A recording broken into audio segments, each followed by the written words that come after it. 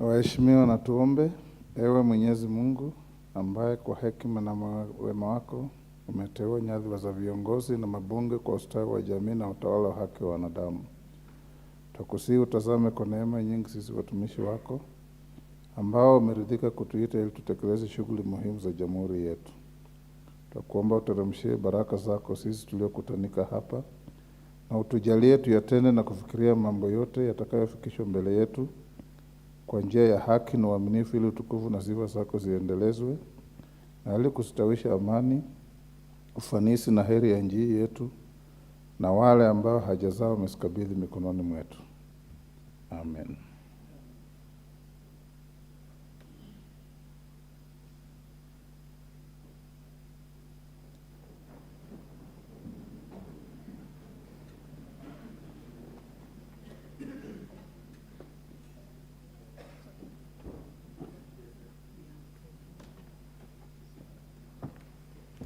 Sergeant, continue ringing the division bell.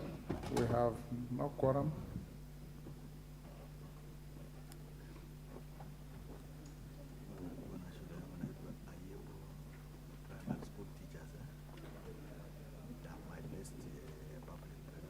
Okay.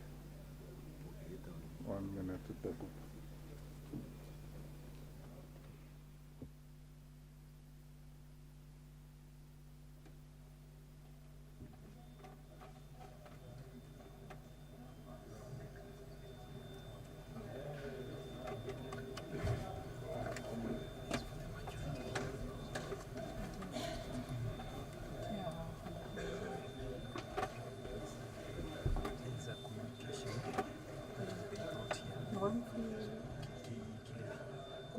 Recognition. Yeah.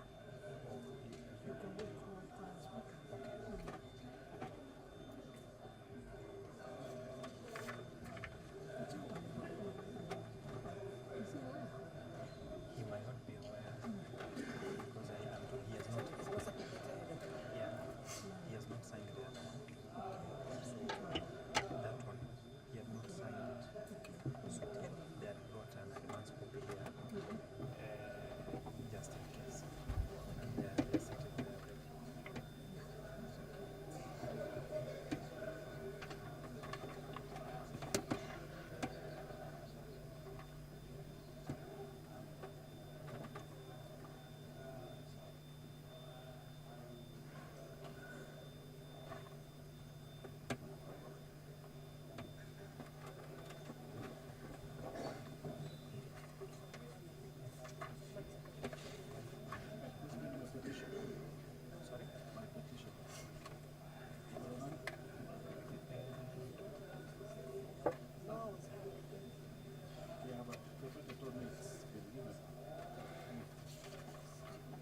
There's only one.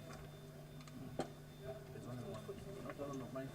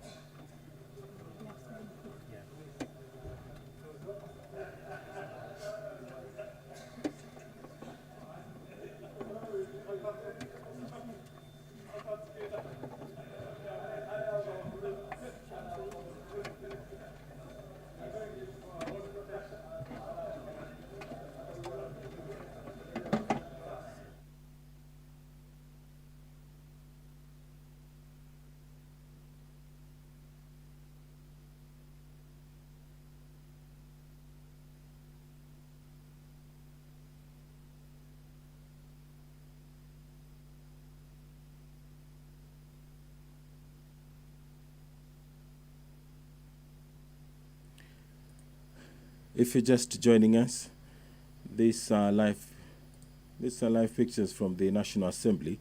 And now let us hand you over for this live broadcast. The quorum has been achieved.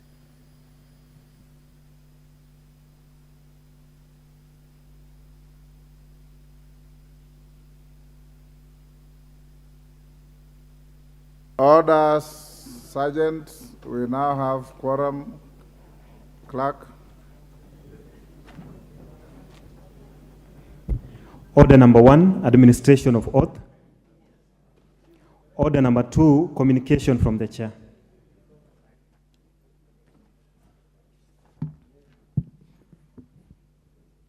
Order.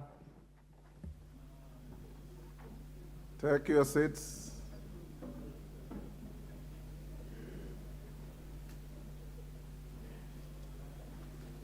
Take your seats.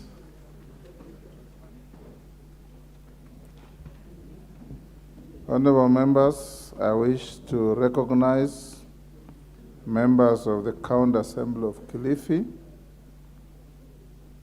Honorable members, I wish to introduce to you a delegation of members of the County Assembly of Kilifi seated at the Speaker's Gallery. The delegation comprises members of the County Assembly's House Business Committee. They are the Honorable Teddy Mwambire, MCA, Speaker of the County Assembly, the Honorable Stephen Mwaro, MCA, the Honorable Grace Mwangi, MCA, the Honorable Agnes Sidi, MCA, the Honorable Tete Haron, MCA, the Honorable Emmanuel Changawa, MCA, and the Honorable Benson Ngirani, MCA.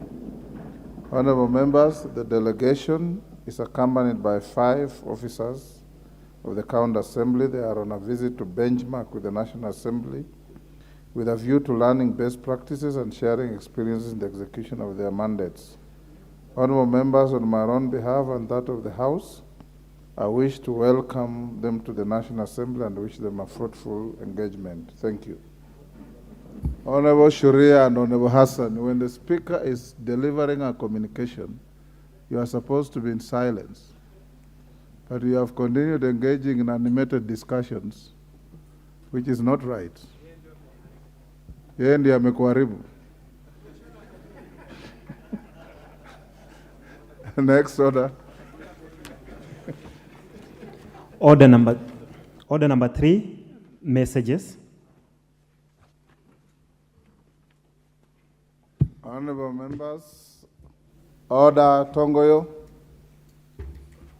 Take the nearest seat. Order Karemba, take the nearest seat. It's not Karemba.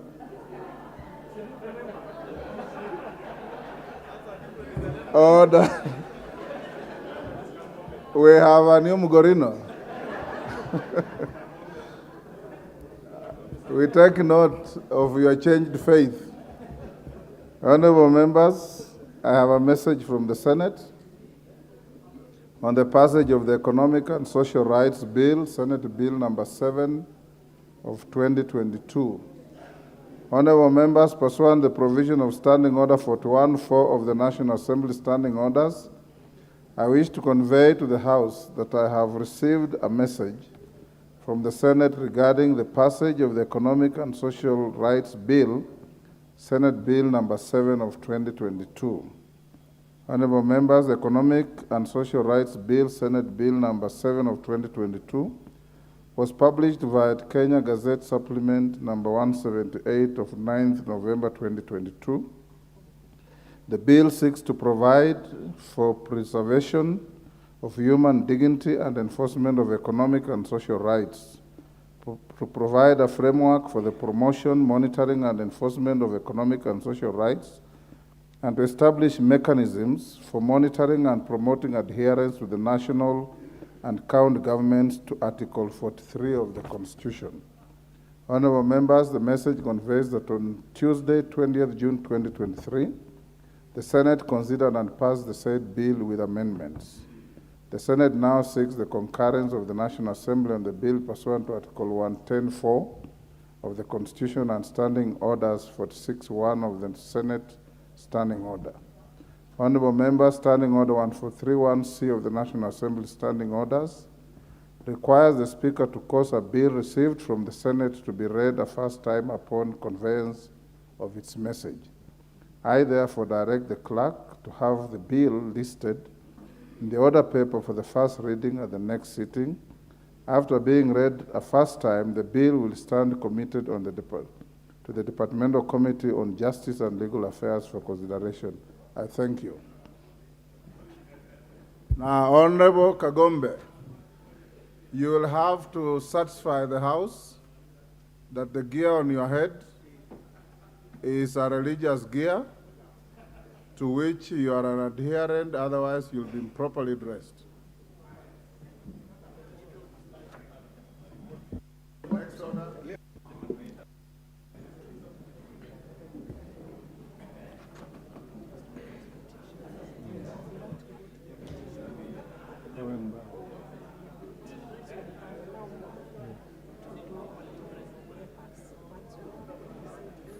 Okay.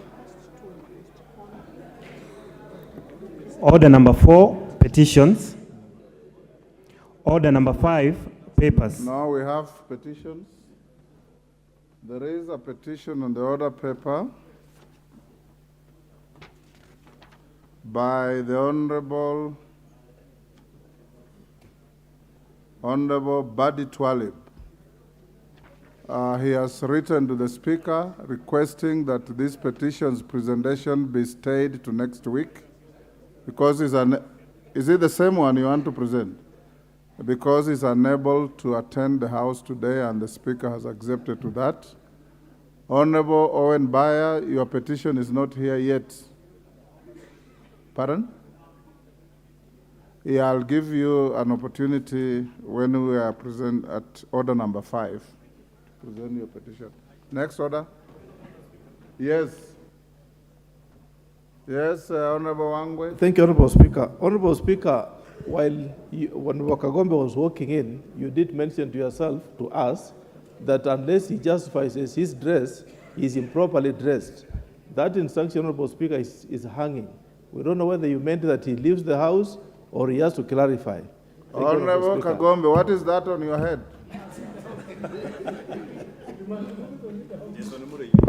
Mr. Speaker, Yes. in keeping with the Article 32 of the Constitution, I'm exercising my right to religion, assembly, and to display. In fact, I want to read it out to you, Mr. Speaker. Mr. Speaker, Article 32. I know what it says. 2. Order, Kagombe. I know what it says. So, Mr. Speaker, I have now, since the last time we were in this parliament, found Jesus, and found Jesus in a different way. And now the religion that I profess dictates that I, at times, when during official functions like this, that I be dressed like this. Which sect is that? It is not a sect, it is a religion. Which religion? It is called the Church of Love and Acceptance. Mr. Speaker, this is a newly registered church that has just been registered at the Registrar of Societies. It is called the Church of Love and Acceptance, and I now associate with it. Honorable Kagombe, the chair takes judicial notice of the fact that the only sect I know that dresses the way you are dressed is the Agorino. To the extent that you are naming something totally different, I rule you out of order. Mr. Speaker. And you'll have to go and change your gear and come Mr. Speaker. back. Order. Order, Kagombe.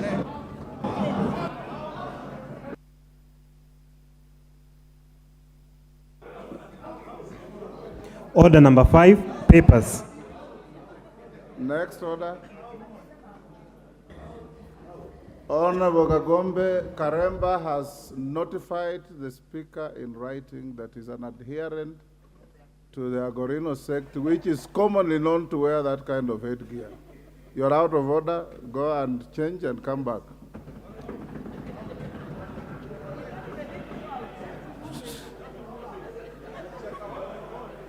Next order.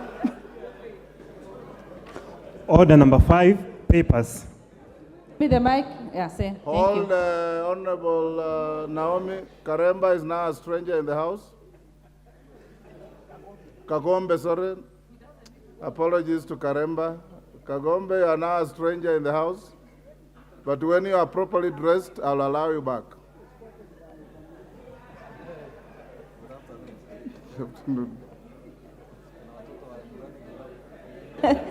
Thank you, Mr. Speaker. Honorable Speaker, I beg to lay the following papers on the table of the House today, Thursday, 29th June 2023. Reports of the Auditor General and financial statement in respect of the following constituencies for the year ended 30th June 2022 and the certificates therein.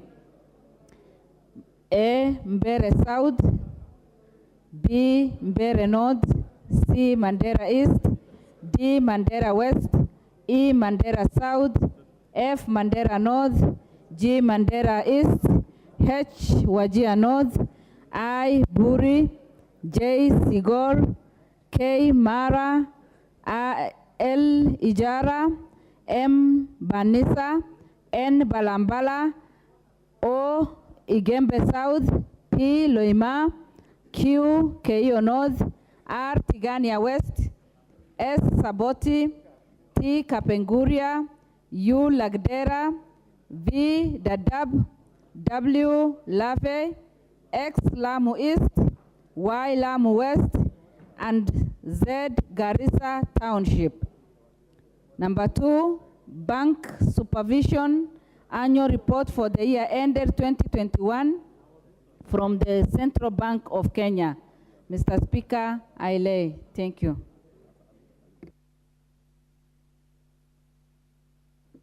Departmental Committee on Lands.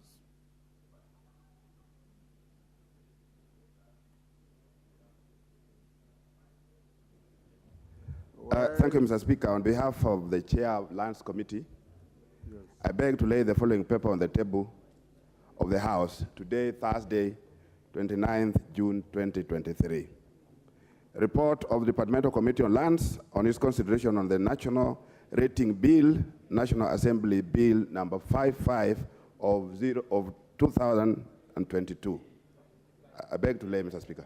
Thank you, Honorable Ochanda. Chairperson, Public Debt and Privatization Committee. Thank you. Honorable Speaker, I beg to lay the following paper on the table of the House today, Thursday, 29th June 2023. Report of the Public Debt and Privatization Committee on its consideration of the Consolidated Fund Services Expenditure under the financial year 22-23 Supplementary Budget Estimates 2. I thank you, Honorable Speaker. Thank you. Honorable members, I'll go back to order number 4 and allow Owen Bayer to present his petition. Thank you. Thank you, Honorable Speaker. Honorable Speaker, I beg to lay the petition regarding delayed adjudication and settlement of residents of Misufini, Vibandani, and Kibarani sublocation, Tezo location, Kilifi North constituency. And before I do that, Mr. Speaker, I would like to recognize the delegation from Kilifi who are visiting the Parliament, and I wish them fruitful deliberation in the House. Thank you. I, the undersigned, on behalf of the residents of Kilifi North constituency, draw the attention of the House to the following.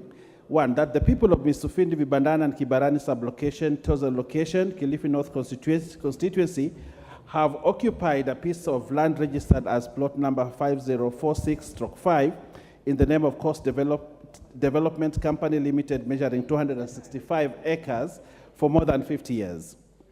That one of the directors acquired the land at independence from a European known as Lily White, who had initially acquired the same land as leasehold for the term of 99 years from 1st May 1929 with a rent of Kenya shillings 3,760 per annum. That the petitioners are concerned that the leasehold term is almost lapsing and they are fearful of its fate in terms of Article 65(2) of the 2010 Constitution. That one of the directors allowed locals to settle in the area willingly and they were to pay a monthly fee. However, in the year 2010, a committee chaired by one Abdi Makarani entered into an agreement with the Coast Development Company stating that the residents would be required to pay Kenya shillings 20,000 as shares to the said company. Some of the residents paid the 20,000 shillings and were issued with payment receipts. Mr. Speaker, that presently there is no LR 5046/5 as the property was subdivided into 7 portions without the residents' notice, being LR number 5046/8, 5046/9, 5046/10, 5046/11. That plot number 5046/8, measuring 34.4 acres, was subdivided to was subdivided subject to the compulsory acquisition of the property by the government for construction of the Coast Institute of Agriculture, now known as Pwani University. That Coast Development Company submitted an application to the county government of Kilifi seeking an approval for its proposed change of user from agricultural to residential plot number 5046/11. The same was approved on 27th June 2018. That petitioners have written many letters to the National Lands Commission, but no action has been taken concerning the matter. That both the national government and county government have invested heavily in the said piece of land by providing the necessary infrastructure such as electricity connectivity, water, roads, and other social amenities. That the land has not been adjudicated and therefore no title deeds issued. That the matter presented in this petition is not pending before any tribunal, court of law, or independent board. Therefore, your humble petitioners pray that the National Assembly, through the Public Petitions Committee, 1, inquire into the ownership of the land occupied by the residents of Misufini, Vibandani, and Kibarani sublocation, Kilifi North constituency, in the name of Coast Development Company. 2, establish whether Coast Development Company is a legally registered company and the number of locals that bought shares in the Coast Development Company and their fate in terms of their shareholding in the company. 3, recommend that the government, under the 1 million acre compulsory land acquisition program, acquires the land for the local residents and that the land be adjudicated so as to ensure that the residents acquire title deeds. And finally, Mr. Speaker, makes any other recommendations or action it deems fit in addressing the plight of the petitioners. I thank you, Honorable Speaker. Thank you, Honorable Baya. When a petition is presented, normally we give a little latitude for members to comment. Minority Leader, are you on the petition? Thank you very much, Mr. Speaker. Mr. Speaker, the petition by Honorable Baya is timely. The issue of land is a big problem in this country, and especially the fact that Kenyans in this day and age are still living as squatters, really, on their own land. Mr. Speaker, the mere fact from what I've heard in the petition, the mere fact that those residents have stayed on that land for over 50 years is reason enough for the land to revert to them, really. Under the law, the owner, those residents should have acquired that land through advanced possession, Mr. Speaker. Even the idea of a phantom company emerging from the blues and then laying claim to land shouldn't have arisen. These residents should have been given title to this land long time ago. And I think this issue should be addressed expeditiously by the relevant committee. But not only this issue in Kilifi or Kilifi North, it's an issue that is actually the public is facing all over the country, especially the coast and other parts of the country, Mr. Speaker. So I think this petition is merited and should be dealt with expeditiously. I support. Member for Kamukunji. Thank you, Mr. Speaker. The issue of land is very important. Millions of Kenyans were dispossessed during the colonial period. Until now, there are many thousands of our people who are land poor, living in squalid, miserable conditions in their own land. And I think I support this particular petition because it is righting the wrongs of the past. The communities in those areas were dispossessed. They were made squatters in their own land. And I think it is important for us, now that we're an independent country, to correct some of the mistakes of the past and to empower dispossessed poor people who don't have any voice in our country anymore, because there are some very powerful elements who control the levels of power and legal affairs, as well as the land, and they corrupt the officials involved in this. So I fully support Honorable Owen Baya's petition and the community of the Kilifi. There are a lot of squatters in Kilifi, a lot of squatters in Kwale, a lot of squatters in Taita Taveta. These were people whose land were taken during the colonial period. Independent Kenya should correct and allow those people to own that land. And in this particular case, they are there, they have the documents, they are lease and presence should be recognized, and the lease should be extended, and they should be allowed to live freely to cultivate and use that land for their best use. Thank you, Mr. Speaker. Thank you. Majority Leader. Thank you, Honorable Speaker, and I rise to support this petition by the residents of Misifuni, Misufini, Vibandani, and Kibarani in Kilifi North. Honorable Speaker, first Honorable Speaker, I know this is to go to the Public Petitions Committee, but it's a matter of concern, Speaker, that the chair of the Public Petitions Committee is never in the House. Who is that? The Honorable Nimrod Bai. And it defeats purpose, Honorable Speaker, for us to even be ventilating on petitions that are to go to a committee where the chair is forever absent from the House. Honorable Speaker, I think you did direct. Honorable Speaker, I can hear the Honorable Kandie shouting from behind. The chair carries greater responsibility than you as a member. He's even paid for being a chair. And he must be here to listen to members. And as majority goes on, I want to ask the Majority Leader and your counterpart to be reporting to House Business Committee every month on how many petitions have been processed. Members of the public come to Parliament out of desperation in some cases. Yes. And you cannot receive their petitions and go and sit on them on end. Thank you, Honorable Speaker, and I'm sure the Honorable Pio and I has heard, and we will act accordingly.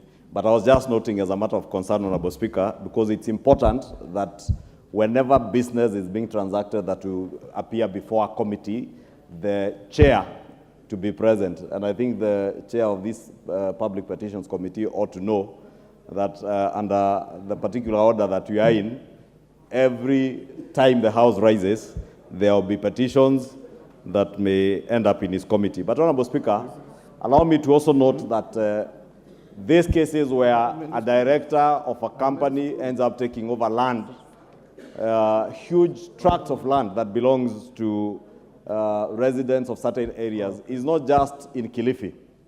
Honorable Speaker, as you will see, this is a matter that began over 50 years ago. And as the case is, everywhere where those who are in positions of authority at independence took advantage of innocent people who sacrificed their lives to get land, Honorable Speaker, including the great people of Kilifi. And Honorable Speaker, you may imagine it's only the Mau Mau that were involved in the resistance movement against the colonial government. But I know even the likes of Mekatilili wa Menza led the people of Kilifi in fighting for land. And it is therefore a great injustice that 60 years after independence, the people of Kilifi are still landless and squatting on land that is held by those who are in positions of power then, Honorable Speaker. Honorable Speaker, I do not know who this one director is that is referred to in this petition, unless the Honorable Owen Bayer tells us. But I can bet almost 100%, Honorable Speaker, it is the same people who are in the first government of the independent Kenya, Honorable Speaker. Honorable Speaker, as I said, it's not just in Kilifi. Even in central Kenya and the greater part of what was formerly the White Highlands, land that was productive ended up in the hands of a very few people, Honorable Speaker, at the expense of the millions who sacrificed their lives to fight for independence, largely on the basis of land that had been occupied by our former colonial masters, Honorable Speaker. It's therefore imperative that the committee embarks on considering this petition as it considers all the others that have been sent to them. But particularly these ones that touch on land, I want to urge the Public Petitions Committee to take them with the urgency that they deserve, because land is a very, very emotive issue, not just to the people of the coast region, but also to other parts of the country, Honorable Speaker. And I remember, Honorable Speaker, when we were campaigning, we did promise the people of Kilifi and the greater coast region that the issue of absentee landlords must and should be addressed by this administration, and therefore it is imperative also that the committee considers, in view of what the Kenya Kwanza administration promised the people of the coast region, that they will no longer be squatters on their own ancestral land, and this land should go back to its rightful owners, which is the people of Kilifi, and those that are in the Mount Kenya region must also get justice, just like the people of Kilifi. Thank you, Honorable Speaker. I beg to support. Honorable Chonga. Thank you, Speaker. First of all, before I contribute to the petition, kindly allow me to appreciate the Speaker for Kilifi County Assembly and the delegation that is with him. Speaker, Honorable Teddy was actually a member of this House in the 12th Parliament, and he was a friend to many in this Parliament. So let me appreciate him for that. Mr. Speaker, the petition that has been brought by Honorable Bayer is not unique. If I should go back, Mr. Speaker, I also want to appreciate the statement that is made by the Majority Leader on how these petitions are being handled by the Committee of Petitions. I brought over 6 petitions. Owen Bayer, now being a Minority Leader, is very much in tandem with this because he was in the Committee of Lands. But unfortunately, Mr. Speaker, nothing has been done about these petitions. It's frustrating, it's demoralizing, and actually it makes as if you don't know what you're doing. Mr. Speaker, the number of cases of land grabbing at the coast is too immense.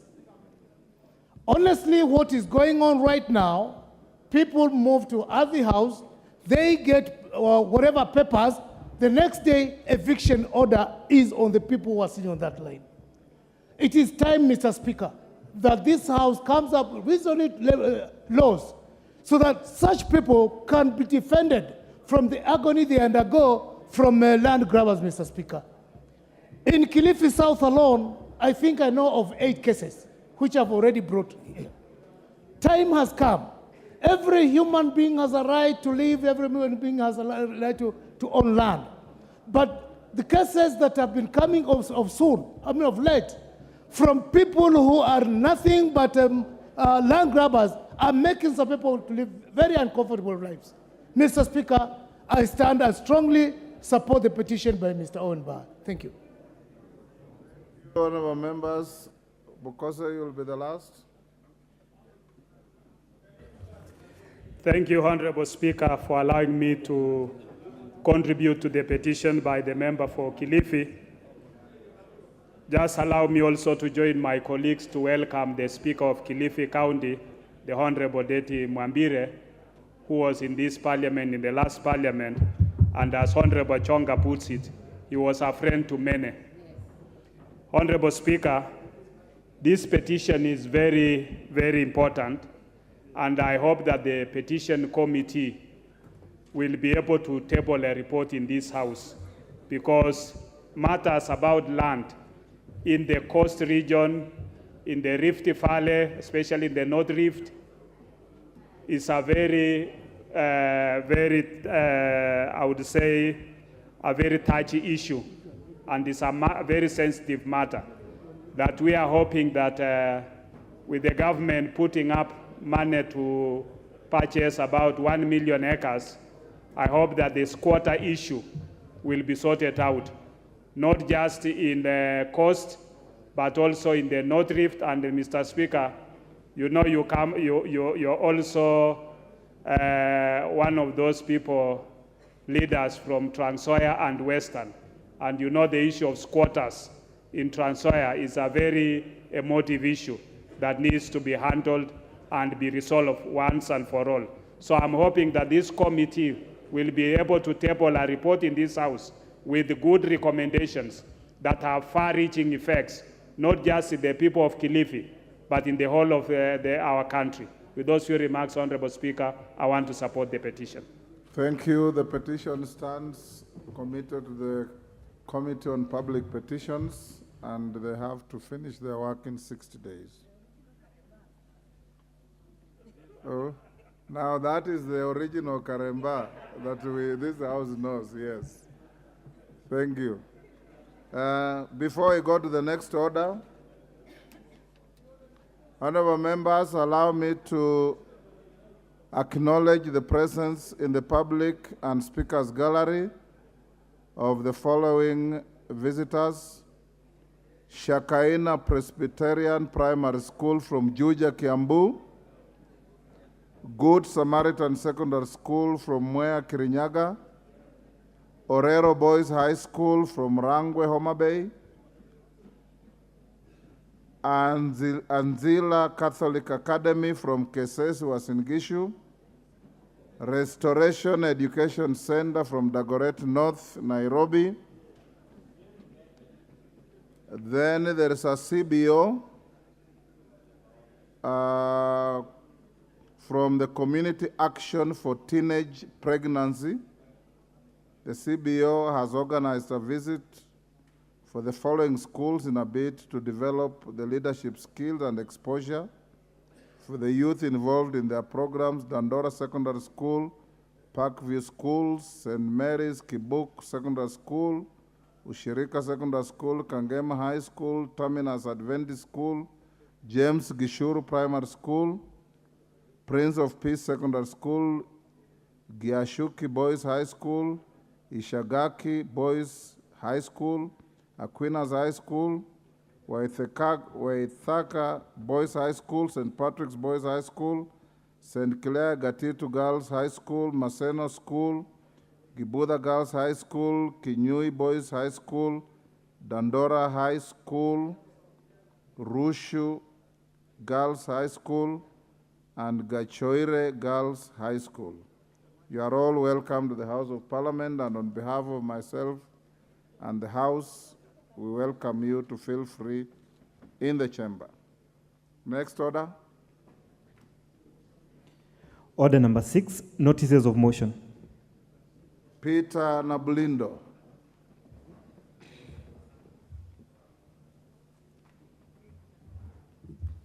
Thank you, Mr. Speaker, sir. Mr. Speaker, I beg to give notice of the following motion. That aware that commercial sugarcane production in Kenya was introduced in the years of independence with an aim of eliminating dependence on sugar importation and contributing to economic transformation in the sugar belt and the country at large through agriculture, acknowledging that at its pinnacle, the sugar industry significantly contributed to the country's national gross domestic product, GDP, and became one of the largest employers which supported livelihoods of many Kenyans, both directly and indirectly. Concerned that over the last 25 years, sugarcane farming, particularly in Western Kenya, has been declining significantly, thereby dipping sugar production from over 600,000 metric tons per year in the 1990s to less than 3,000 metric tons in recent years. Noting that the decline in sugarcane farming has forced local millers to operate far below their milling capacities and pushed the country to over-rely on net importation of sugar, which negatively impacts on the balance of trade, noting that the decline in sugar production is attributable to factors such as mismanagement, interference, and unfair competition from cheap imported sugar. Further concerned that state-owned sugar millers like Umia Sugar Company and Zoya Sugar Company ceased milling while owing farmers hundreds of millions of shillings. Appreciating that the government has been putting in place strategies, policies, and regulations to define roles of millers and major players and stakeholders in the sugar industry in a bid to revamp the sector. Concerned that the acute shortage of sugarcane resulting from mass abandonment of sugarcane farming continues to roll back initiatives for reviving sugar milling. Recognizing that further investment in revamping sugar companies before reviving sugarcane farming would occasion loss of the invested public funds instead of yielding success. Now, therefore, this House resolves that the national government, through the Ministry of Agriculture and Livestock Development, reviews the sugar development policies to provide that every investor miller sets aside definite funds for development of sugarcane farming, incentivizing farmers to embrace sugarcane growing and to enhance cane production in each of the respective zones. Thank you, Mr. Speaker. And I have a second one, You have Mr. a second Speaker. one, go ahead. Thank you, Mr. Speaker, sir. Mr. Speaker, I beg to give notice of the following motion. That, aware that Article 43, Section 1 of the Constitution entitles every person to the right to the highest attainable standard of health, which includes the right to health care services.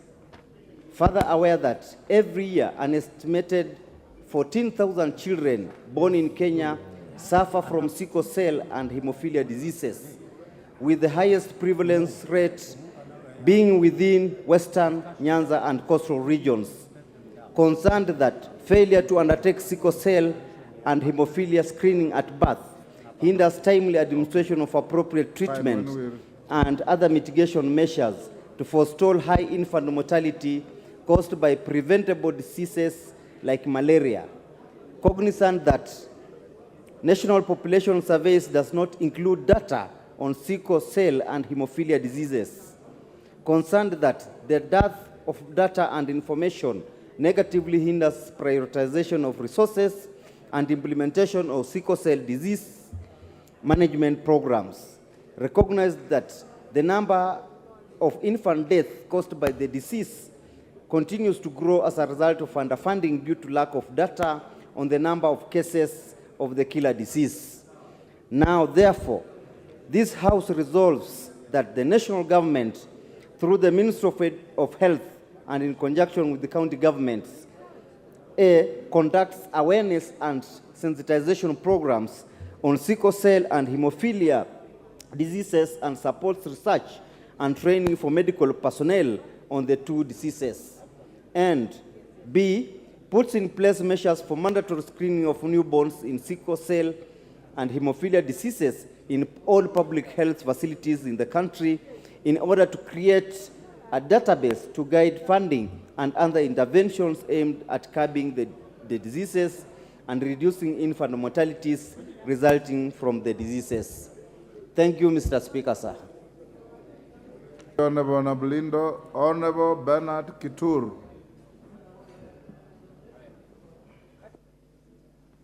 Bernard Kitur.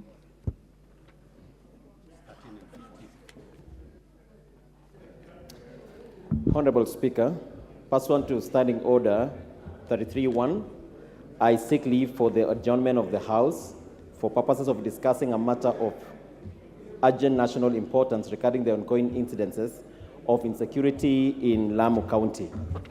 Honorable Speaker, the country has been witnessing attacks by suspected terror groups and clandestine armed gangs in certain parts of the country, particularly in Lamu and Garissa counties. Recently, innocent residents of Salama and Juhudi villages in Lamu County were treated to heinous and brutal attacks that have caused anxiety to grip them and other Kenyans at large with regard to safety of the country. The terror groups also attacked Kenya Defense Forces troops using improvised explosive devices, commonly known as IED. Honorable Speaker, about 5 or so innocent or more innocent lives of locals and two officers of the Kenya Defense Forces lost their lives, that is at least as per the press, lost their lives due to attacks, while several others suffered injuries of varying degrees.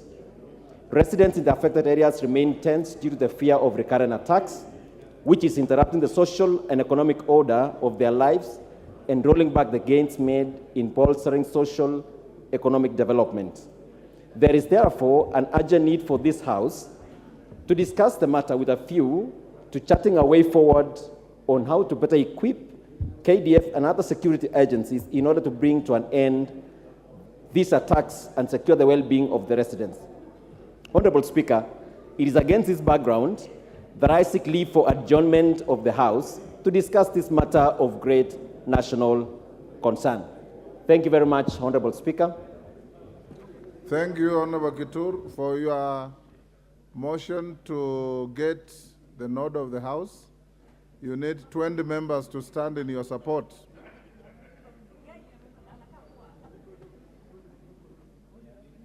The support is overwhelming. I will direct that this motion will be debated from 5:30 today.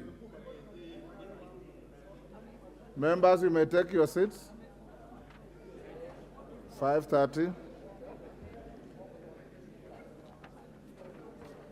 Chair, Public Debt and Privatization Committee. Thank you, Honorable Speaker. Honorable Speaker, I beg to give notice of the following motion, that this House adopts the report of the Public Debt and Privatization Committee on its consideration of the Consolidated Fund Services expenditures under the financial year 22-23, supplementary budget estimates 2, laid on the table of the House on Thursday, 29th June 2023. I thank you, Honorable Speaker.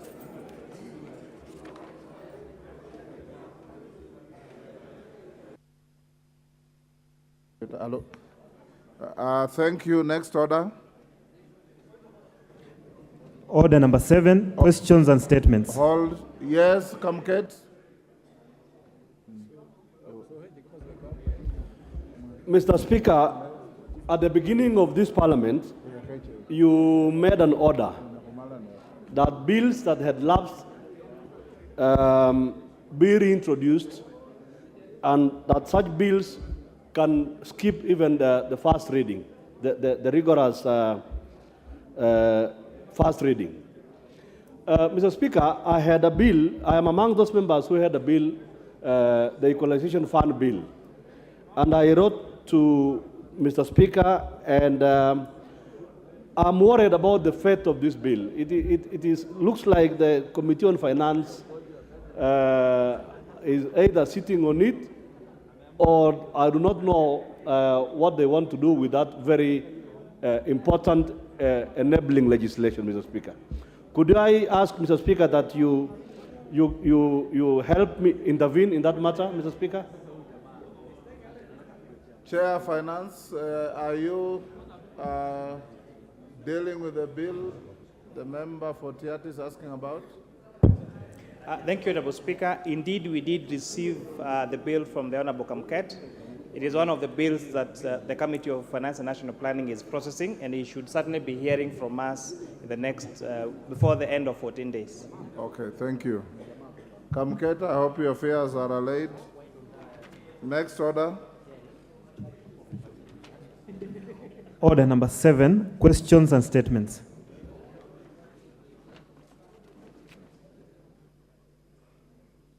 Do we have any? Eh? Majority Leader, your usual Thursday's statement. Thank you, Honorable Speaker.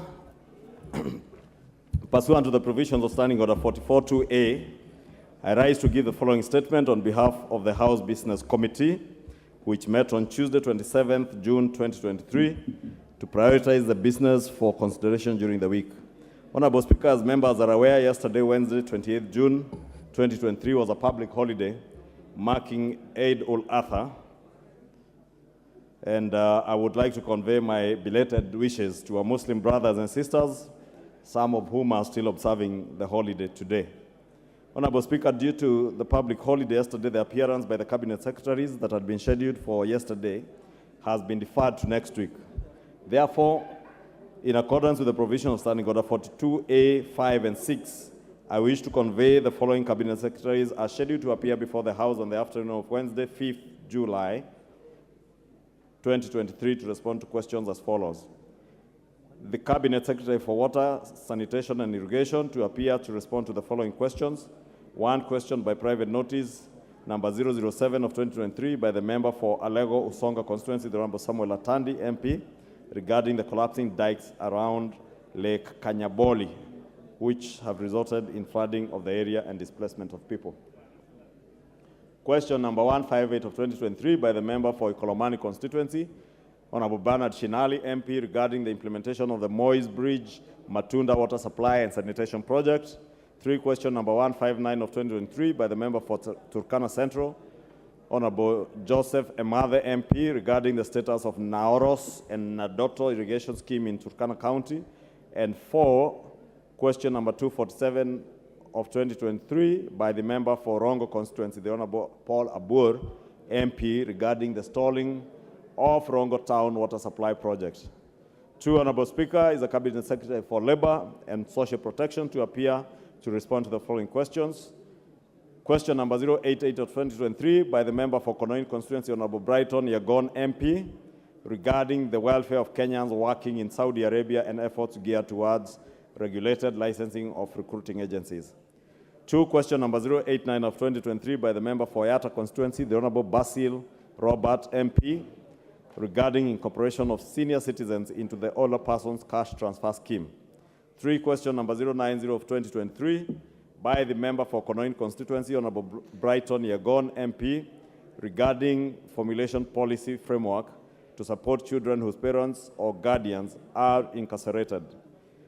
4 is question number 091 of 2023 by the member for Machakos County, Honorable Joyce Kamene, MP, regarding the plight of orphans, widows, and widowers in the country. 5, question number 092 of 2023 by the member for Kirinyaga County, the Honorable Jane Jerry Maina, MP, regarding the effectiveness of Inua Jamii program since its inception.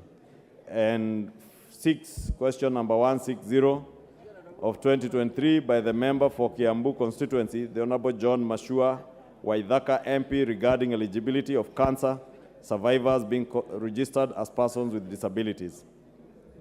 C, the Cabinet Secretary for Lands, Public Works, Housing and Urban Development to appear to respond to the following questions. Question number 084 of 2023 by a member for Mwingi Central constituency, the Honorable Gideon Muliungi, MP, regarding errors in title deeds for parcels of land in Mui Coal Basin. Question number 085 of 2023 by the member for Mwingi Central constituency, Honorable Gideon Muliungi, MP, regarding the high mast security lighting project in Mwingi Town. 3, question number 086 of 2023 by the member for Saboti constituency, Honorable Caleb Amisi, MP, regarding ownership status of the parcel of land LR number 5004/30/R, currently occupied by Kuala International Sugar Company. 4, question number 087 by the member for Laisamis constituency, the Honorable Joseph Lekuton, MP, regarding review of boundaries bordering Laisamis constituency. 5, question number 109 of 2023 by the member for Nakuru Town East, the Honorable David Gikaria, MP, regarding Kazim Taani Project Phase 3. And finally, question number 117 of 2023 by the member for Embakasi West, Honorable Mark Mwenje, MP, regarding status of ownership of land popularly referred to as MCO in Molem Ward in Embakasi West constituency. Honorable Speaker, members will also note that today's order paper includes a motion proposing an alteration of the House calendar for the second session. It seeks to vary the period of the short recess so that it commences next week on Friday, July 7, July 2023, instead of Friday, 13th July 2023 as planned. Honorable Speaker, without preempting debate, I urge all members and committees to conclude any urgent matters before them and ensure that there is smooth transaction of House business before the recess begins. Honorable Speaker, with regards to the business for Tuesday next week, the House is expected to undertake second reading of the following bills, should they not be reached today. 1, the National Rating Bill of 2022. 2, the Conflict of Interest Bill of 2023. 3, the Food and Feed Safety Control Coordination Bill of 2023. And 4, the Statute Law Miscellaneous Amendments Bill of 2022.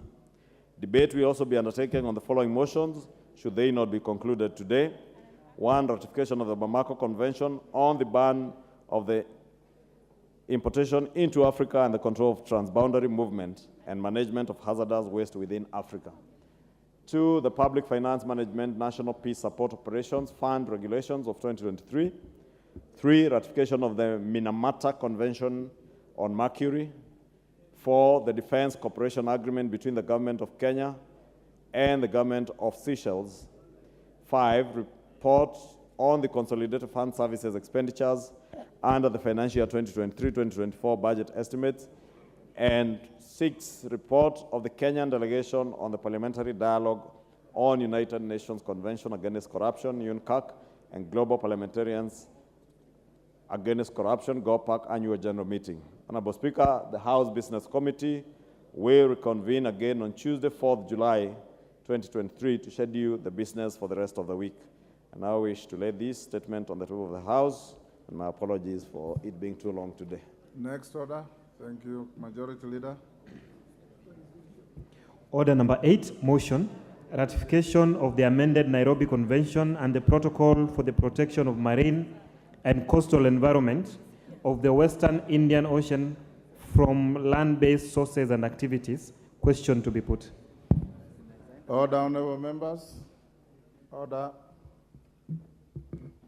Honorable members, I now put the question to order number 8, that this House adopts the report of the Departmental Committee on Environment, Forestry and Mining on its consideration of the ratification of the amended Nairobi Convention and the Protocol for the Protection of Marine and Coastal Environment of the Western Indian Ocean from land-based sources and activities, laid on the table of the House on Thursday, 4th May 2023, and pursuant to the provision of Section 8(4) of the Treaty Making and Ratification Act 2012, approves the ratification of the amended Nairobi Convention and the Protocol for the Protection of Marine and Coastal Environment of the Western Indian Ocean from land-based sources and activities. As members of that opinion say aye. Aye. Will those of the contrary opinion say nay? The ayes have it. Next order. Order number 9, motion, ratification of the Kigali Amendment on the Montreal Protocol on the substances that deplete the ozone layer. Question to be put. Order, honorable members. Honorable members, I now put the question to order number 9, that this House adopts the report of the Departmental Committee on Environment, Forestry and Mining on its consideration of the ratification of the Kigali Amendments on the Montreal Protocol on the substances that deplete the ozone layer, laid on the table of the House on Thursday, 4th May 2023, and pursuant to the provisions of Section 8(4) of the Treaty Making and Ratification Act 2012, and approves the ratification of the Kigali Amendment on the Montreal Protocol on the substances that deplete the ozone layer. As members of that opinion say aye. Aye. Will those of the contrary opinion say nay? The ayes have it. Next order. Order number 10, motion, alteration of the calendar of the House. Majority Leader. Majority Leader. Order number 10. Yes, you are on order number 10. Sorry, Honorable Speaker, I was speaking to the chair of the Public Petitions Committee. He has heard you and heard me from wherever he was. Yes. Honorable Speaker, allow me to move that pursuant to the provisions of Standing Order 28(4), this House resolves to alter its calendar for the second session, regular sessions, as adopted on Wednesday, 15 February 2023, by varying the period for the short recess with respect to the second part of the session, so that A, the short recess commences on Friday, 7th July 2023, and ends on Monday, 24th July 2023, and B, the House resumes regular sittings on Tuesday, 25th July 2023, to continue with the second part of the session. Honorable Speaker, as the motion says, we want to vary our calendar in line with what we agreed in the House Business Committee on Tuesday of this week. We were to commence our regular sittings short recess, the 1-week short recess from the 14th, which is the other week. And the House Business Committee approved that we bring this motion to bring that recess forward to the 7th of July.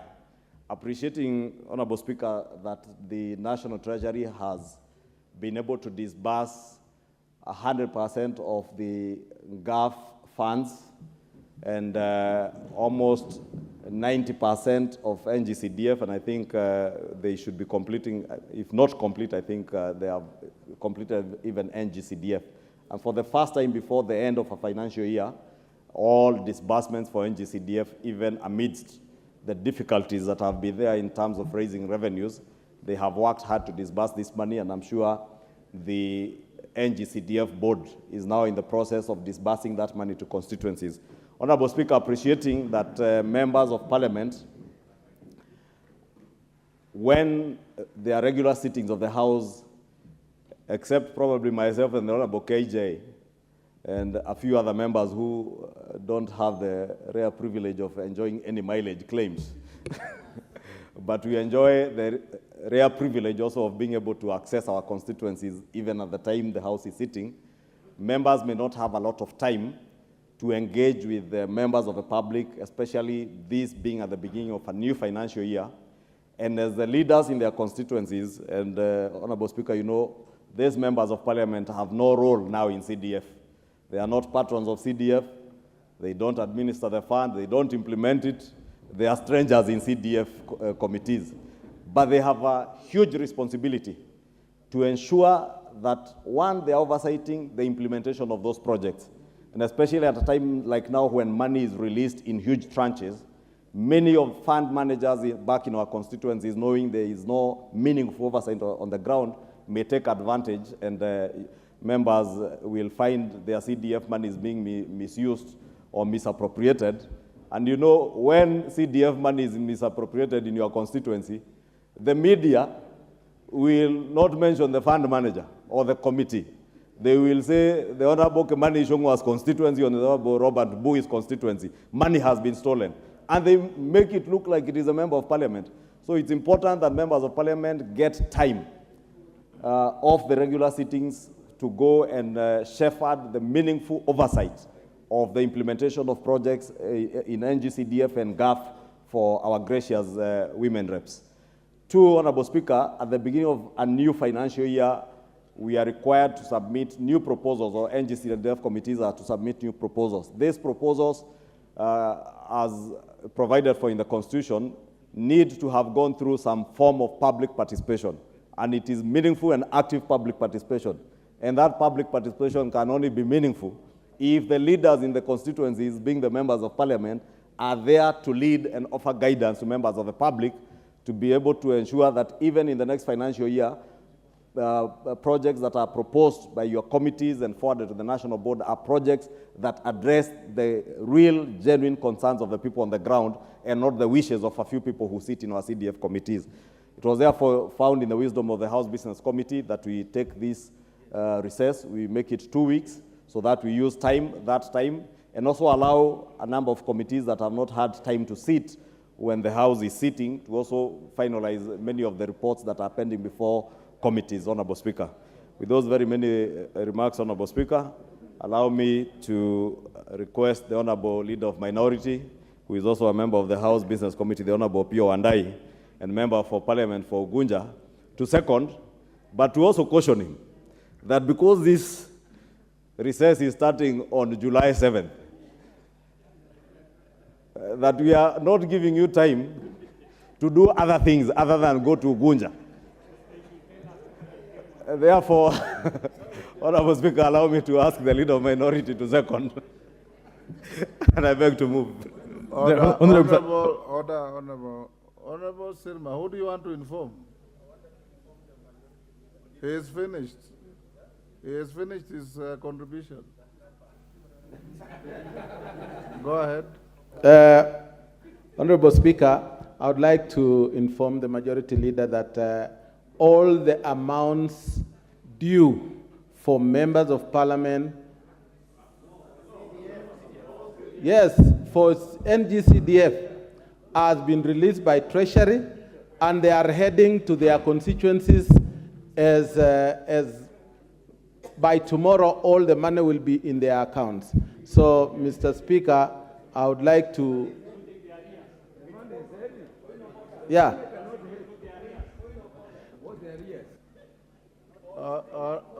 Wandai. Thank you, Mr. Speaker. You know, Honorable Chunga was opening a Pandora's box in his closing remarks, but I will avoid that route for now. Mr. Speaker, I must also appreciate that today I've been able to set my eyes on the chair for public petitions. I've never had a chance to see him physically in this house. Chair, Honorable Mbai, today I've seen you. I'm very happy. I just wish that you continue becoming available and consulting with my office, because it's important that chairs also consult with my office, especially on issues of public importance such as public petitions. Mr. Speaker. Mr. Speaker, let me second the motion by basically echoing the words of the Honorable Chungwa, that this short recess is timely, it's very timely, Mr. Speaker. And I must thank the House Business Committee for having exercised its discretion to revise the calendar of the House to accommodate the need for members to be with their constituents, especially now that the financial year has come to an end. Mr. Speaker, the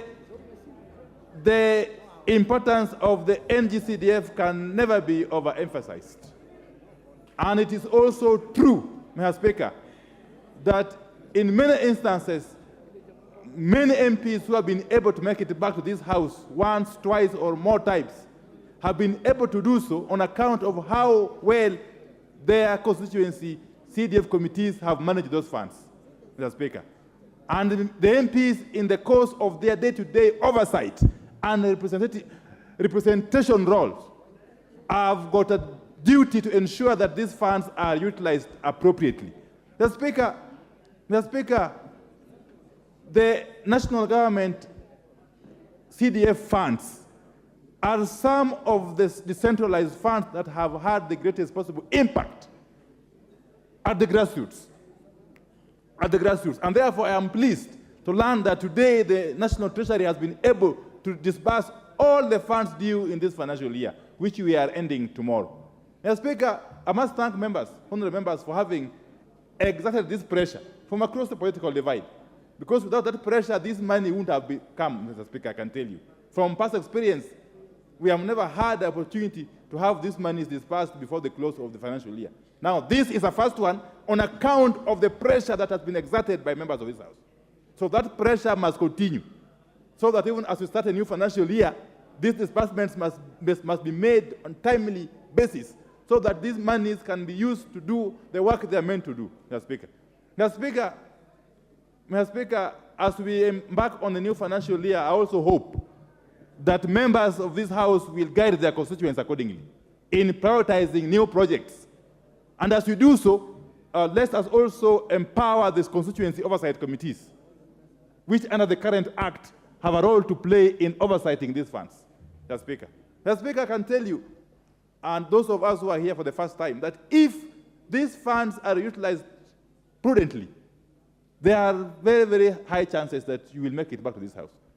But if by any chance these funds are misappropriated, you will be basically digging a political, grave, Mr. Speaker. Mr. Speaker, I must say that as we embark on this new journey of coming up with the new projects for the new financial year, let us take it upon ourselves to ensure that this NGCDF is ring-fenced further and further. This NGCDF must be ring-fenced by whatever means possible. For some of us, this is the only fund we can talk of. This is the only fund you can be sure of, Mr. Speaker. And sometimes I wonder, this idea of MPs developing a habit of disturbing State House for development, I don't know where it comes from. Yet the development you can count and you can touch is that which comes from the utilization of NGCDF funds. So stop disturbing State House with endless visits.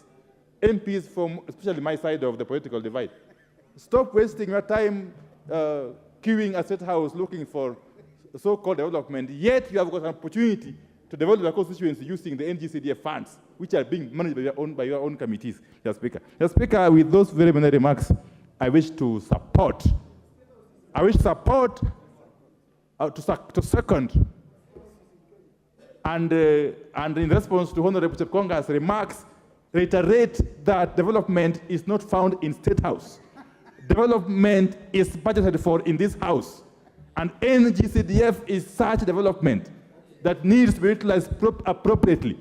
Thank you, Mr. Speaker. I second. Thank you, Honorable Minority Leader. Honorable members, I now propose the question that pursuant to the provision of Standing Order 28.4, order, honorable members, order. Take your seats. This House resolves to alter its calendar for the second session, regular sessions, as adopted on Wednesday, 15th February 2023 by varying the period for the short recess with respect to the second part of the session so that A, the short recess commences on Friday, 7th July 2023 and ends on Monday, 24th July 2023, and B, the House resumes regular sittings on Tuesday, 25th July 2023 to continue with the second part of the session. Can I put the question, members? Honorable members, I now put the question, which is that pursuant to the provision of Standing Order 28.4, this House resolves to alter its calendar for the second session, regular sessions, as adopted on Wednesday, 15th February 2023, by varying the period for the short recess with respect to the second part of the session, so that A, the short recess commences on Friday, 7th July 2023, and ends on Monday, 24th July 2023, and B, the House resumes regular sittings on Tuesday, 25th July 2023, to continue with the second part of the session. As members of that opinion say aye. Will those of the contrary opinion say nay? The ayes have it. Next order. Before you call the next order, allow me to acknowledge the presence in the Speaker's Gallery of St. Teresa's Girls Secondary School, Samburu East, Samburu, Bwake Boys Secondary School from Cherangani, Trans Nzoia. On your behalf and on my own behalf, I welcome the schools and those accompanying them to the House of Parliament. Next order. Order number 11, special motion. Consideration of a nominee for appointment as a member of the Salaries and Remuneration Commission. Chairperson, Departmental Committee on Labor. Majority Leader. Honorable Speaker, I beg your indulgence. We consulted with the chair, and because he was rushing somewhere, he requested that you indulge him and allow this business on order number 12 to be rescheduled to sometime next week, Tuesday Order next number week. 11. Yes, 11, sorry. So that we move to order number 12. Okay. Order number 11 is stepped down as requested. Next order. Order number 12, special motion. Consideration of a nominee for appointment as a chairperson of the Commission on Revenue Allocation. Chair Finance. Yes, Honorable Ichungwa. Sorry, Honorable Junet Mohammed.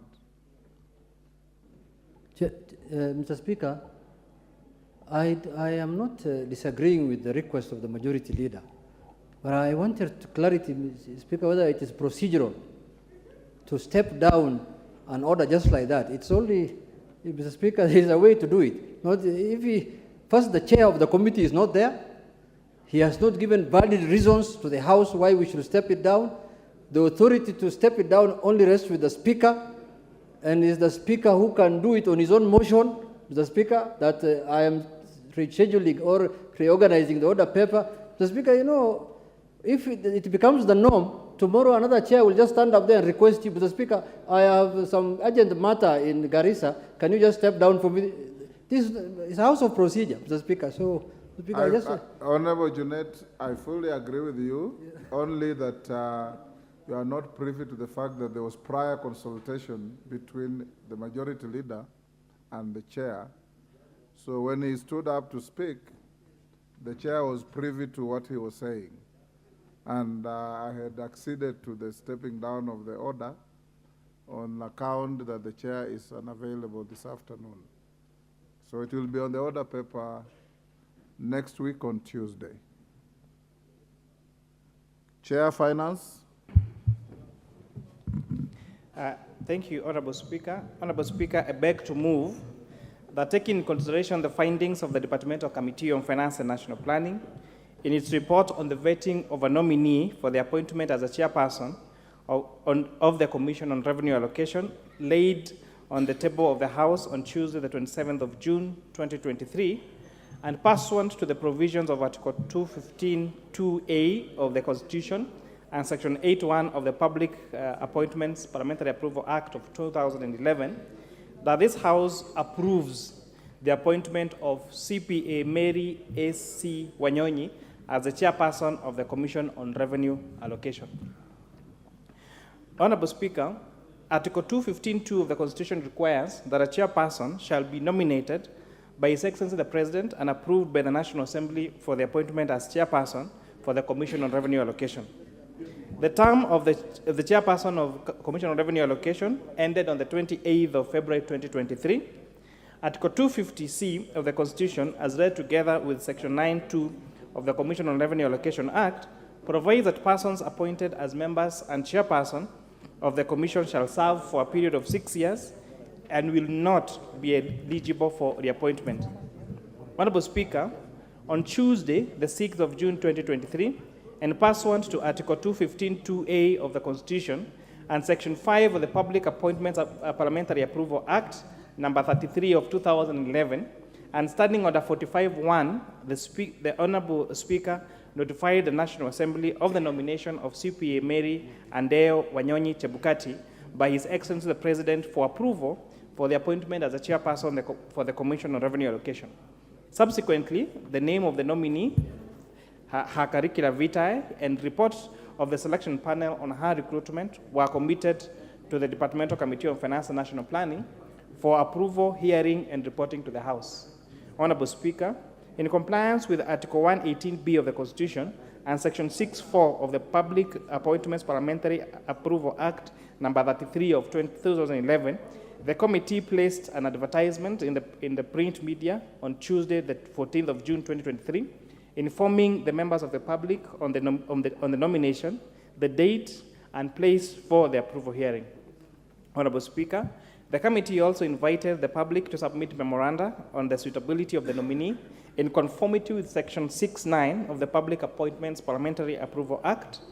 However, Honorable Speaker, by the close of business on Wednesday, 21st of June 2023, the committee received no memoranda or affidavit contesting the suitability of the nominee by the set deadline. Further, the committee also requested information regarding the nominee from the Kenya Revenue Authority, EACC, DCI, Higher Education Loans Board, ORPP, on her suitability to hold public office. It is instructive to note, Honorable Speaker, that the nominee did get clearance from all the said agencies. Honorable Speaker, the nominee appeared before the committee on Thursday, the 22nd of June 2023 at 11:30 a.m. for vetting, and she examined for her vetting examination based on the criteria set out in Section 6 of the Commission on Revenue Allocation Act of 2011 and Section 7 of the Public Appointments Parliamentary Approval Act. In addition, Honorable Speaker, the committee examined her academic credentials, relevant experience, knowledge of sector issues, and matters of leadership and integrity. The committee paid due regard to the procedure used to arrive at the nominee. And Honorable Speaker, we have attached the Public Service Commission report. Any constitutional or statutory requirements relating to the office in question and the suitability of the nominee for the appointment proposed having regard to whether the nominee's abilities, experience, and qualities meet the needs of the Commission. Honorable Speaker, CPA Mary Andeo Wanyonyi Chebukati is a Kenyan citizen, bearer of identity card number 1809617, and was born in Bungoma County in 1962. Honorable Speaker, CPA Mary Andeo started her education at St. George's Primary School, Nairobi, and later proceeded to Kenya High School, where she attained her CPE and KCE in 1974 and 1978, respectively. Honorable Speaker, the nominee pursued her A-levels from 1979 to 1980 at Kireri Girls High School, and thereafter proceeded to Punjab University, where she graduated in 1984 with a bachelor's degree.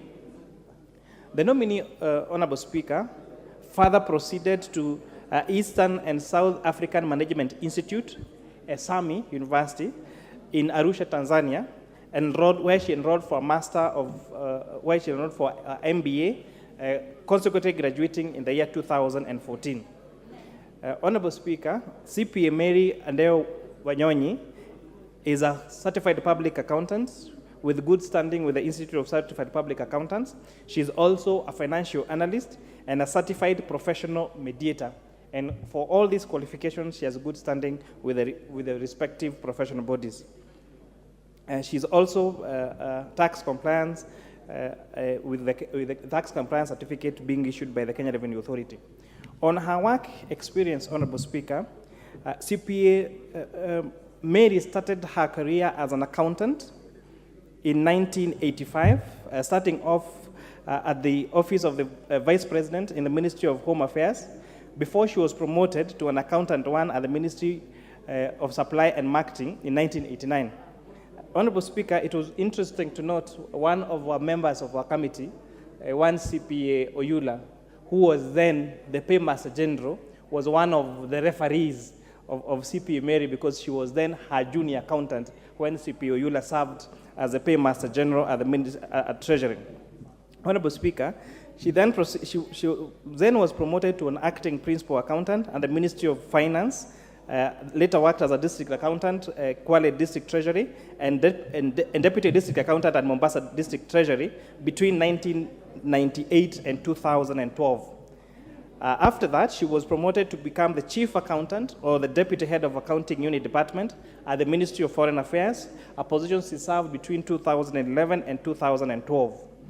Further, Honorable Speaker, between 2012 and 2016, she was promoted to serve as an acting assistant accounting general, a head of training and secretariat at the corporate governance subcommittee of the Public Service Center Public Service Accountant Standards Board, and that is between 2012 to 2016. She later proceeded to work as an assistant accountant general, head of accounting unit department at the Ministry of Energy and Petroleum between 2016 and 2018. And up to the time of her appointment, Honorable Speaker, she was serving as a senior deputy accountant general in the Ministry of Lands and Physical Planning, a position now she has held until 2019, Honorable Speaker. We were keen to note that the nominee is a receiver of several awards, first of them being a second runners-up for public sector awards. She also got the ISPAC Fire Award for 2007 for leading the State Department to be tax compliant. And 2019, she was among the top 5 her agency was among the top 5 agencies that were awarded an award by His Excellency the President for the highest amount of VAT collected. Honorable Speaker, during the vetting exercise, it was an interesting discussion came up that CPA Mary A.C. Wanyonyi, when her name was brought as appointment as the chairperson of the Commission on Revenue Allocation, most of the reports that were done in the media was relation to that of her spouse. Of course, a commonly known name in every household in Kenya, the chair of IEBC, Mr. Chebukati. Honorable Speaker, it was quite a unique time we had as a committee, because at one we were like, should we really go into the issue of who someone is married to or who someone is a spouse to when you're looking at the academic qualifications?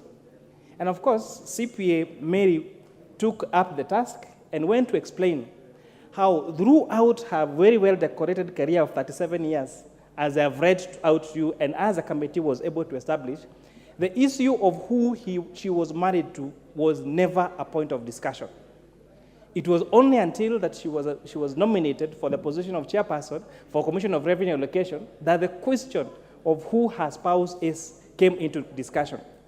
And of course, it was very unfair to see people trash her curriculum vitae and the many years of hard work she put both in public service and in pursuing her academic qualifications, being a certified public accountant, being a financial analyst, holding a bachelor's degree in commerce and a master's degree, and the discussion became who was she married to.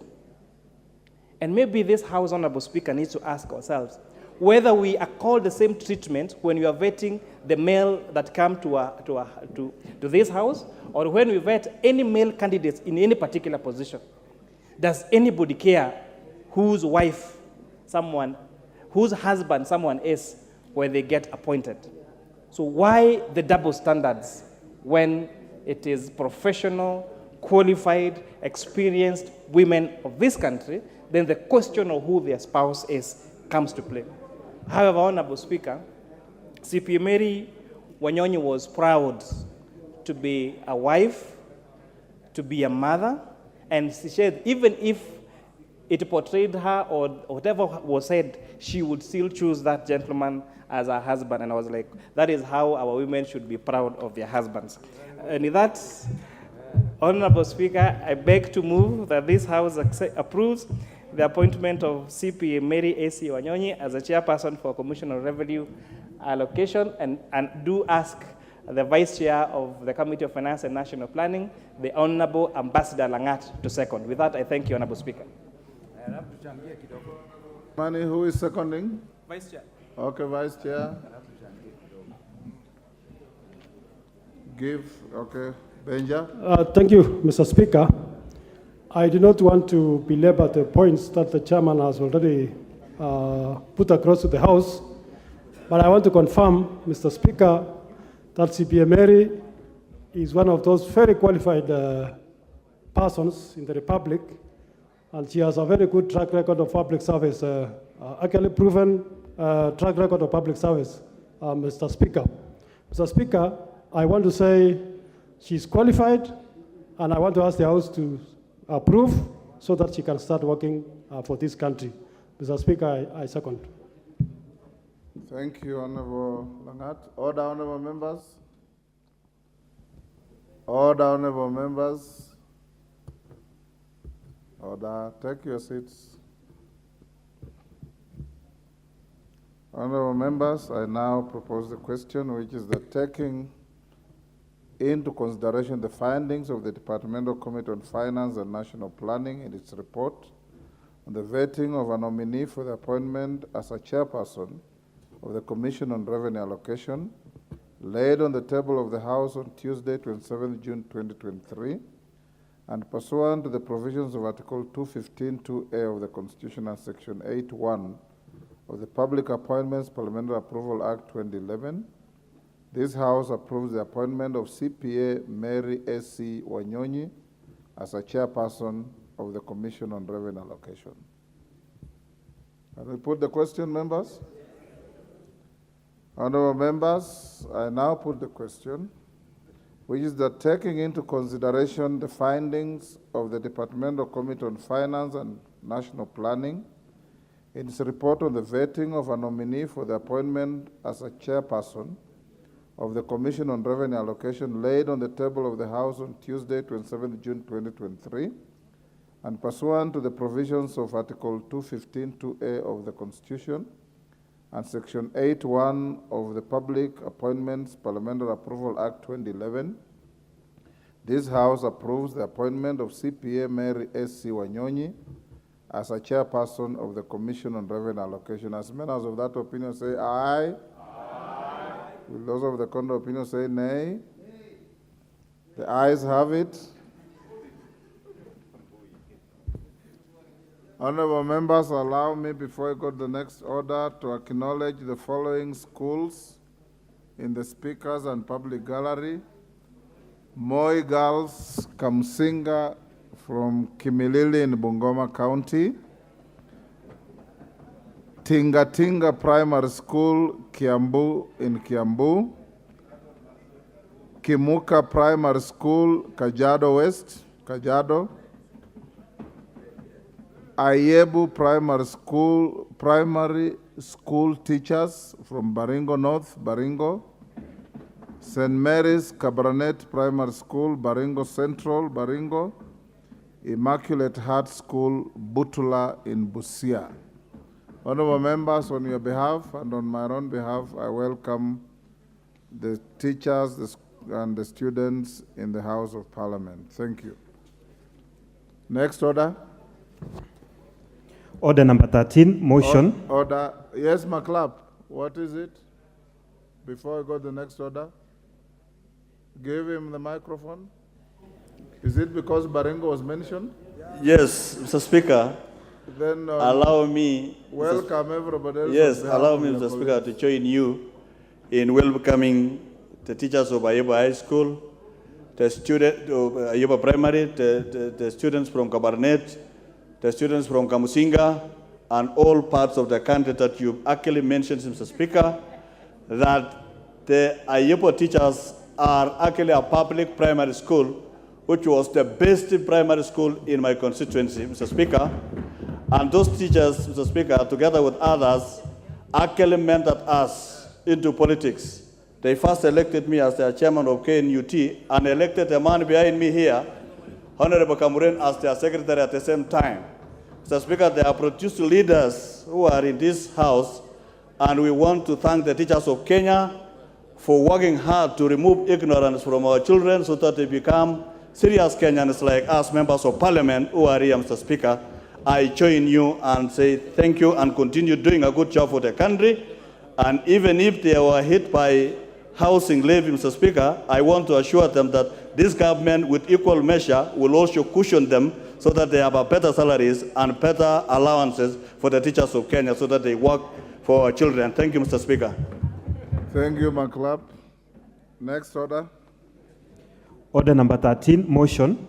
Ratification of the Bamako Convention on the ban of the importation into Africa and the control of the transboundary movement and management of hazardous waste within Africa. On the request of the Chairperson, Departmental Committee on Environment, Forestry and Mining, orders number 13 and 14 will be, and 15, sorry, will be stepped down to appear on the order paper next week on Tuesday. Next, order number 14. Order number 14, motion, consideration of the Public Finance Management National Peace Support Operations Fund Regulations 2023. Chairperson, Committee on Delegated Legislation. Is that Chepkonga? Are you ready? No, I'm ready, Chair. I'm ready, Speaker. Yes. You know, the only thing, Speaker, is that we should be given notice when there's intention to step down certain motions in the standing order, so that I can prepare. But you know, as you know, lawyers are always ready. You must be like the 5 clever girls in the Bible. Except that there were 10. 5 were foolish, 5 were clever. Yes, it is So you true. must always choose which one you want to be. No, Mr. Speaker, I carried 3/4 of the oil. So you're half clever. Yeah. Thank you very much, Mr. Speaker. Mr. Speaker, I wish to move the following motion: that this House adopts the report of the Departmental Committee of Delegated Legislation on its consideration of the Public Finance Management National Peace Support Operations Fund Regulations 2023, laid on the table of the House on Wednesday, 21st June 2023, and pursuant to the provisions of Section 24, Subsection 4 of the Public Finance Management Act 2012, approves the Public Finance Management National Peace Support Operations Fund regulations published as legal notice number 58 of one to salaries pursuant to the participation of our troops in various missions has always been paid to the consolidated fund. And it has been very difficult for the Ministry of Defense to support the operations of our troops in those countries because we have to appropriate that money that has been paid to the consolidated fund to the peace missions that we are participating in. So as to streamline this process, Madam Speaker, it was agreed that a fund be created specifically to deal with this operation that our troops will be participating in. And so, in the regulations, the National Peace Support Operations Fund has been put in place so that government contributes or allocates 1 billion shillings to the fund. And there is also an amount of 6 billion shillings that will be received from the participation or salaries that are paid to our troops that are participating by the United Nations. The second thing that this fund intends to achieve, Madam Speaker, is to ensure that the equipment that we supply to our troops are in working conditions. Members may not be aware that most of the countries that have contributed troops to peace missions send brand new equipments together with their troops. And you know, one of the things that United Nations pays for, it pays for the equipments that are contributed to the peace missions, Madam Speaker.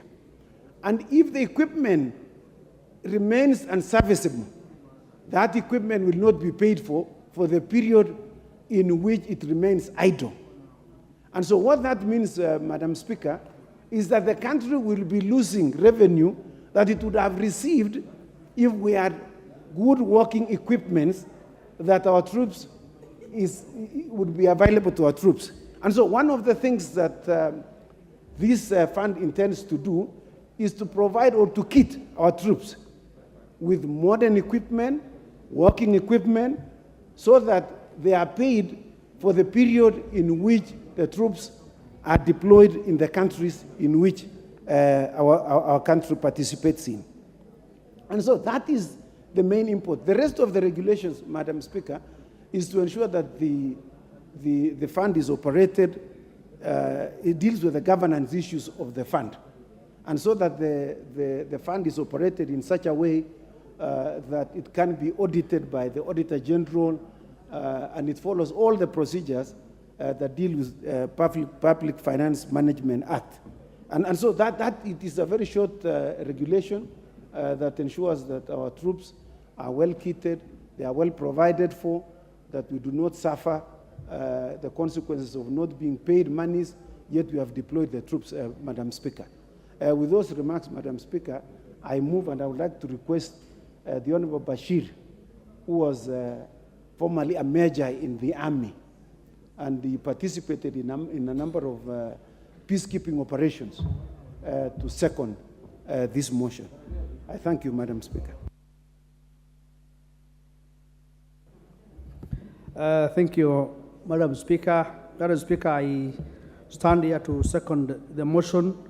As has been said by the chair, this is a special kitty that has never existed before in our country, and I think it's now that time that we have this Peace Support Operations Fund. And the main reason is that we lose a lot in terms of the funds that are reimbursed from peace support operations that gets back to the country but not accounted for. What this peace support fund will do is that it ring-fences all reimbursements that we get from peace support operations. Remember that whatever that will be paid to this fund will still be utilized for peace support operations. At the moment, we have issues of the kind of equipment that we supply and we use in peace support operations. Some of them might not be very effective, might not be serviceable.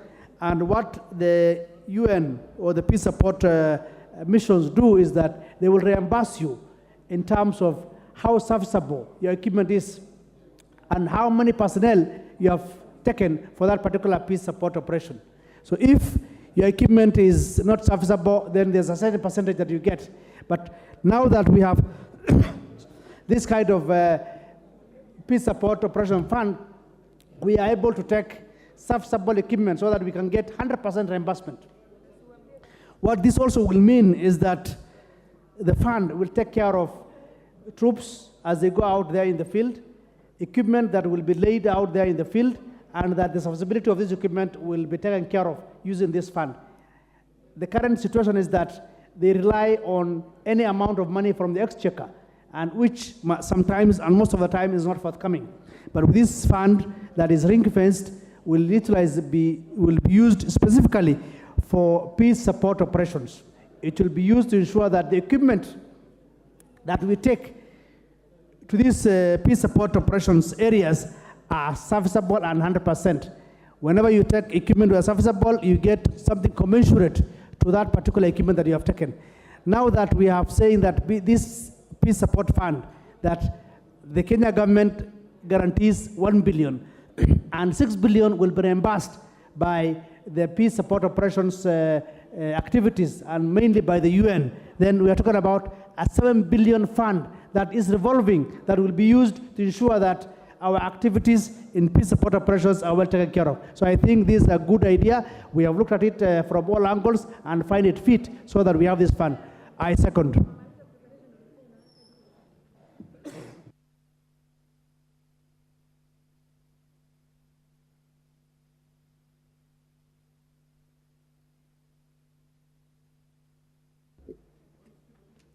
Honorable members, sorry, I was slightly distracted by the chairperson. Honorable members, I now propose the question that the House adopts the report of the Committee on Delegated Legislation on its consideration of the Public Finance Management National Peace Support Operations Fund Regulations 2023, laid on the table of this House on Wednesday, 21st June 2023, and pursuant to the provisions of Section 24(4) of the Public Finance Management Act 2012, approves the Public Finance Management National Peace Support Operations Fund Regulations published on as legal notice number 58 of 2023.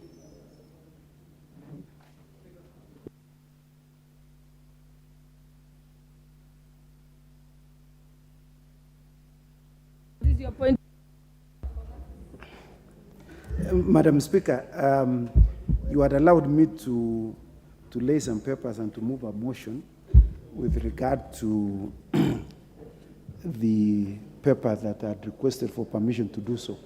When we'll be ready. Can I do so? Just hold on. Just hold on. It is still the business of the committee. It's not different. It's the same committee on delegated legislation. Yes, it is business. Madam Speaker, I beg to lay the following paper on the table of the House today, Thursday, 29 June 2023. To make his point of order there, I've given you the mic. Yeah, Madam Speaker. Madam Speaker, the chair has moved a motion for the regulations of the peace. It was seconded. You put the question. This is the time for members to contribute, and we dispense off with that agenda. Then after that, he can table whatever he wants to table. Madam Speaker, this is House of Procedure. You can't say, we have come here to contribute to your motion, and then you want to table other document. Give us time. We dispense off with the issue of the fund. Then you can table other document. So, Madam Speaker, unless the chairman has extra powers to move a motion, put the question, then present papers, then after that he closes the debate himself. If that's the case, then we just go home and rest. We go sleep. Honorable Junet, he was just on a point of order. We hadn't even heard what he was going to say. You're speculating. You want to proceed, Honorable Chepkonga? Yes. Madam Speaker, you know, I had requested the substantive speaker, and he told me whenever you will be ready, because it is an important paper to lay, just purely to lay, Madam Speaker. Honorable Junet, if you had allowed me just 2 minutes, it will not be subject of discussion. In fact, the paper, it will be very important for his constituency. Madam Speaker, I thank you very much. I see he has noted the agreement. Madam Speaker, I beg to lay the following paper on the table of the House today, Thursday, 29th June 2023. Report of the Committee on Delegated Legislation on its consideration of the draft charter for the Open University of Kenya. Madam Speaker, can I proceed to move the motion? You were laying the paper, weren't you? Yes. Please, pass it there. Yeah.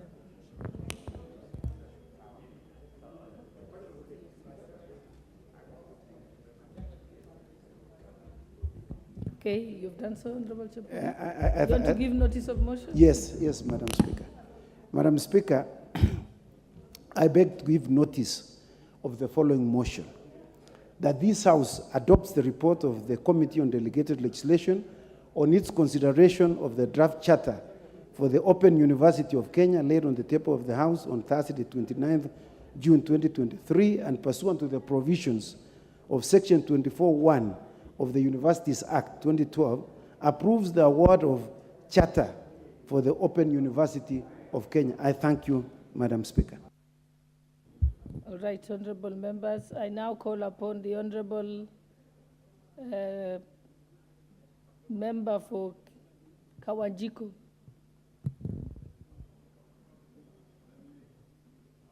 I can see you didn't want to contribute? I saw your name on the list. Okay, the Honorable Karoli Amondi, member for Suba South. Thank you very much, Madam Speaker. I rise to support the establishment of the Peace Fund. I think Leo Tolstoy once said, the problem with an idle army is abundant idleness. And I think it is useful that our military gets engaged in international assignments. And if in that process they can also improve on the financial flows to the military, that would be a very good idea. I think this fund is long overdue because this kind of support from the UN has been available for a very long time. And I look forward to very transparent operation of the fund. I think that is why it has been isolated instead of being obfuscated in the normal military budget. It could also be a very good opportunity for our military to modernize its equipment, but also its operational procedures by constantly engaging with the United Nations in peacekeeping. It will also enhance our capabilities as a country for international diplomacy, and also to go around trying to strengthen our value systems as a country that loves peace and order. With those few remarks, Madam Speaker, I support. Thank you very much. Yeah. Honorable Leader of Majority. Honorable Mbui, I hadn't seen your cards, but you'll go next. Thank you, Honorable Speaker, and I rise to support these regulations, approve of these regulations. Honorable Speaker, it's indeed true, as the chair of the Delegated Legislation Committee has said and as seconded by the Vice Chair of the Defense and Foreign Relations Committee, who is a seasoned officer in the military. And I keep telling him, Honorable Speaker, that unlike in the military, here in this House, there are rules other than the standing orders that they had in the military. And I am happy that the Vice Chair is now accustomed to operations of the House. The last Parliament, he had difficulty settling down in the House as opposed to what he was used in the military. But, Honorable Speaker, the Vice Chair will tell you that indeed, it is indeed true that over time, our country has been losing its premier status in the region as one of the countries that contribute immensely to the United Nations and other regional forces, even those for the AU, because one, we have very good and disciplined officers in our army, but the equipment with which they work with, some of the equipment may not be as good as it ought to be. Some were acquired when Major Bashir was still in the army, And you can imagine now that he has been out of the army for this long, and they are still using the same equipment that Major Bashir used when he was in the army, and also the Honorable Raso. Honorable Speaker, it then becomes important because when our officers, our very disciplined and good officers serve, either in the UN or other regional forces, like those that are serving in Somalia, those that are serving in DRC, Congo, we, in a way, also benefit as a country because if you are serving in the UN also gives money to pay for equipment, to pay for the officers' allowances when they are there. And you know, many officers who are serving in our military occasionally lobby very aggressively to serve in these units that are serving outside the country because it also becomes beneficial for them. And therefore, when the country loses such opportunities on account of us not having modern equipment, you have vehicles that are rickety and a little bit older than they ought to be, and also you don't have continuous training and capacity building for officers, then we also lose as a country. It's also important, Honorable Speaker, to have a separate fund for this money, because whenever money is contributed, for instance, from the UN and it goes into the consolidated fund, and it finds members of parliament demanding for CDF disbursement, or gracious ladies, women reps demanding for their GAF money, or even governors, Honorable Speaker, demanding for money to be disbursed to the constituencies, to their counties, or even, Honorable Speaker, that money comes at a time when public debt is up or due for payment. Then, and that money is in a consolidated fund, there is no way of distinguishing or creating a distinction between what money ought to go to the peacekeeping missions or that which should go to debt repayment. And you may find that this money may get into one pot in the consolidated fund and end up paying part of our debt. Others goes towards settlement of our other national obligations, and leaving then our military officers in the state that I have just mentioned to operate with equipment that is almost obsolete. We leave them in a state where they are not doing capacity building. And basically, Honorable Speaker, you know, when our young men and women serving us in the military are out there in the bush, fighting to restore peace in the areas where they have been given work to restore peace, Honorable Speaker, they serve under very strenuous and difficult conditions and in an environment where we should not be putting them under any strain or stress, even for their families back home. Honorable Speaker, it's therefore important to have these funds in a separate fund where, one, we can ensure that they are able to access this money as fast as they need it, if it is to buy equipment, if they need money to equip the officers, if they need money to feed the officers out in the field, they have readily available cash. And therefore, it's important to have a separate fund, and I do support the establishment of this fund, Honorable Speaker. Honorable Speaker, in conclusion, Honorable Speaker, we have served, or rather our military has served in very many jurisdictions, from Bosnia to Somalia, and now in the region in DRC, Congo, and still a good number of them still in Somalia. And we are in a region, Honorable Speaker, where today our neighbors in the Sudan have problems. Honorable Speaker, as neighbors and as African brothers, we have a duty and a responsibility as neighbors to our neighboring countries to ensure there is peace in those countries, Honorable Speaker. And I would really appeal to the warring factions in the Sudan. We may not need to strain our regional forces, looking for forces to go and bring about peace, because it is all about politics in the Sudan, and I really appeal to the generals fighting there to consider the plight of millions of the Sudanese people who today are suffering, some are dying, and we've seen reports in the media with bodies all over the streets of Khartoum. Honorable Speaker, with those many remarks, because I see time is over, may I support as I plead with our generals in our neighboring countries to maintain peace so that we do not also have to strain our forces to send them to other countries besides the countries that they're already in. With those many remarks, I support. The Honorable Junet Mohammed. Thank you, Madam Speaker. Madam Speaker, I stand to oppose these regulations. Madam Speaker, we are becoming a country that is going to be run through funds, special funds. Every small thing that we want to do in this country, Madam Speaker, we want to create a fund for it. Madam Speaker, it is very dangerous to govern a country through subsidiary legislations. Madam Speaker, peacekeeping missions never started in this country yesterday. It never started with Somalia. It never started with Sudan. It never started with any other place. It has been there since independence. Actually, this country is known for peacekeeping missions. They have done very well.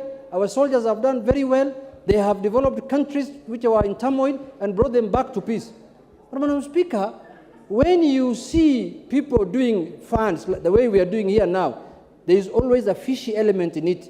There are people who are targeting that money in a certain way. We have been here for some time. We know. These monies, we are budgeting, we are appropriating over 400 billion shillings every financial year to the Ministry of Defense. And they have been using that money very well. It has been audited. It goes through the auditing system. It goes through the Public Accounts Committee system. And they have been presenting their papers and their documents in Parliament.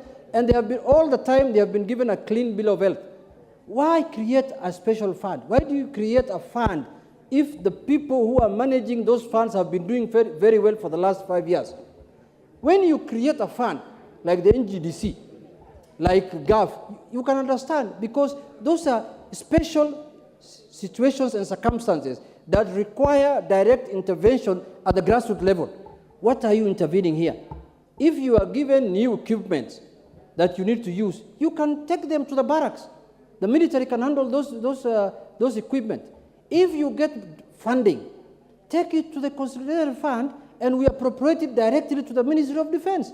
And then at the defense level, the accounting people there can use it on what is required for that money. Madam Speaker, I want to urge the House, let us desist this urge from the executive all the time to create special funds for special purposes. These special vehicles is going to hand this country one time. And you will remember my statement on this house, Madam Speaker. Because these are separate entities that are removed from the state departments so that they can be operated separately under supervision of certain people. Madam Speaker, it is my humble request that let us allow the Ministry of Defense to operate as the way they have been operating for the longest time that is known. We have never seen any peculiar audit query. We have never seen any serious misappropriation of funds. We have never seen any wrongdoings in their accounts, in their books. Why should we go this way, Madam Speaker? So I want to urge the House that let us not be a country that operates through special funds. Every small thing we want to do, we want to create a special. So with those few remarks, Madam Speaker, I oppose. The Honourable Member for Kadiani, Honourable Bui. Thank you, Madam Speaker, for this opportunity. Madam Speaker, I rise to support the formation of this PFM National Peace Support Operations Fund for the Ministry of Defense. And first, I want to thank the Committee of Delegated Legislation.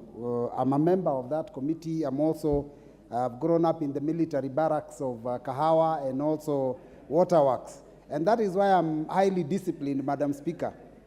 Madam Speaker, this is very timely, Madam Speaker, because first and foremost, the fund is not requesting for a lot of money from the Exchequer. I think it is only about $1 billion. And then the additional amount will be about 6 billion. So the total amount in that fund will be about 7 billion. Madam Speaker, this is for purposes of enabling Kenya to be able to participate appropriately and properly in peacekeeping missions. Madam Speaker, historically, Kenya has been participating in these peacekeeping missions, but over the years, some of our neighboring countries, much smaller than us, even with smaller economies, have overtaken us as a country in participation. And one of the reasons is because we do not have enough equipment, we do not have modern equipment. Madam Speaker, this fund will help us in the following ways. One, it helps our members of our troops in the military to be able to participate and actively get involved in peacekeeping missions That keeps them physically fit, and it also helps them to keep abreast of modern warfare. Because, Madam Speaker, if we can keep troops in the barracks forever, and then one time, by God forbid, we get attacked by from somewhere, if they haven't been practicing, they will not be able to keep up. But now, this is one way by which we keep our troops busy, because they are constantly out there participating. Madam Speaker, when Kenya participates in peacekeeping, or any country participates in peacekeeping, there are payments that are made for two things. One, the personnel, the other one is the equipment.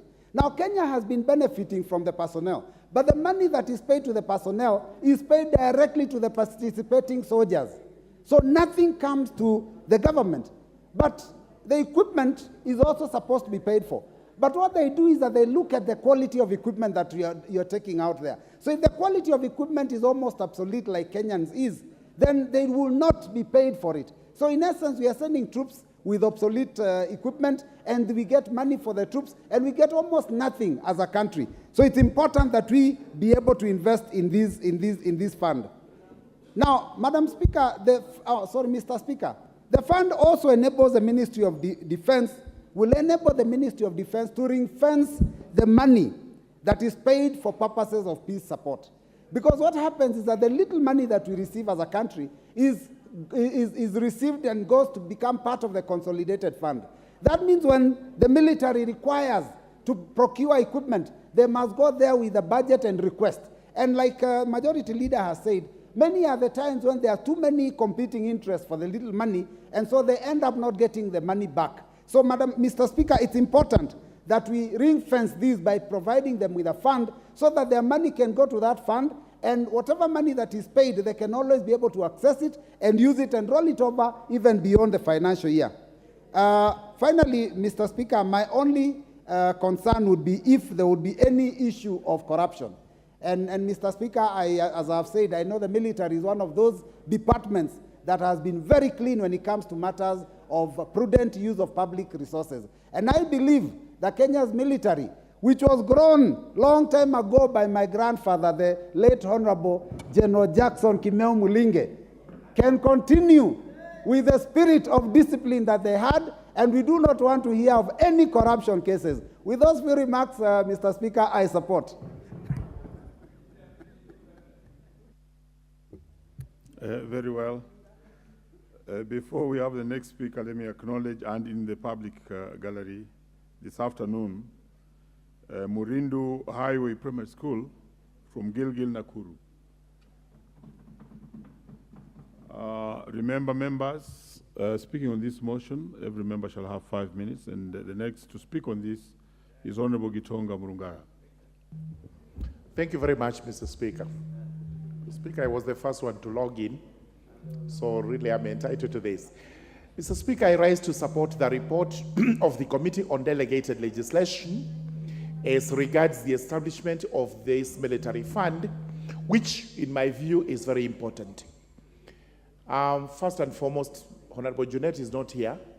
I would have informed him that policy decisions of a government are run through subsidiary legislation.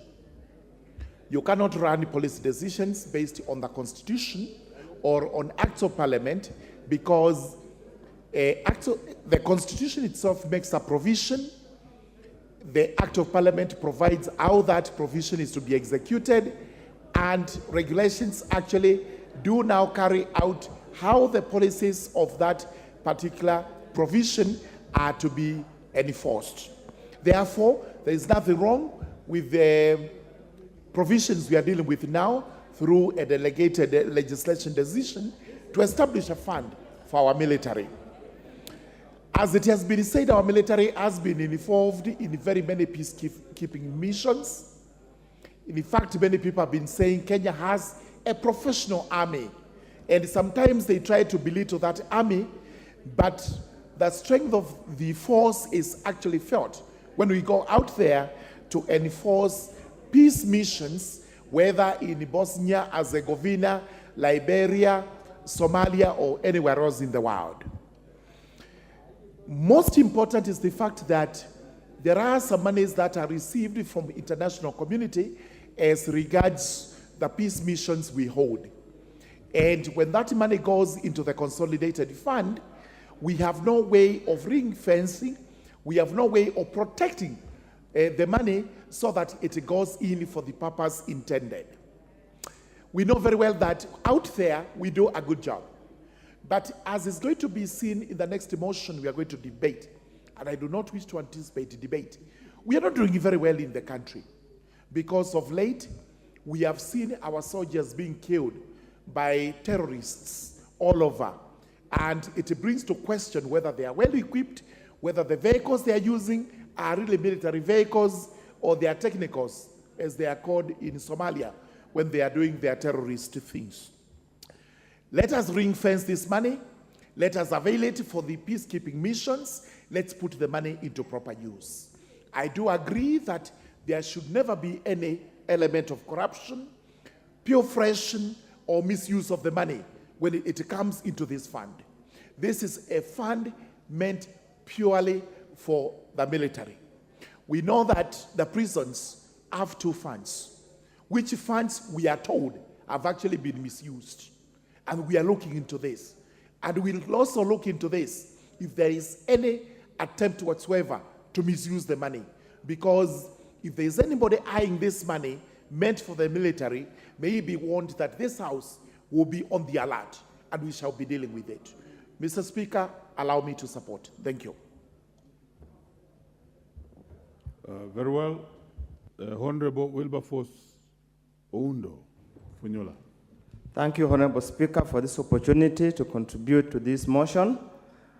That is the Public Finance Report, or the motion Public Finance Management National Peace Support Operations Fund, Regulations 2023.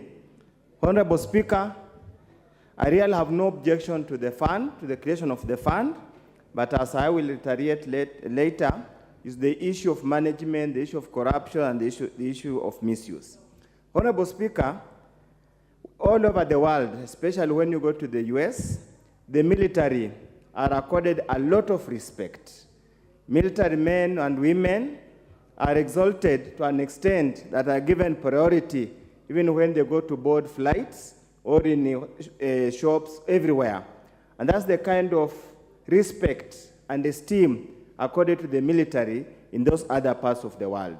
Unfortunately, in this part of the country, in Kenya, we do not really value our military as we ought to, in spite of the fact that they do so much for us internationally and locally. Honorable Speaker, the issue at hand here is the so many funds that are being created. The justification being given is to ring fence funds given as reimbursement for used equipment and provide funds to support peacekeeping missions all over the world. However, Honorable Speaker, we hope and do hope that the national government or the executive does not intend in any way to find means and ways of probably defeating or avoiding the applications of the Public Finance Management Act in the management of the various affairs of this country. It would seem the idea here is that to create a separate fund so that you avoid the provisions of the PFM Act. We just hope that's not really the intention, but just being done out of merit to ensure that we have funds readily available to support. Because the call for peacekeeping is never budgeted for. It can come anytime. And therefore, on that account, we would need a dedicated account to make sure that we support our soldiers wherever they go. Honorable Speaker, of course, the issue of preparedness of our soldiers has always been has been a point of discussion. Many times, you find our soldiers have been killed, like what happened in Somalia. We report every day our soldiers being killed in operations, even within this country. As you reported last week, there were many that were killed in Lamu. Again, it was also reported along the Garissa Road, there was an ambush. This brings into question, are our military very well trained? Are our military very well equipped? Are our military very well resourced with information in terms of intelligence information to avoid falling into traps with ragtag armies like Al-Shabaab. This is the kind of discussion we just hope and pray that this fund we are creating and the contribution will come from UN or whichever body will continuously improve. First of all, the equipment our soldiers are given to protect their life as they protect our life, and secondly, to improve morale of our people our soldiers as they do their work. Honorable Speaker, this is an important matter that requires serious consideration. When any case will be subject for audit, we just pray and hope it has not been earmarked for somebody else to manage the same. With those few remarks, Honorable Speaker, I support. The Honorable John Kawanjiku. Thank you, Mr. Speaker. I rise to support this bill, and especially whereby we agreeing with the chairman or the leader of the delegated committee that we need to consolidate funds for the National Peace Support Operation. So that at least, Mr. Speaker, when our young people, our brothers, our sisters go outside there for peacekeeping purpose, they'll be able to be taken care of. And especially when the fund is addressing very critical issues, because the moment they go to fight, the moment they go to DRC, like now they're in DRC Congo, we have sent the same military people, we have sent them to Somalia to try and help even our neighbors in ensuring and also making sure that, they coexist with each other. We must also make sure that we create a fund that will be able to take care of them. It is quite unfortunate, Mr. Speaker, that you realize even if they go to DRC and maybe some are injured, there is no fund to take care of them. And I therefore support to make sure that we separate the operations of the military and the operations of the whole defense system by these peacekeeping missions and support and the people who are going for peacekeeping, so that at least they can have a special attention. Because with the way that this country has been managed for many years, you realize, Mr. Speaker, if we put that resources under the same bracket with the normal operations of the KDF, you realize that these people may be disadvantaged because the process of making sure that they get equipment, the process of making sure that they are well taken care of is so tedious and bureaucratic, Mr. Speaker. I therefore support and I insist that we have seen incidences whereby, even after some times that the money has been put aside, the issue of corruption must be dealt with. We must make sure that the people who benefit from this fund are the normal people, are the same people who go outside there for peacekeeping. And as my colleagues are saying, we have not had incidences in our country whereby we have to use the military. We have been having so old equipments that some even from 1990, from 1982 coup, we have not experienced any military issue within our country. So you may realize that even they don't understand or they even don't know whether these equipments can really function in case of any external aggression within our country, Mr. Speaker. We don't know whether we have the military capability to deal with this external aggression, Mr. Speaker. And I therefore support, let these people go outside there, let them gain the experience even of how to fight the war, because in our country we haven't had those incidences. And number two, we are able to upgrade their equipment so that in any case that they go and come back, those equipment can continue to be used within our nation, within our boundaries of our country, Mr. Speaker. And we must put, strict measures that this fund must be well taken care of, Mr. Speaker. The issue of corruption must be dealt with, because we don't want to get ourselves into a position whereby we set aside the fund, and after we set aside the fund, that the money has been misappropriated. When these people go to fight and come back, the money that is supposed to take care of them, the money that is supposed to, to upgrade their military, equipment is not there, Mr. Speaker, because it has been misappropriated. Therefore, Mr. Speaker, we must support them and make sure that we also tighten the loose areas, that in any case that money will not be used apart from the people who will go for peacekeeping, Mr. Speaker. The other thing that the bill is also, or the proposal that also is talking about, is also making sure that, we reinforce and make sure that we support and encourage as many military men. In our country, we have also got incidences whereby we have seen some serious vehicles, military people, getting attacked by the Al-Shabaab, because we have been using the same old models of vehicles. We have witnessed in Garissa, we have witnessed the other day in Ramu, Mr. Speaker, and because we don't have new military equipment that can be able to deal with the IED, the bombing, and even how to detect whatever is happening within there, Mr. Speaker. Therefore, I support, we need to reinvest this amount of money and make sure that we upgrade our military people and also support them when they go for peacekeeping. I therefore support, Mr. Speaker. Thank you. Yes, the Honorable Francis Sigay.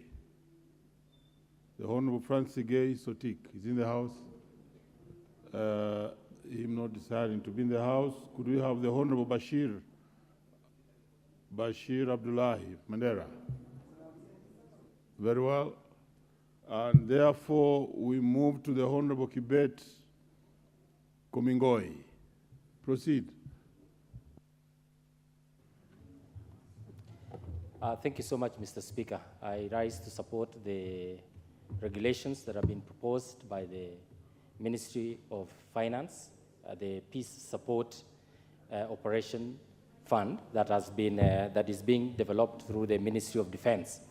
The major thing, and in the major discussion that we must be discussing as Kenyans, is how updated is our military, how updated is our equipment, how trained are our officers, and what opportunities exist for our officers to be able to contribute to national development in supporting the peace missions around the world.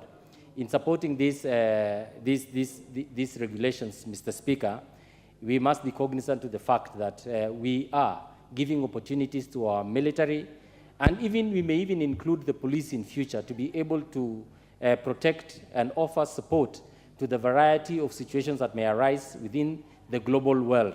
And in this, we will be able to provide, modernize, train, and be able to improve our military to be able to take care of themselves and be able to have the equipment ready and to be deployed.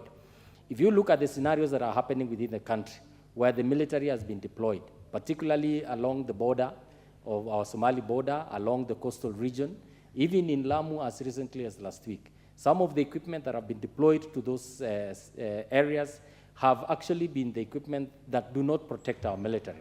With this fund, we will be sure that our military will be better equipped, our military will be better trained, and therefore we will be better able to respond to any circumstances within the borders and outside the borders, to be able to expose our personnel to the things that are happening and be able to contribute to the peace of the earth. I thank you, Mr. Speaker, and I support. The Honorable Joyce Kamene.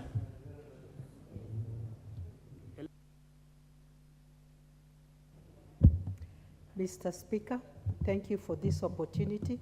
I wish to rise and support this motion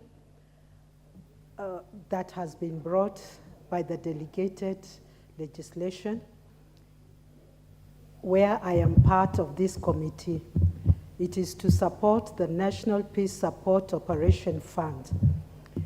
This fund will help provide support for the participation of our defense force in the neighboring countries where there is conflict.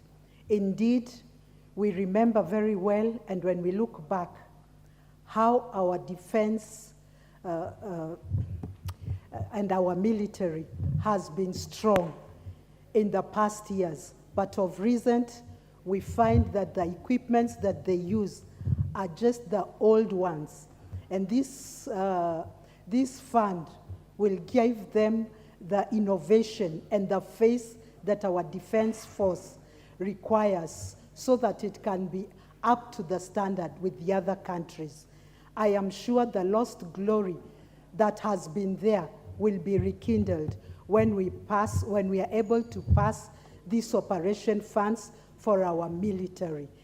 And as we've had the other members contributing, we look forward to, and we pray that the ministry, the defense ministry, will make sure that corruption is not envisaged in these funds, and I rise to support. Thank you. Very well. The Honorable Ridikiri Mugambi. And honorable members, order, Ridikiri. Honorable Ridikiri, I can notice that you are not actually appearing on the screen, so check your cards if you are to speak on this. You may proceed. Thank you, Mr. Speaker. I rise to support this proposal that has been brought by the Committee on Delegated Legislation, and want to state that this is one of the best ideas that has come, and it has come the right time. Madam Speaker, Kenya is known internationally as a peacekeeping nation. Mr. Speaker, I study as the president of Good Governance and Democracy, and Mheshimiwa Kakai is the president of Peace and Security on the 12 countries that form the Great Lake Region Conference of Parliaments. And one of the items that has come up during our meetings, like the last meeting that we had in Juba, is that all the forces that are sent to DRC, that are sent to Somalia, that are sent to Sudan, they are well equipped. And therefore, from that perspective, it is my statement that we need to support this initiative of creating a special fund. There is nothing wrong with this fund. I could agree, I could not agree. The management of the fund could be an issue. But I think Kenya has reached a point where now we need to be prepared as a country against external aggression, and also when we are called upon by the international community to offer peace services, we need to be prepared. Mr. Speaker, when we are talking about peace support system, we are not only referring to the KDF, because it's a ocean of other support factors that the people on the ground require.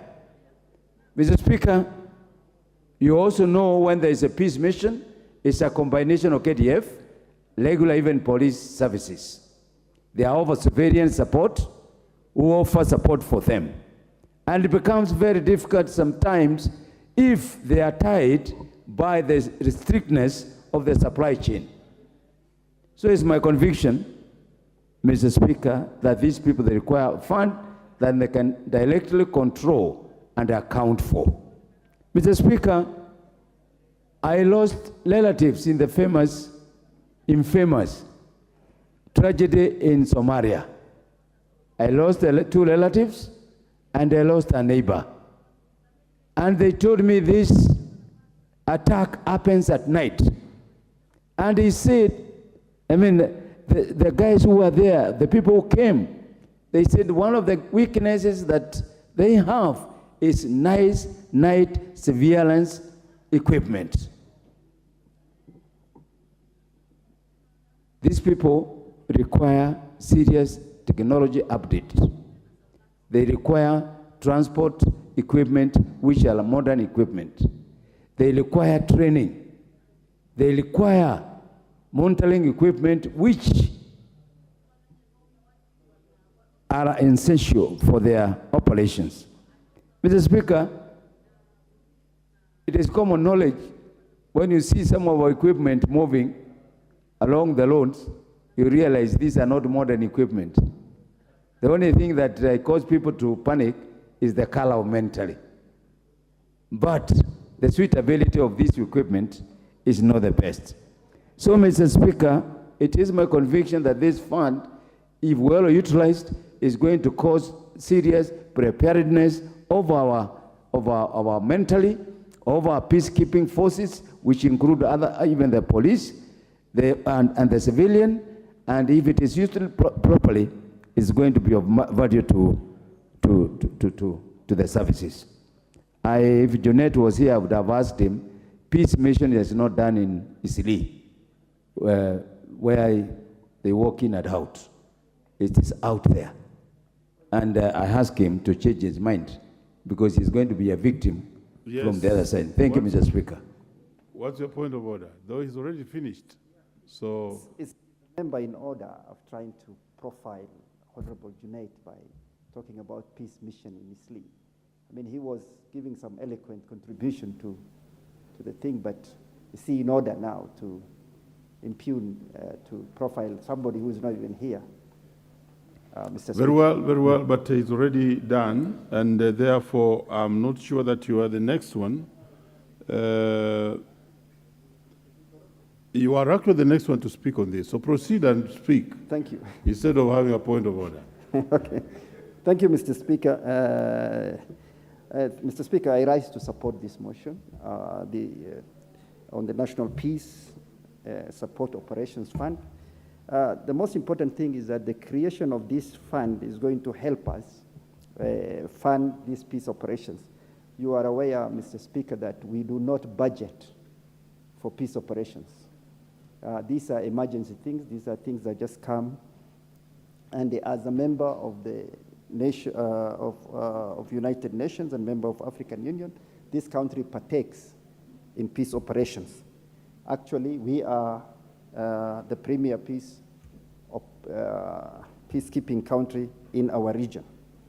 So I support the formation of this National Peace Support Operations Fund.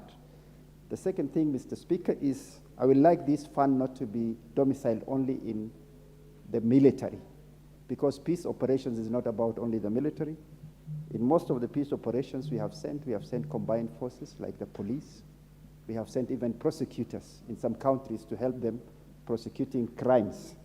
So as we think about operationalizing this public finance, this National Peace Support Operations Fund, we should also be thinking of having people from the other disciplined forces in the membership of whether we are creating a board or whatever entity is going to operate this fund. With those few remarks, Mr. Speaker, I support. Very well. The Honorable Beatrice Adagala.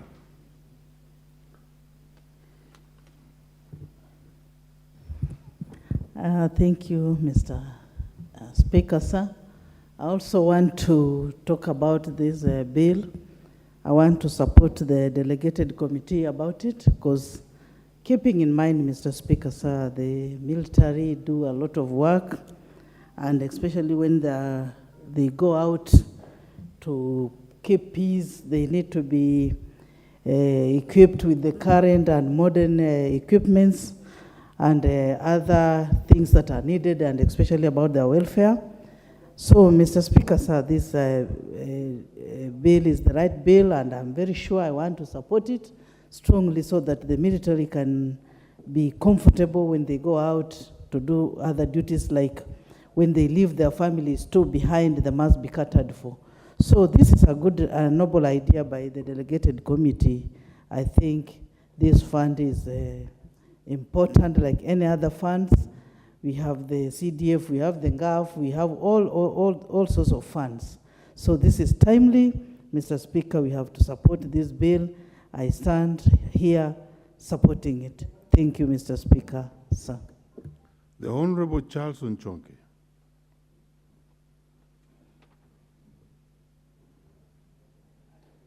Thank you, Mr. Speaker, for the opportunity to support this motion for the Public Finance Management National Peace Support Operations Fund regulations, and as published under legal notice number 58 of 2023.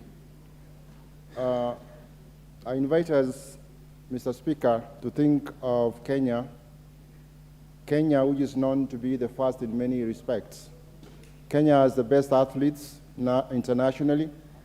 Kenya is a superpower, economic superpower in the region. People come here to study our economic systems, our financial systems, our governance, the way we run our public affairs. Many of the young nations in the region have come here to learn how we do it. So much has been given to Kenya. So to those much has been given, much is expected. Can you think of a situation of a superpower, regional superpower, Kenya that is, call upon to discharge an obligation in a peace mission, and we say we cannot. We know that we are very good men and women in our forces. So what sometimes lets us down is the equipment, and we have an opportunity of addressing this matter. This is not the first time that we'll be creating a fund. Funds have been created. We have over 200 funds in this country, and we have the technology, we have the knowledge of putting in place systems, internal controls, and everything else to ensure that these funds are properly managed. In any case, these regulations come under the auspices of the Public Finance Management Act, which has got enough safeguards of all public funds. This is just like any other public fund, and therefore, if there are any weaknesses that are going to be noticed along the way, unfortunately, in public financial management or accounting or financial management, sometimes the controls come to after the bad things have happened. But that's not to say we cannot create any funds to be able to be more efficient in providing the technology, the logistics, the equipment that our forces require. Now, if Kenya is first in many respects, and we want to retain that status, we must pay a price for that, so that whenever we are called upon to go and provide services in a peace mission, we should be ready. We should not just be ready with the men and women who are well trained, but we must give them the equipment. You can't go to war without equipment. And this fund seeks to serve that purpose, and we cannot deny them that. Besides, we are putting regulations around to govern this so that whenever it's required, it's done properly, and that the money is properly accounted for efficiently, so that we don't have men going and the equipment, or men not able to go to the battlefield without equipment. So with those remarks, Mr. Speaker, I support that we approve these regulations. Thank you. Very well. Next to speak on this is the Honorable Paul Nabuin. Thank you, Mr. Speaker, for this opportunity. I rise to support the motion. Mr. Speaker, our military has done very well in the peace missions that have already taken place. The recent peace effort in DRC, the feedback that we get from there is great to our military, because there is positive, there has been a positive effort in trying to create peace and, bring harmony in some parts of DRC as the most recent. So in support of this fund, it is important that the military, in the effort to carry out these missions, as colleagues have put it, the equipments that are sourced for efforts in peace missions and even used within the country are those equipments that are operational, because we've got stories that some of the military equipments that our KDF have used before have been substandard, to the extent that they have not been able to secure our men and women in the military while they are in service. So with that short few remarks, I support the motion. Thank you, Mr. Speaker. Very well. The Honorable Farah, Member of Parliament, Fafi constituency. Thank you, Mr. Speaker, for giving me this opportunity to add my points to this bill. I rise to support the motion and the act, the bill in front of us, which is meant to support peace operations and peace operations in the neighboring countries or wherever it is. My contribution is that when I read through this bill, it's a matter of importance to me because I know the Kenyan military forces, the kind of operations they are undertaking in the neighboring Somalia, which I border.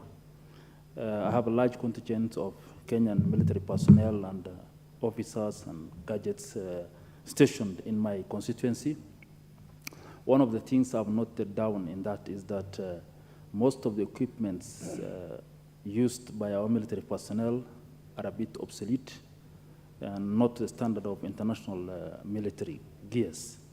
A good example is the kind of vehicles they use for operations is Toyotas and Mitsubishi lorries.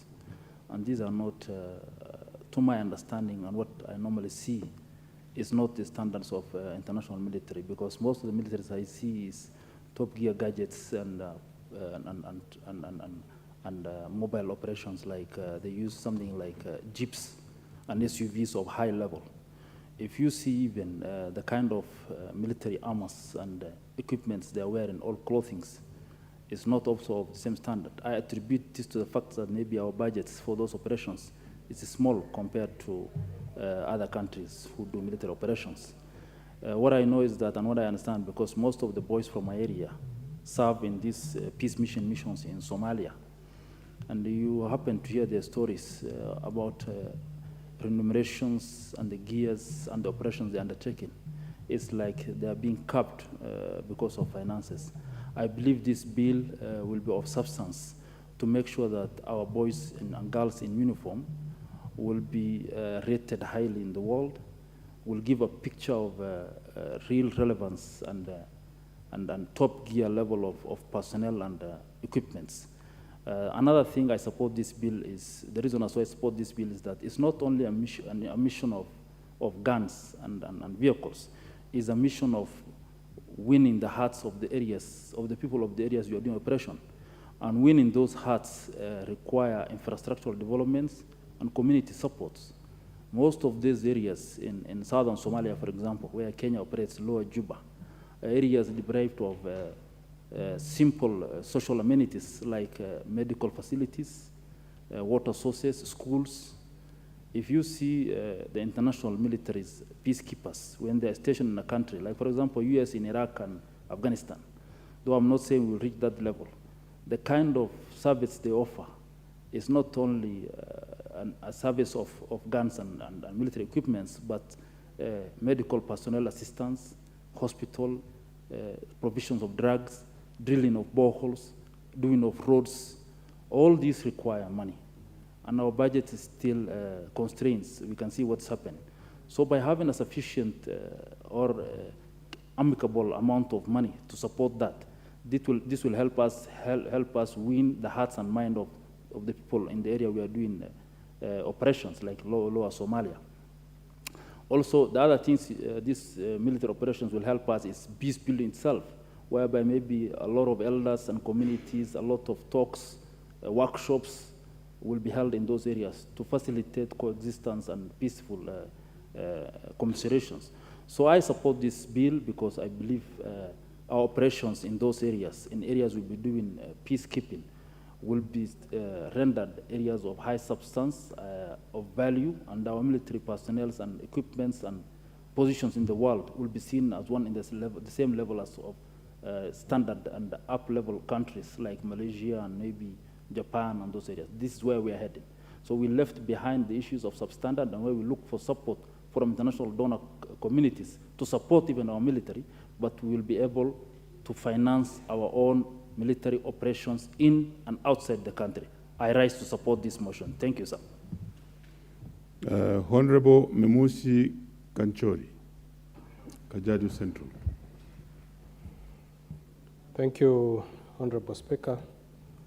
And let me start by also adding my voice to those of my colleagues in support of this legislation by the delegated committee. Honorable Speaker, I sit in the Defense, Intelligence and Foreign Relations Committee, and I've served in that committee for a period of 3 terms. And Honorable Speaker, I must say that our disciplined forces are one of the most disciplined in terms of financial management. Honorable Speaker, and this has been seen when there's a crisis in any of government departments. For example, Kenya Meat Commission, we called upon the military to step in and assist in reviving Kenya Meat Commission. And that was done, Honorable Speaker. Honorable Speaker, this fund is one that will go a long way because the military has been responsive, not just internally, but also outside the country. Recently, we approved our military forces to go to Congo. And Honorable Speaker, this potentially strains Treasury because we required about 7 billion urgently for this mission. Kenya has earned a good reputation in peacekeeping around our neighbors. Honorable Speaker, this fund seeks to release the pressure that Treasury gets whenever our gallant forces are required to intervene anywhere. Even locally, Honorable Speaker, when our military were required to support our police forces in the north. Honorable Speaker, if this fund was in operation, we would not have been straining Treasury. Also, Honorable Speaker, when the UN is giving us as a country money for peacekeeping mission, this money is sent directly to Treasury. And Honorable Speaker, we are aware that the country is straining financially. So when such monies are received, you find that the government has to prioritize, and that money is put where there is immediate need. So, Honorable Speaker, I rise to support this fund. The military have proved their financial prudence. They have never been brought in bad repute. The money that we allocate them as a defense committee has always been put into very good use. I support. Thank you. The Honorable Kuria Kimani. Thank you, Honorable Speaker. Honorable Speaker, I rise to support this motion on the consideration of the public finance management, the National Peace Support Operations Fund regulations of 2023. Honorable Speaker, all the speakers that have spoken before me talk about the accolades of our disciplined men and women. We talk about how our defense forces is one of the most celebrated forces in the world because of their efficiency, of their discipline. We have seen quite a number of, say, scandals happening in other sectors of our human resource in this country, but very little, if any, in our Kenya Defense Forces. But maybe we need to ask ourselves, would they say the same of their living standards, of their working environment, on their remuneration, on the equipment that they use at work? Or do we just have very good human resource, but without elaborate decision and putting resources to making sure that these great men and women have the most conducive work environment? And that is therefore why the operationalization of this fund cannot come at any more handy time in this country, Honorable Speaker. We have seen great presidents across the world have their children, their sons and daughters serve in the army. I could mention Zachary Taylor's son, or Robert Lincoln's, or Roosevelt's 4 sons that were served in the army, among the sons of many distinguished leaders in the world. You know, for President Abraham Lincoln's son, Robert Lincoln, he actually left Harvard University and went straight to become an army person. But maybe how many of us, including us in this house, would send our sons and daughters to our army? how many sons and daughters from, if I call them privileged families, would want to give up Harvard to go and serve in the army of this country? And that question, therefore, Speaker, tells us that we really need to invest our resources. These are in our Kenya Defense Forces, making sure that they live a good life, that they have a good working environment at their workplace, and to make sure that we avail the best resources in terms of equipment at their disposal for the operations. And also, Honorable Speaker, we've seen other countries take care of the retirees of the army, either when they retire or when they get injured at war. But, Honorable Speaker, we've had cases of some of our officers who have lost their speech because of blasts that has happened when they are at war. But, Honorable Speaker, hardly anything being done to help them restore their speech.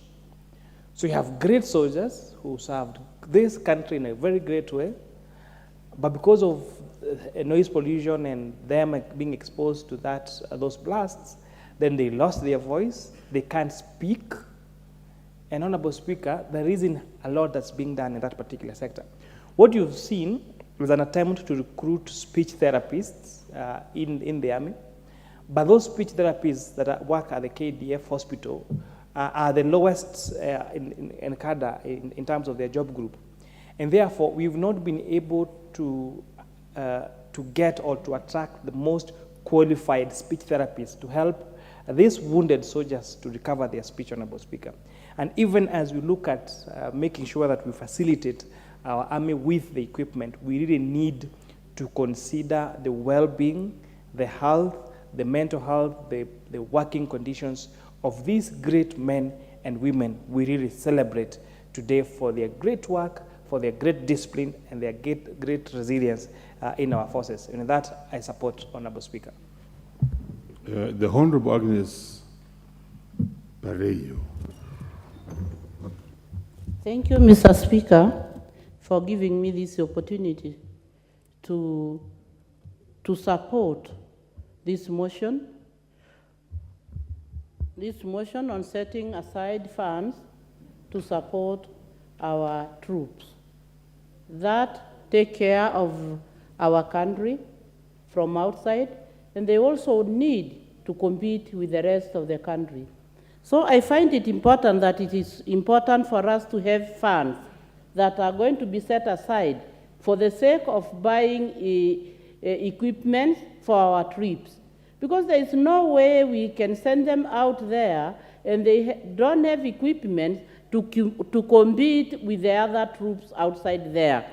And we not only need to look at the forces outside, we also need to look at our military troops here in Kenya. Because we also want to make them comfortable. Because if they cannot take care of our boundaries here in Kenya, then we find that our enemies will get a way of penetrating and coming to our country. So I think it is important for the funds to be set aside to make sure that the troops that go outside for peacemaking missions are comfortable and have all the equipment that they need. Because we hear so many stories, and these are stories that are sad. When we lose our people because they miss or they lack equipment that can protect them, then I think we shall be failing as a country. So I stand to support. Thank you. Honorable Paul Biego. Honorable Paul Biego is in the House. In his absence, Honorable Kimei.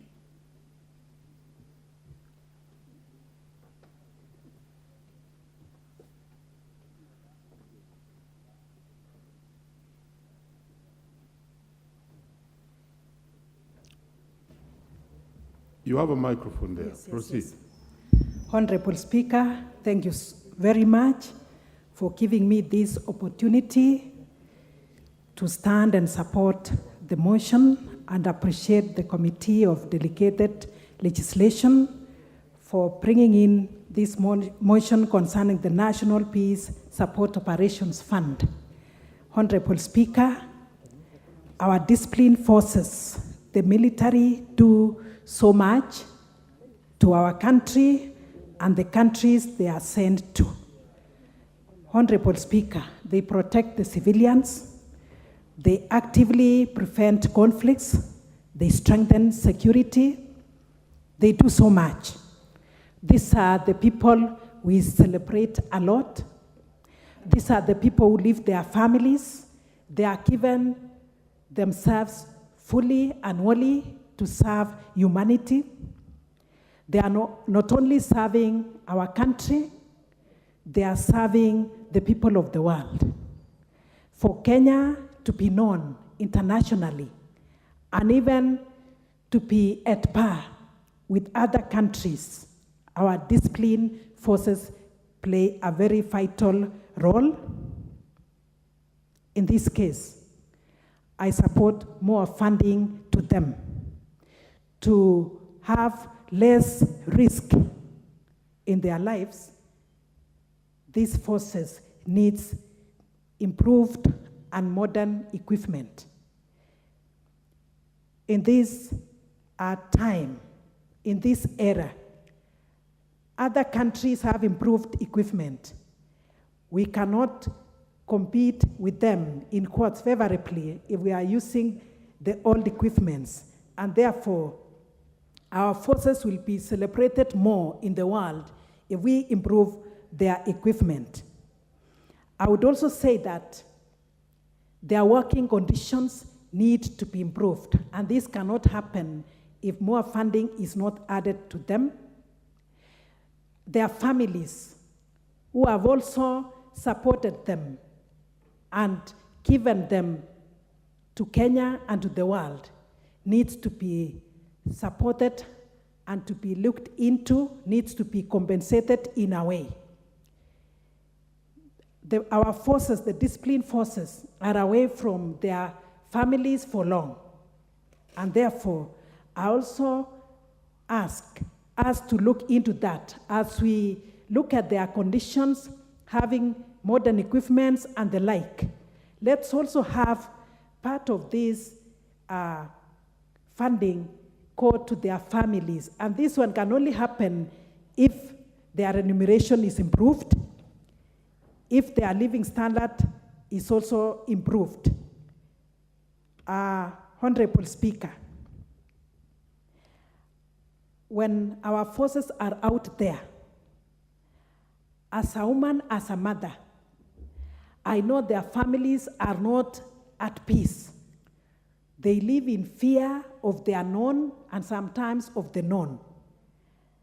But when they have modern equipment, they feel that they are more safer.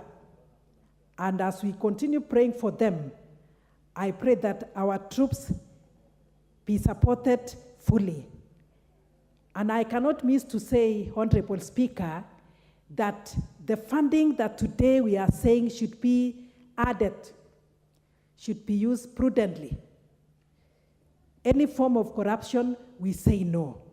But I know this ministry actually works hard, and whatever is given to them, they use it wisely. With that, Honorable Speaker, I support, and I believe with more training and adding capacity, they will be able to represent us well in the world. Thank you, Honorable Speaker, for giving me this opportunity. With that, I support the motion.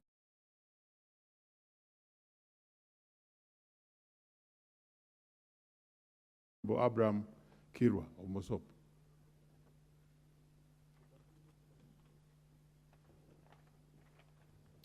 Thank you so much, Mr. Speaker, for giving me this opportunity to support this mission on National Peace Support Operations Fund.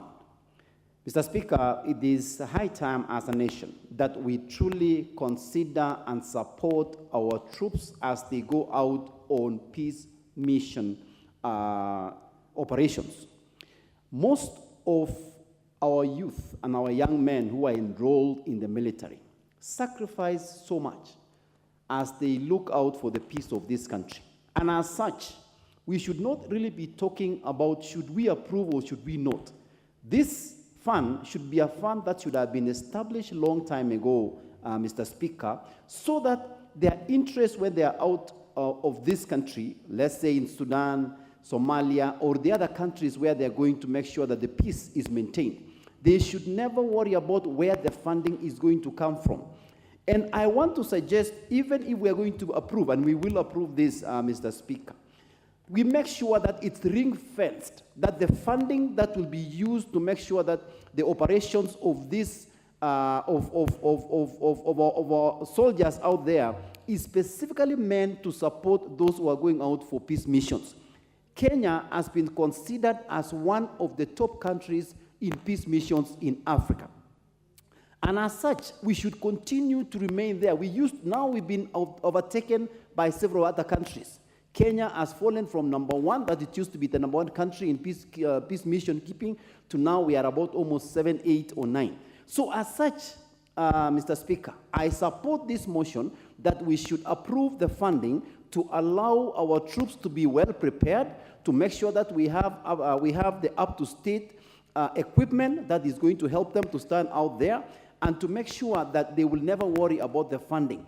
I know that the United Nations has continuously supported, but for some reason or another, they have delayed. Order. Honorable Mwafrika, what's your point of order? Mr. Speaker, I realize on a point of order 95, since all members are in support of this motion, that you can call the mover to reply. Very well. And I think at this juncture, a member has risen from his place and has stood on standing order number 95 that the mover be called upon to reply. Honorable, you may finish your speak, after which we call the mover to reply.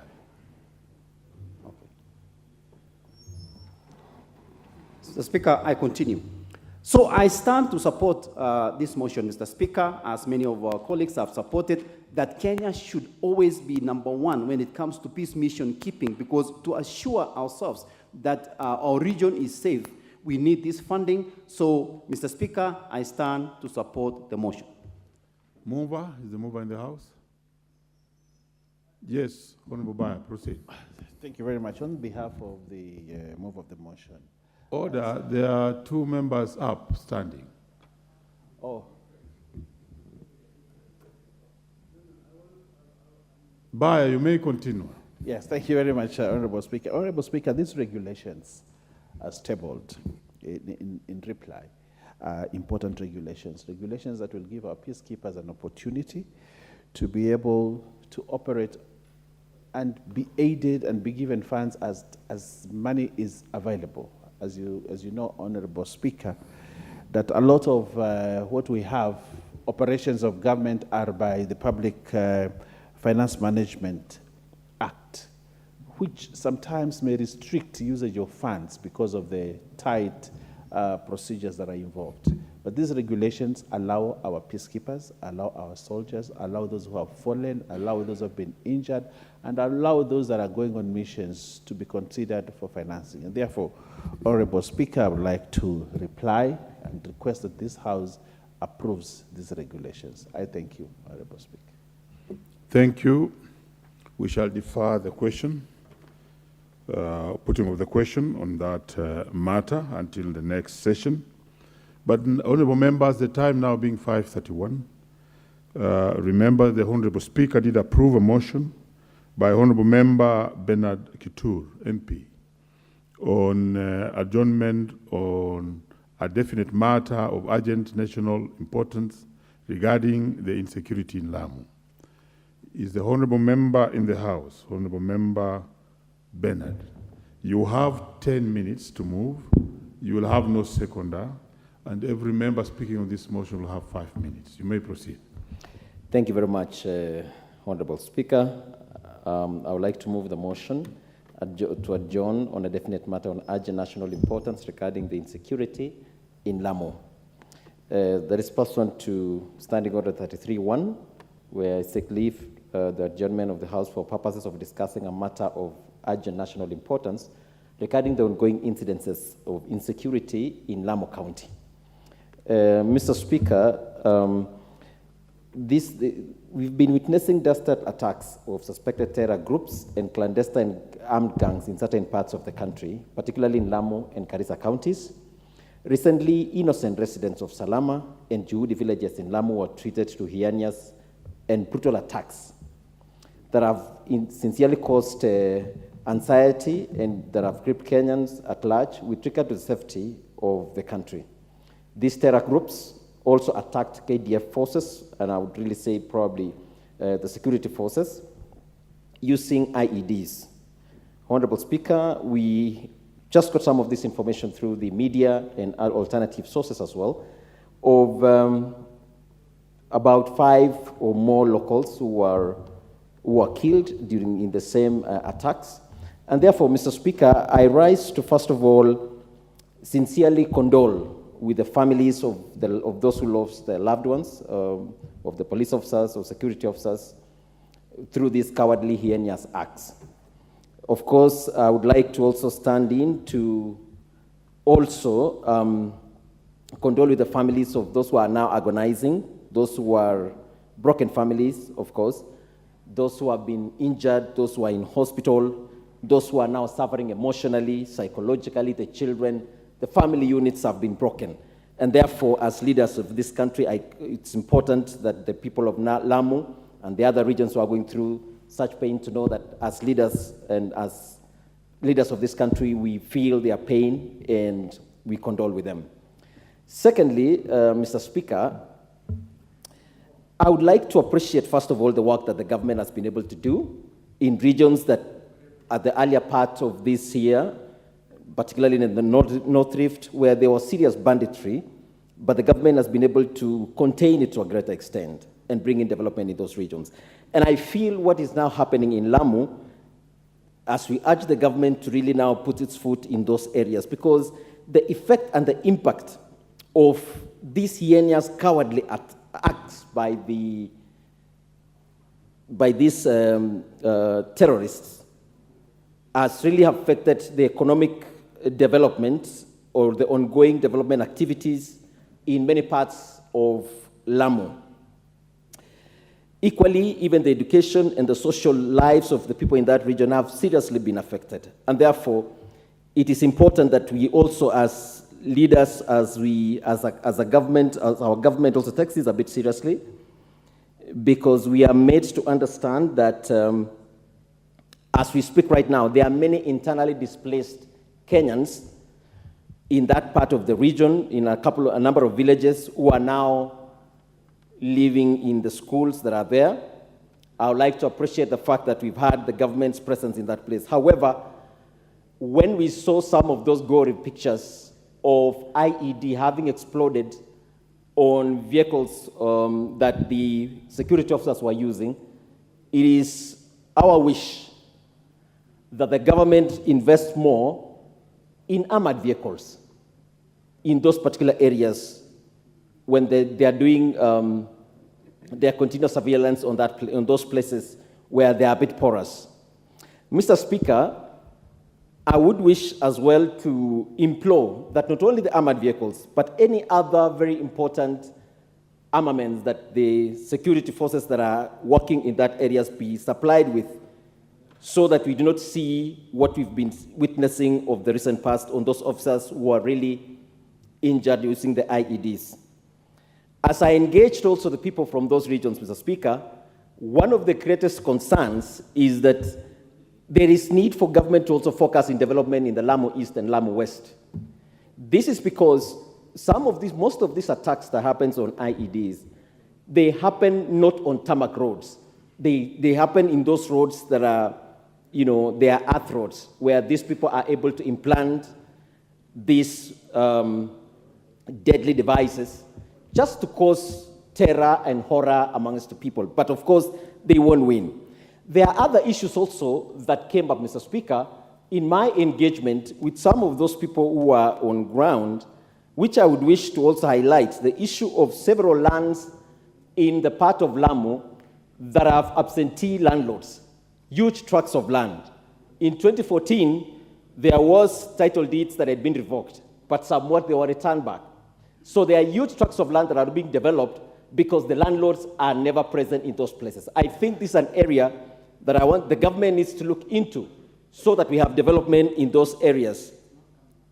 Lastly, or as I continue, Mr. Speaker, there is the need for government to also bring into those places the NPRs, the police reservists, to train locals in those places to be able to protect themselves so that we are safe from the response by government when they have immediate attacks. The locals are able to protect themselves when they are faced with such unexpected attacks as has been happening of recent. Mr. Speaker, as well, there is need for collaborative efforts amongst the leaders as well from that region in Lamu, so that as they work together with the local leadership in that area, they should be able to manage. Because sometimes you see the differences that happens amongst leadership, and I would like to quote Martin Luther King once said, as I invoke his powerful words, when he says, "We must live together as brothers or perish together as fools. And in the end, we will remember not the words of our enemies, but the silence of our friends." In that regard, I would like to implore the leaders who are in Lamu to come together with the security agencies so that we do not have leaders they're having push and pull instead of facing this one enemy that has come to create and destabilize the communities in that part of the region. Therefore, as I will be coming to an end in this, giving my last view on this matter, there is also the need that the locals in that place have been talking about the land demarcation. It has been long overdue, probably part of the things that they are facing right now. I want to also implore the government to support the internally displaced people who are now grouped themselves in schools and provide them with the basic needs and support them. It is very sad that now we have in this country, because of this Yenias Act that happened recently, that now locals are losing a lot because they cannot be able to go to their farms. They go to their farms during the day, they go back home, they go back to the schools where they are in together as villages, taking shelter in institutions that are there. And you find that at night, they claim that animals who are not being now tended go to their farms and destroy their livelihoods. In the bottom line, Mr. Speaker, I want to castigate completely this cowardly act and encourage the government to move in speedily to protect the people in that region and have a bigger collaborative efforts amongst the security teams to be able to protect the people of Lamu, though through those porous borders that are in those places. The government has been able to handle this before. We had terrible attacks in the past. Currently, we've had a relatively long period where there have never been any attacks. But of recent, the insurgency of these puts all of us in a risk. Because when Lamu is in a risk, when Turkana is in a risk of facing terrorist attacks, when North Mandera is in a risk, we are all facing the same risk. And therefore, I want to encourage the government to move with speed, and we need to also get this flawless information as well from the government to all of us to be able to be guided on what is happening towards protecting the Kenyans who are in Lamu and, of course, Garissa and those regions. Last but not least, I want them to stand and, as a leader, stand together in solidarity with all the people of Lamu County, all those that have been affected, even those soldiers whose families have been affected through this Yenias Act, the pain they are going through. I want them to know, as leaders of this nation, we stand by them, we pray with them, but of course, we will face this enemy together as one people. We will overcome for sure, we must then, together as one people in this country, stand together to protect our country. Thank you very much, Mr. Speaker, for giving me the chance, and also that we can be able to ventilate together on this matter of national importance that is affecting all of us. And we are sure that as we work together as one country, we have been able to overcome several feats. In this one as well, we will surely overcome. Thank you very much, Mr. Speaker, sir. Very well. To have the first bite on this is Honorable Peter Salasia. Speaker, as I just want to also to contribute on the motion that the Honorable Member has brought here in front of us, in front of the House. And indeed, I just want to pass my condolence to the family of the young people who lost their lives there in solidarity in keeping peace for this country. And indeed, it's very painful because in most cases, the people that you will find being the victims of such attacks that happens are the young people, more so the people who have just joined the service, maybe not even more than 1 year. And I think it's very also high time that as a ministry, they must also have to give guidance that before they send our young people in those hostile areas, they have also to check on the experience and on how they can handle such a matter. Going to the point, it is also very high. This is because you have not been having such kind of attacks from the Al-Shabaab, but it's only recently when there was opening up, the discussion of opening up of the border between Kenya and Somali, that we have started again receiving such kind of attacks in this country. And I think this is the highest moment that even before the government takes the full charge in terms of opening the boundary between Kenya and Somali, to start considering whether it is right, is it right for the country to open up the boundary between Kenya and Somali. And I think if this one persists, it's very high that we have to close that boundary between Kenya and Somali so that we can protect this country until that time when Somali will start experiencing independence and having peace. But unless, if it's not happening like that, we must compel the government to rethink about their decision. Thank you, Speaker. The Honorable Geoffrey Ruku. Thank you, Mr. Speaker. The security of our nation is paramount. We thank the security forces, military and police, for the work they have done over the years and the work they have continued to do to protect the internal and external territorial sovereignty or territorial respect of our nation. Mr. Speaker, for the security forces, for them to do this, they require proper equipment and proper training. Proper equipment comes with the proper investment, which comes from our coffers, so that they can have this equipment as well as training also, Mr. Speaker, will also be supported by all Kenyans through the coffers or the taxes which we pay as Kenyans. Any country or any nation where security is not properly taken care of, that country or that nation, Mr. Speaker, will sink, and the nations or the residents of that country will have a lot of problem. And we have seen this within our neighbors. Some of our neighbors, and I don't want to mention the names, have experienced problems from 1990s, 80s up to now because of the failure of security. Whatever has happened in Lamu, in the coast, a few days ago, is something which needs to be looked at, and I am sure we have competent security people who must be working seriously at the moment to ensure that is done.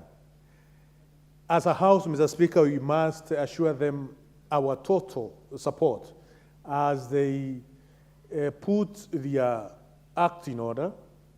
I know this country has invested in armored vehicles, and some of these areas, let's ensure the soldiers, the police officers, the paramilitary, the people trained to handle this kind of security situation, are properly given the tools which can be able to protect the security officers. Armored vehicles which we have, let them be deployed in some of these areas. We saw the vehicle which those security officers were using. It was not really an armored vehicle. Let's encourage the managers of our security sector to explore ways of ensuring these areas are manned by armored vehicles. We know they are there. The government has invested this in the past. Let them be deployed in the most appropriate way. Mr. Speaker, I sit in the Committee of Delegated Registration, which have just forwarded the funding of military, though that agenda has been deliberated, is that we have to do all what it takes. The military which is within our borders and that is outside of our borders must be supported. But at the same time, we must ask ourselves a question. Are we getting value for money? We have seen other military in the other parts of the world, what they do. We also want to encourage the generals which we have in our barracks today, that this country has a lot to take care of. The resources, they're not only going to come from the internal resources, we must also exploit other external resources within our region. This investment, Mr. Speaker, cannot just be investment in fame. Why do we need to spend money to have our forces in Eastern Congo? Why do we need to invest money to have our forces in Somalia? That investment must yield returns, and it's upon the generals we have to come up with the strategies on how our investment can yield return through the security they are offering in across the boundaries. I thank you, Mr. Speaker, and I support this special motion. Thank you. Very well. The Honorable Gabriel Tongoyo, Chair Security. Thank you, Mr. Speaker, for giving me this opportunity to add my voice to this very important motion.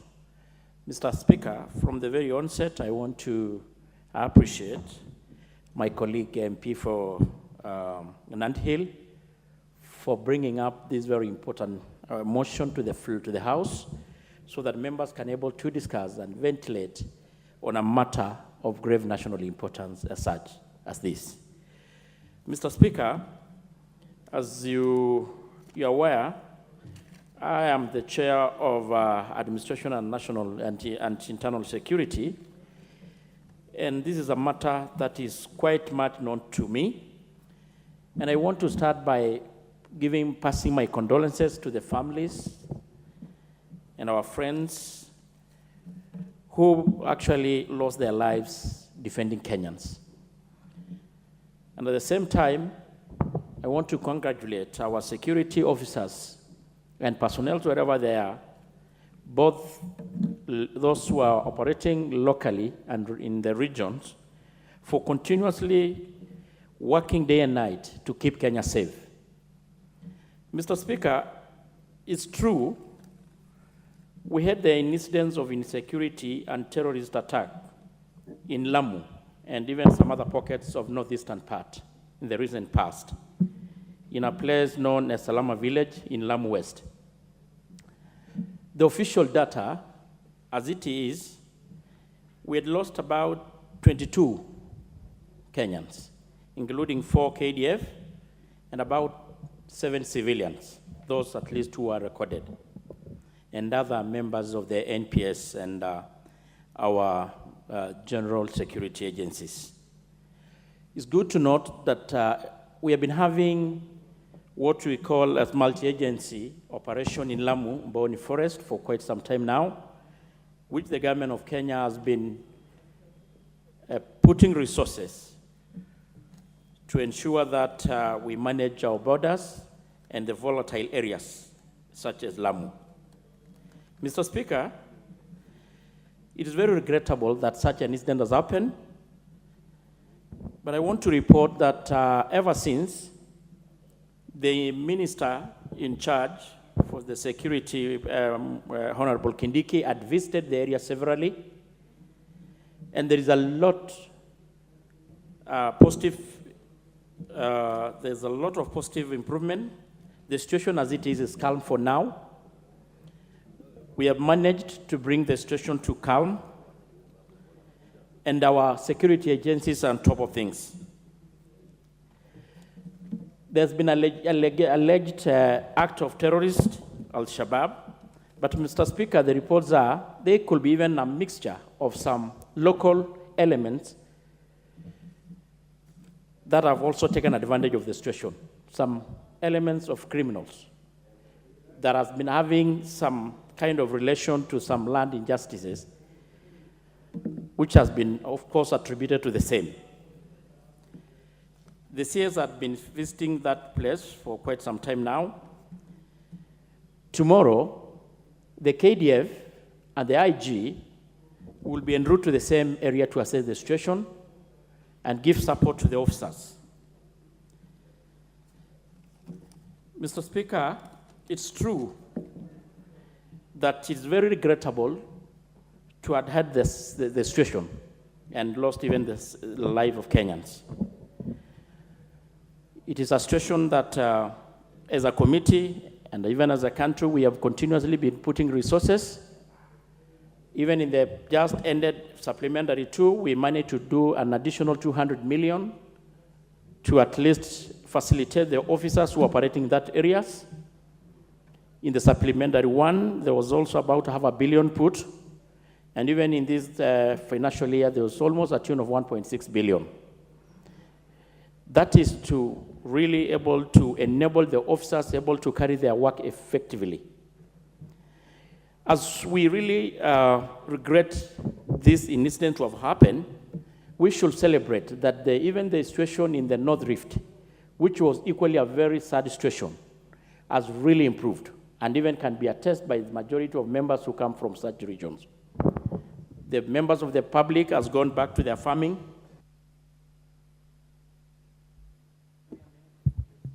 Give Chair 1 minute.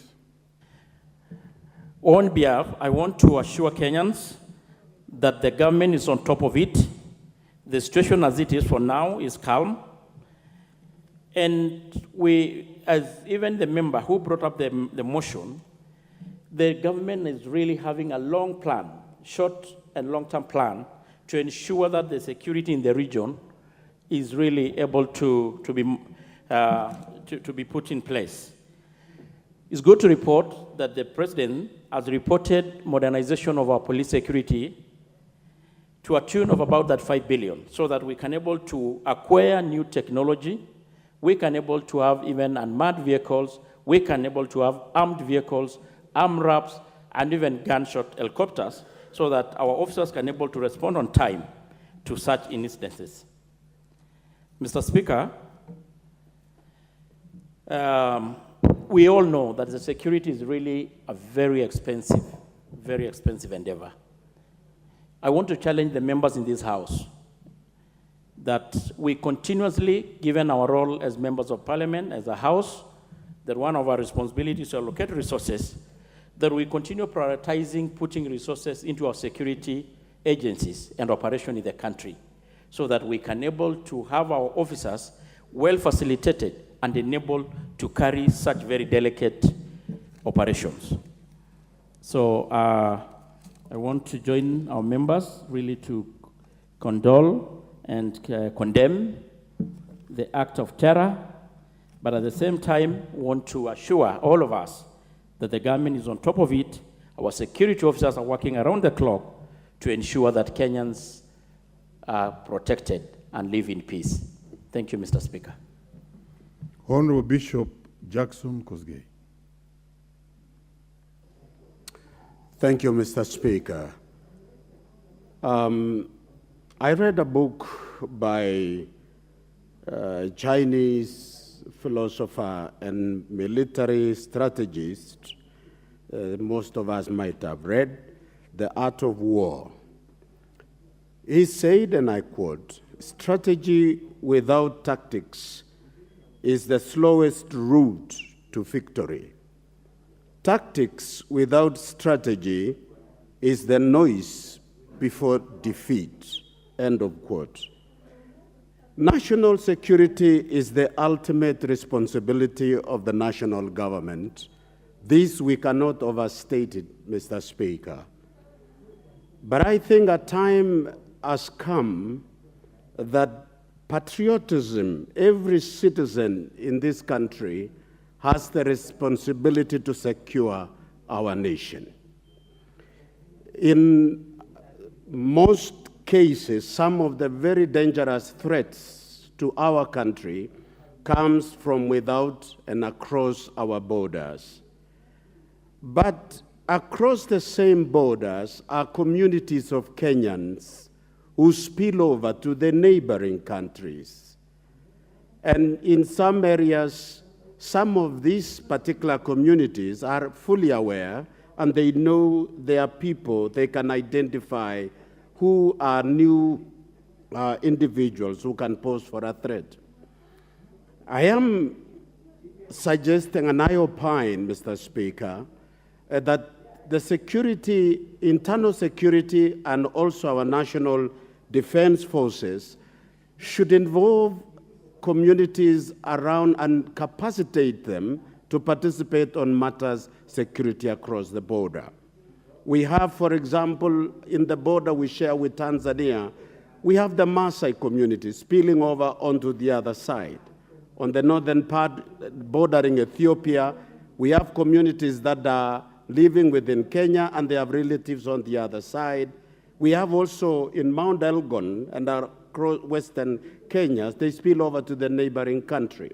One of the issues that have been coming up most of the time is that there has been a cooperation between the citizen and the agencies of security. I wish, as we condole with the families that have lost their loved ones because of these attacks, that we remind ourselves that we need to revisit our strategy and employ better tactics as we manage insecurity in this country. We know Kenya is a free and warm country in terms of relationship and welcoming in the region. I think it is time, Mr. Speaker, that we take a moment and take the issue of security more seriously in order to secure our borders and our communities in this country. Thank you, Mr. Speaker. Honorable Nyomi Wako.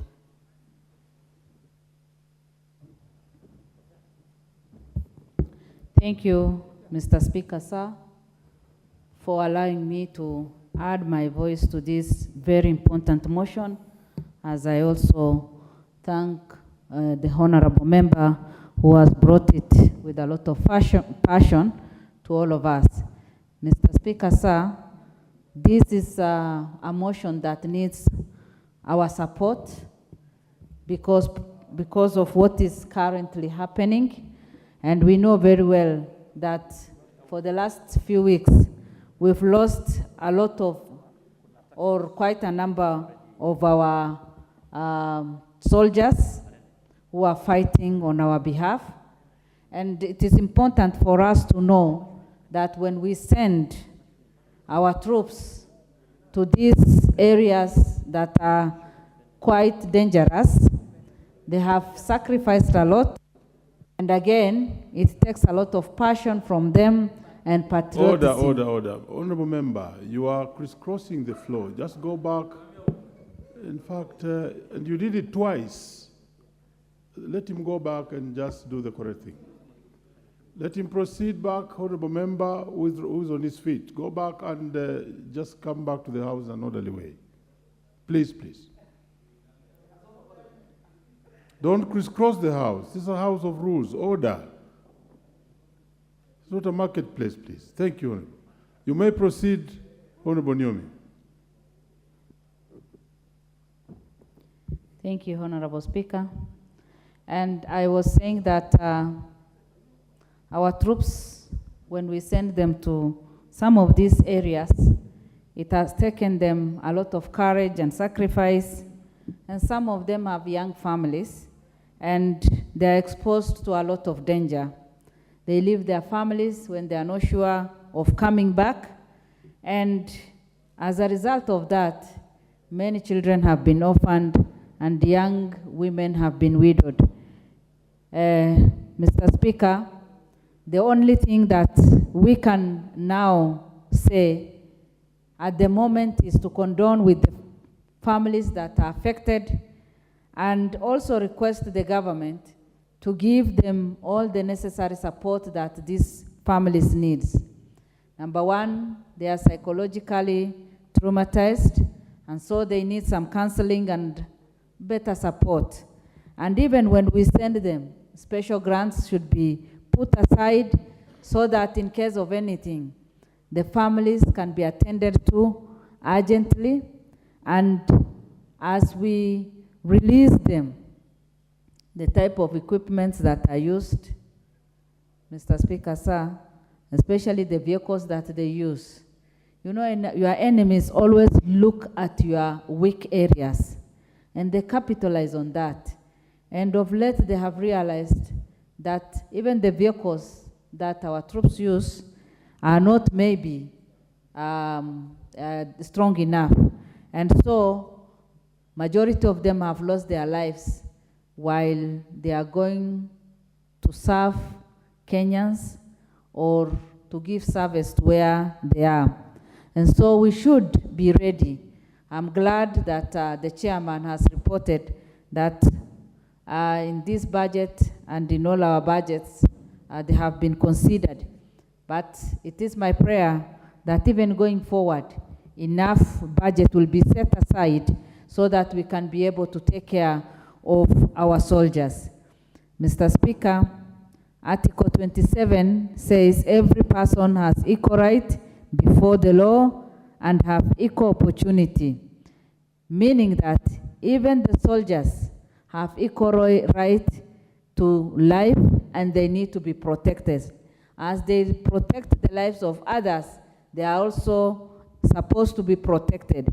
And that is the responsibility of our government, and it is high time that Kenyans change their tactics and see how best we can protect our troops within and without the country.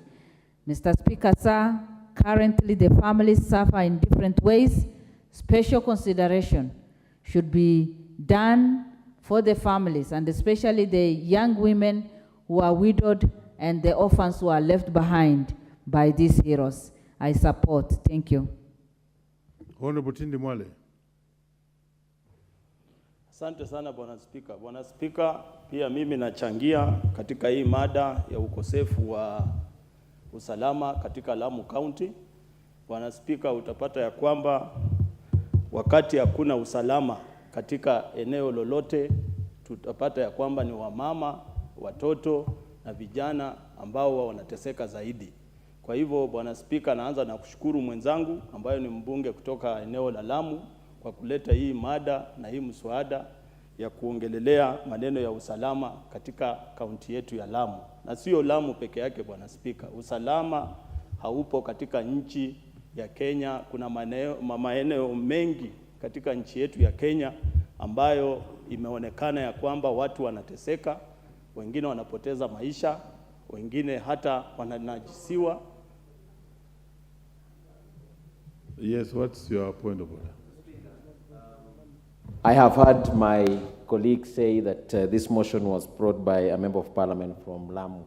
I think it needs to be corrected that I'm not a member of parliament from Lamu. I'm the member of parliament from Nandi Hills. So, yes, so. You may proceed, Honorable Tindi. Nilimaanisha Nandi, ni vile yeye alisikia Lamu. Sorry, lakini sasa nimerudia, ni mbunge kutoka Nandi County. Asante sana kwa kurekebisha haya. Bwana Spika, nikiendelea utapata ya kwamba kwa sisi kupata ya kwamba uchumi unaendelea katika nchi yetu ya Kenya, lazima tuimarishe maneno ya usalama, kwa sababu usalama kama haupo, hata shule wanafunzi hawawezi enda, wanabiashara hawezi fanya biashara. Utapata mambo mengi yanazungukwa na usalama ambao unafaa uzingatiwe na serikali. Bwana Spika, utapata tuko na vifaa katika idara yetu ya polisi, tuko na vifaa katika idara yetu ya jeshi.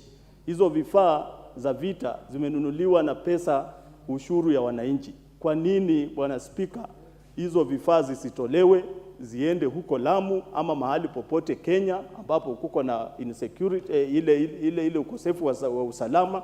Hizo vifaa zitumike kulinda hao wananchi ambao wanalipa ushuru. Bwana Spika, Bwana Spika, tuko na wanajeshi wa Kenya ambao wamepelekwa kulinda huko Kongo. Tumeona juzi kwa vyombo za habari, serikali ya Kongo ambayo inaongozwa na Rais Tshisekedi hawataki hao wanajeshi wakuwe huko Kongo. Mbona usirudishe wanajeshi wa Kenya tuwatume hapa Lamu walinde wananchi wa Kenya na watulindie usalama? Kwa hivyo, Bwana Spika, mimi naunga mkono ya kwamba usalama katika kaunti ya Lamu uzingatiwe, na mahali popote ambapo hakuna usalama katika nchi yetu ya Kenya iangaliwe ya kwamba usalama unanawiri, na pia wananchi waishi wakijua kwamba tuko na vijana wetu, tuko na wanajeshi na polisi ambao wamepewa ile itikadi ya kulinda maisha na vifaa na kila kitu ambayo iko katika nchi yetu ya Kenya. Kwa hayo machache, Bwana Spika, mimi naunga mkono hiyo mswada. Asante sana. Very well. The Honorable Member for Wajir South, Mohammed Ado. Thank you very much, Mr. Speaker, for this opportunity. From the onset, I would like to send my heartfelt condolences to the families of our gallant soldiers who died while defending our land. This menace of Al-Shabaab, the armed groups that are wreaking havoc not just in Lamu, but also in northeastern Kenya, where we've seen attacks in Mandera, Wajir, and Garissa counties in the past few weeks.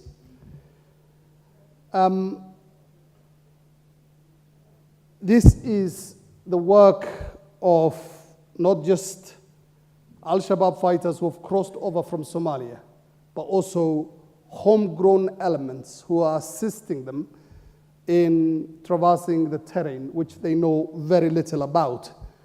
And there's a need for concerted effort by not just the government, but also from the public to fight these people once and for all. Because if they get a foothold in our country, we are going to see much more brazen attacks that are going to jeopardize the peace and security that we so much cherish in this country. And Mr. Speaker, we are sitting on a ticking time bomb when you look at the thousands of young people in those marginal areas where this group is now operating in. Talking about places like Lamu, Mandera, Garissa, Wajir. And their target is to recruit as many of our young people as possible in their campaign of violence. And if we don't do something about that, then it is going to be to our detriment. And Mr. Speaker, so far, we've had the National Police Reservists at the forefront of defending this country. There are people who've been chosen because of their knowledge of the terrain and the people and the language. And while some of them have been armed, others have not been armed, which makes them like sitting ducks when it comes to fighting this group effectively. And there is a need to remunerate them better than they are right now, because we've seen, and particularly in my constituency, whenever they receive their remuneration, sometimes it passes 3 months before they are given their dues, they get deductions from senior police officers, and that is unacceptable. We need to give them proper uniform, proper training, and properly remunerate them so that they form the first line of defense to ensure that we do not get these attacks going forward. And Mr. Speaker, no amount of conventional warfare will work against this group. In the course of doing journalism over the past 25 years, I've covered groups like Boko Haram, Al-Shabaab, Al-Qaeda in the Islamic Maghreb. And these people are not only smooth and far-reaching, but also very difficult to detect. They make their entry even before their presence in a place is known. And we should not look at them like any other security threat. We are facing an existential threat, Mr. Speaker.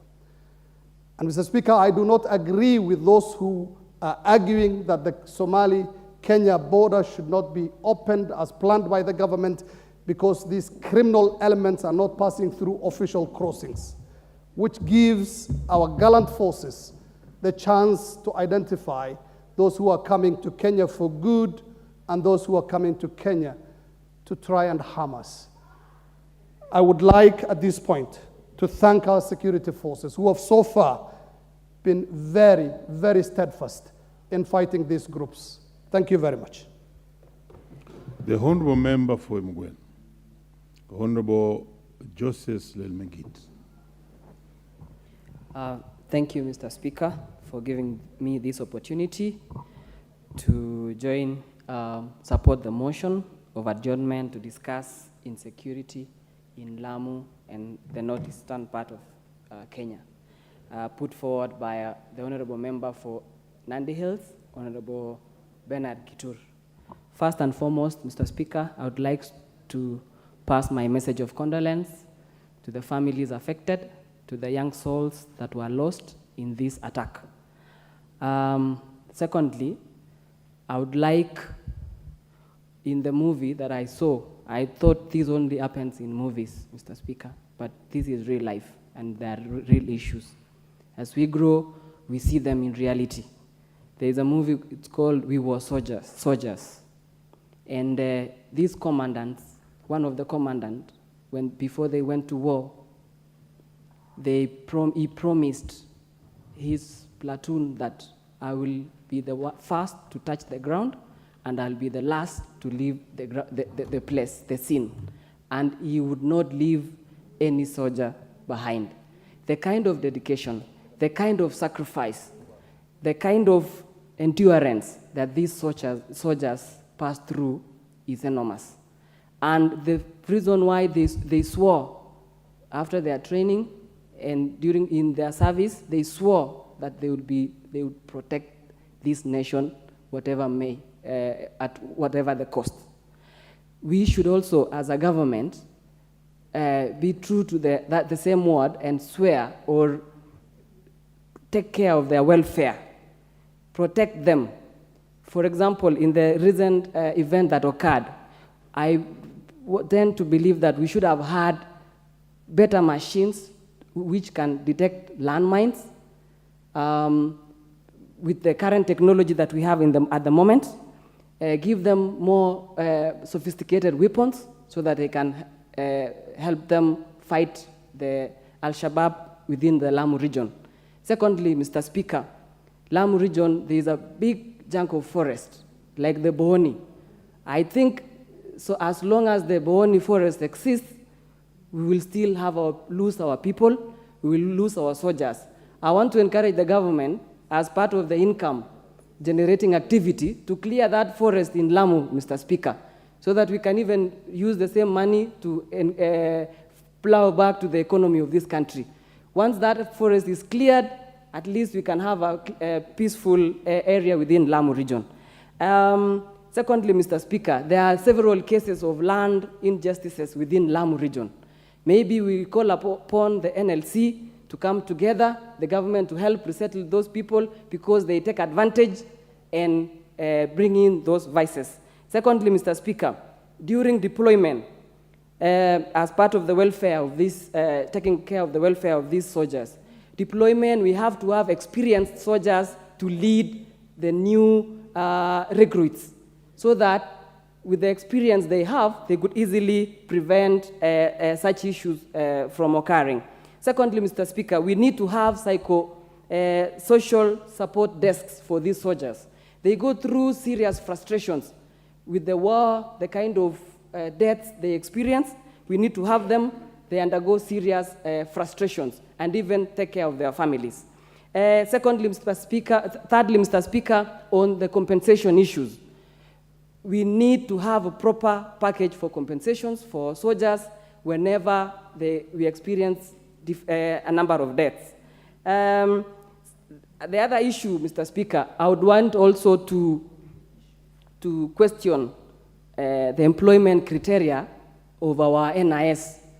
Every time NIS has been accused, allegedly, for employing children from rich families. How can you send rich kids to do the security issues? They can't stay at night protecting the poor people. So I would want to encourage and advise so that next time they follow the right procedures in employing these security forces for intelligence reasons. Thank you, Mr. Speaker. I support. Very well. Next to speak on this is the Honorable Yusuf Mohammed. Thank you, Mr. Speaker, for giving me this opportunity to contribute to this motion. This issue today is a weighty issue, an issue that we need to discuss seriously. Al-Shabaab has been with us. We know the damage it caused to this country.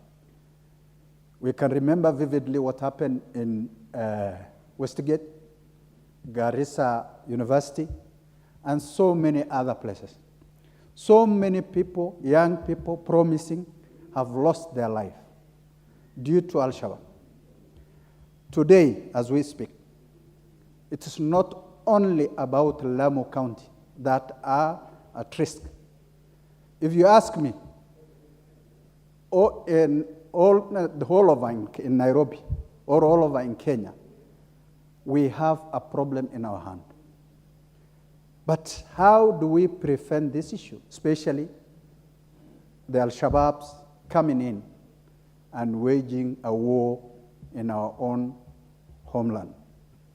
What we need to do is the following.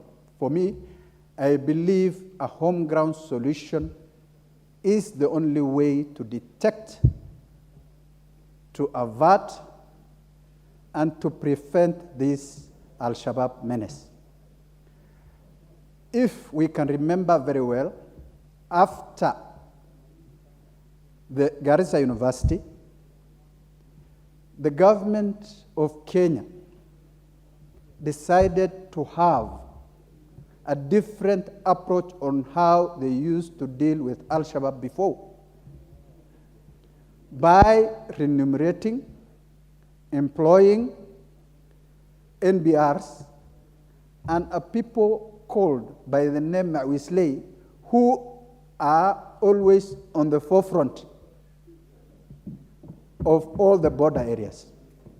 These people were initially being remunerated well, paid well, but I don't know what happened recently. Things changed. Those people decided to leave those areas. And we are experiencing Al-Shabaab menace all over. In Mandera, in Wajir, in Garissa, in Lamu, and who knows where next. I want us to visualize and think of what happened during those times. Are we ready for the tragedies that happened during those times? No. If no, what this government needs to do is to remunerate, motivate, first the first line of defense, which are NPRs, to the special forces who are doing also great job in our borders. The special forces initially were given extra allowances. But for the last 10 months, those allowances were not paid, according to the information we have from the ground. So what comes out of that? Exit from the security side. If a person is not motivated, a person who is defending you, who is defending this country, who is sleeping outside every night because only to defend and secure this country is not motivated well, then you can imagine what else can we invest in this country. Security should have been the first thing. For a country to be secure, you must invest in the security agencies. You must invest in all other that comes with it. So as we must have a secure border.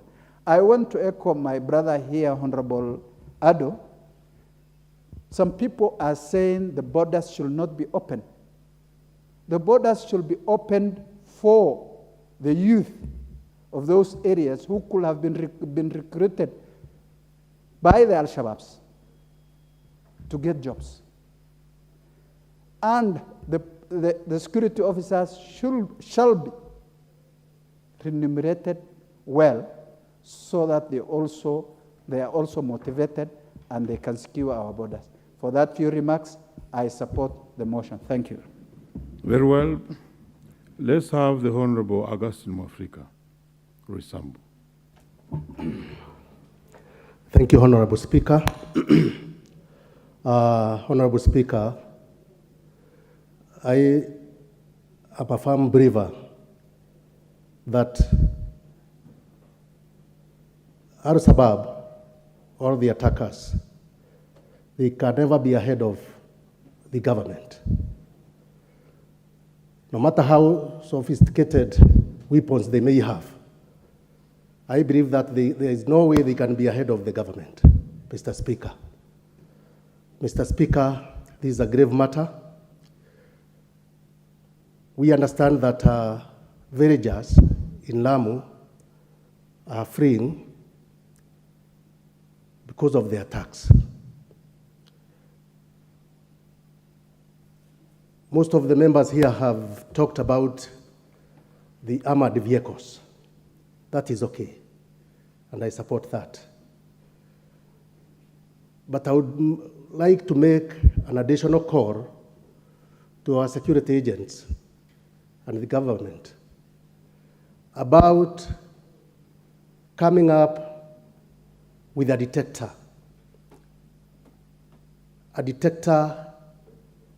of the weapons they are using, the IEDs, because there are two common ways. The tactics they are using, I have identified to be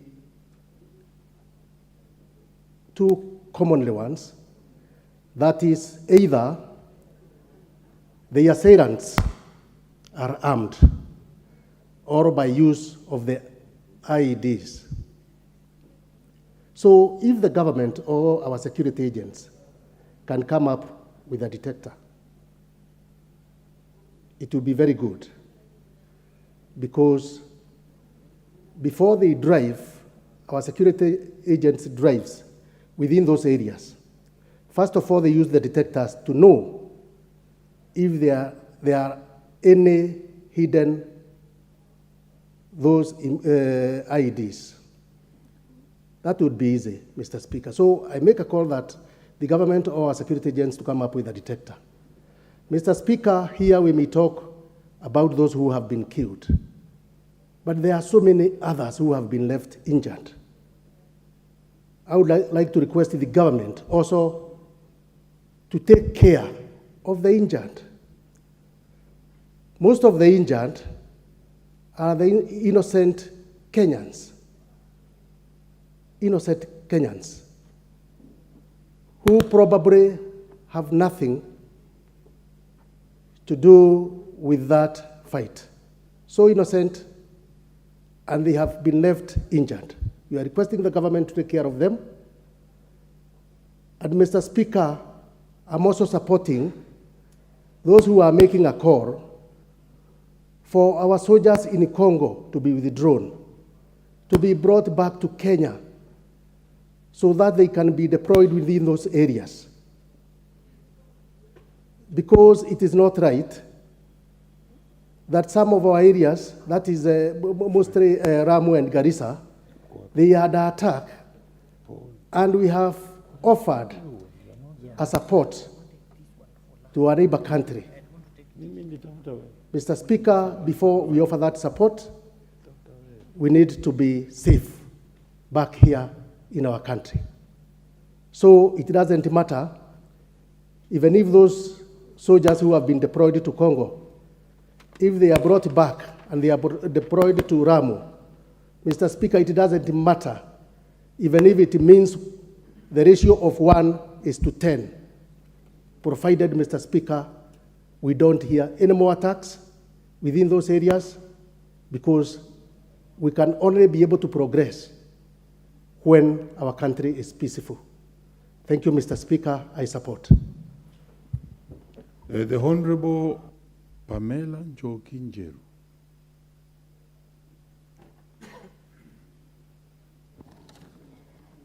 Thank you, Honorable Speaker, for this opportunity. Honorable Speaker, as much as we thank the government for the credible job being done matter security in our nation, I wish to reiterate that our security should not be compromised whatsoever. Honorable Speaker, as a member of Embu County and the Embu County Women Representative, and on behalf of the Embu community, I wish to convey my sincere condolences to the community of Lamu following the recent attacks that has led to loss of lives. Pamela Njoki-Njeru, as much as possible, speak on this matter. Don't read a speech. Yes, Proceed. Sir. Thank you, Speaker. Honorable Speaker, I was in the line of giving my condolences on behalf of the Embu community following the recent attacks. Honorable Speaker, during the recent attacks in Lamu by the suspected gangs and terror attacks that has led to loss of lives and people being homeless and a lot of pain from women to children, Honorable Speaker, I wish to state that it is the high time the government equipped the KDF forces and other security agencies with the best machineries and ammunitions available so that indeed our country can remain safe. Honorable Speaker, the school-going children are expected to go back from midterm next week, from 3rd of July, and already in the areas of Lamu, we already know that they don't have anywhere to stay, they cannot go back to school. Honorable Speaker, I wish to state that the government should work and act in speed so that at least this matter can be resolved as fast as it can be done. In Salama and Juhud villages, we have had reports of loss of lives and even people who have already been pained enough and have been left homeless. Honorable Speaker, I wish to state that the government should move in as much as possible with a lot of speed and ensure that we, the people of Kenya, the people of Lamu, can stay in peace. As I conclude, Honorable Speaker, I wish to state that the government should explore the strategy of winners. Honorable Speaker, when exploring the secret of winners by the government should know that the life's strategy matters most in the approach to circumstances and situations for us to be a winner or a champion. Honorable Speaker, the government needs to stay in the mood of lions. The mood of lions is the mood for winners. Honorable Speaker, I support. Thank you. The Honorable Joseph Oyula Butula. Thank you, Mr. Speaker, for giving me this opportunity to also add my voice to these insecurity issues. Mr. Speaker, may I start by sending my condolences to the families of the young officers who were killed in the recent attack in Lamu. Mr. Speaker, in fact, one of the officers who passed on comes from my constituency. He was a young officer who was just around 25 years of age, and we just lost him through this terrorism. Mr. Speaker, it's a high time that the government came up with a way of wiping out this insecurity in these areas. Lamu was once a good place to visit, but these days, Lamu has deteriorated alongside Mandera, Garissa, Wajir. Mr. Speaker, this having happened through landmines, I want to support what one honorable member said, that there should be a detector. Whenever these vehicles carrying soldiers are ahead, there should be a vehicle that can identify or detect some of these landmines, which end up harming our young officers. Mr. Speaker, the time is ripe now for the government to take decisive action to make sure that we do not lose many officers as it has been in the past. Mr. Speaker, I want to support this motion, and I will urge the government to take it seriously to ensure that in future our armed officers are properly taken care of. Mr. Speaker, having said that, I would also want to ask the government to move very fast in releasing compensation to the families of the deceased.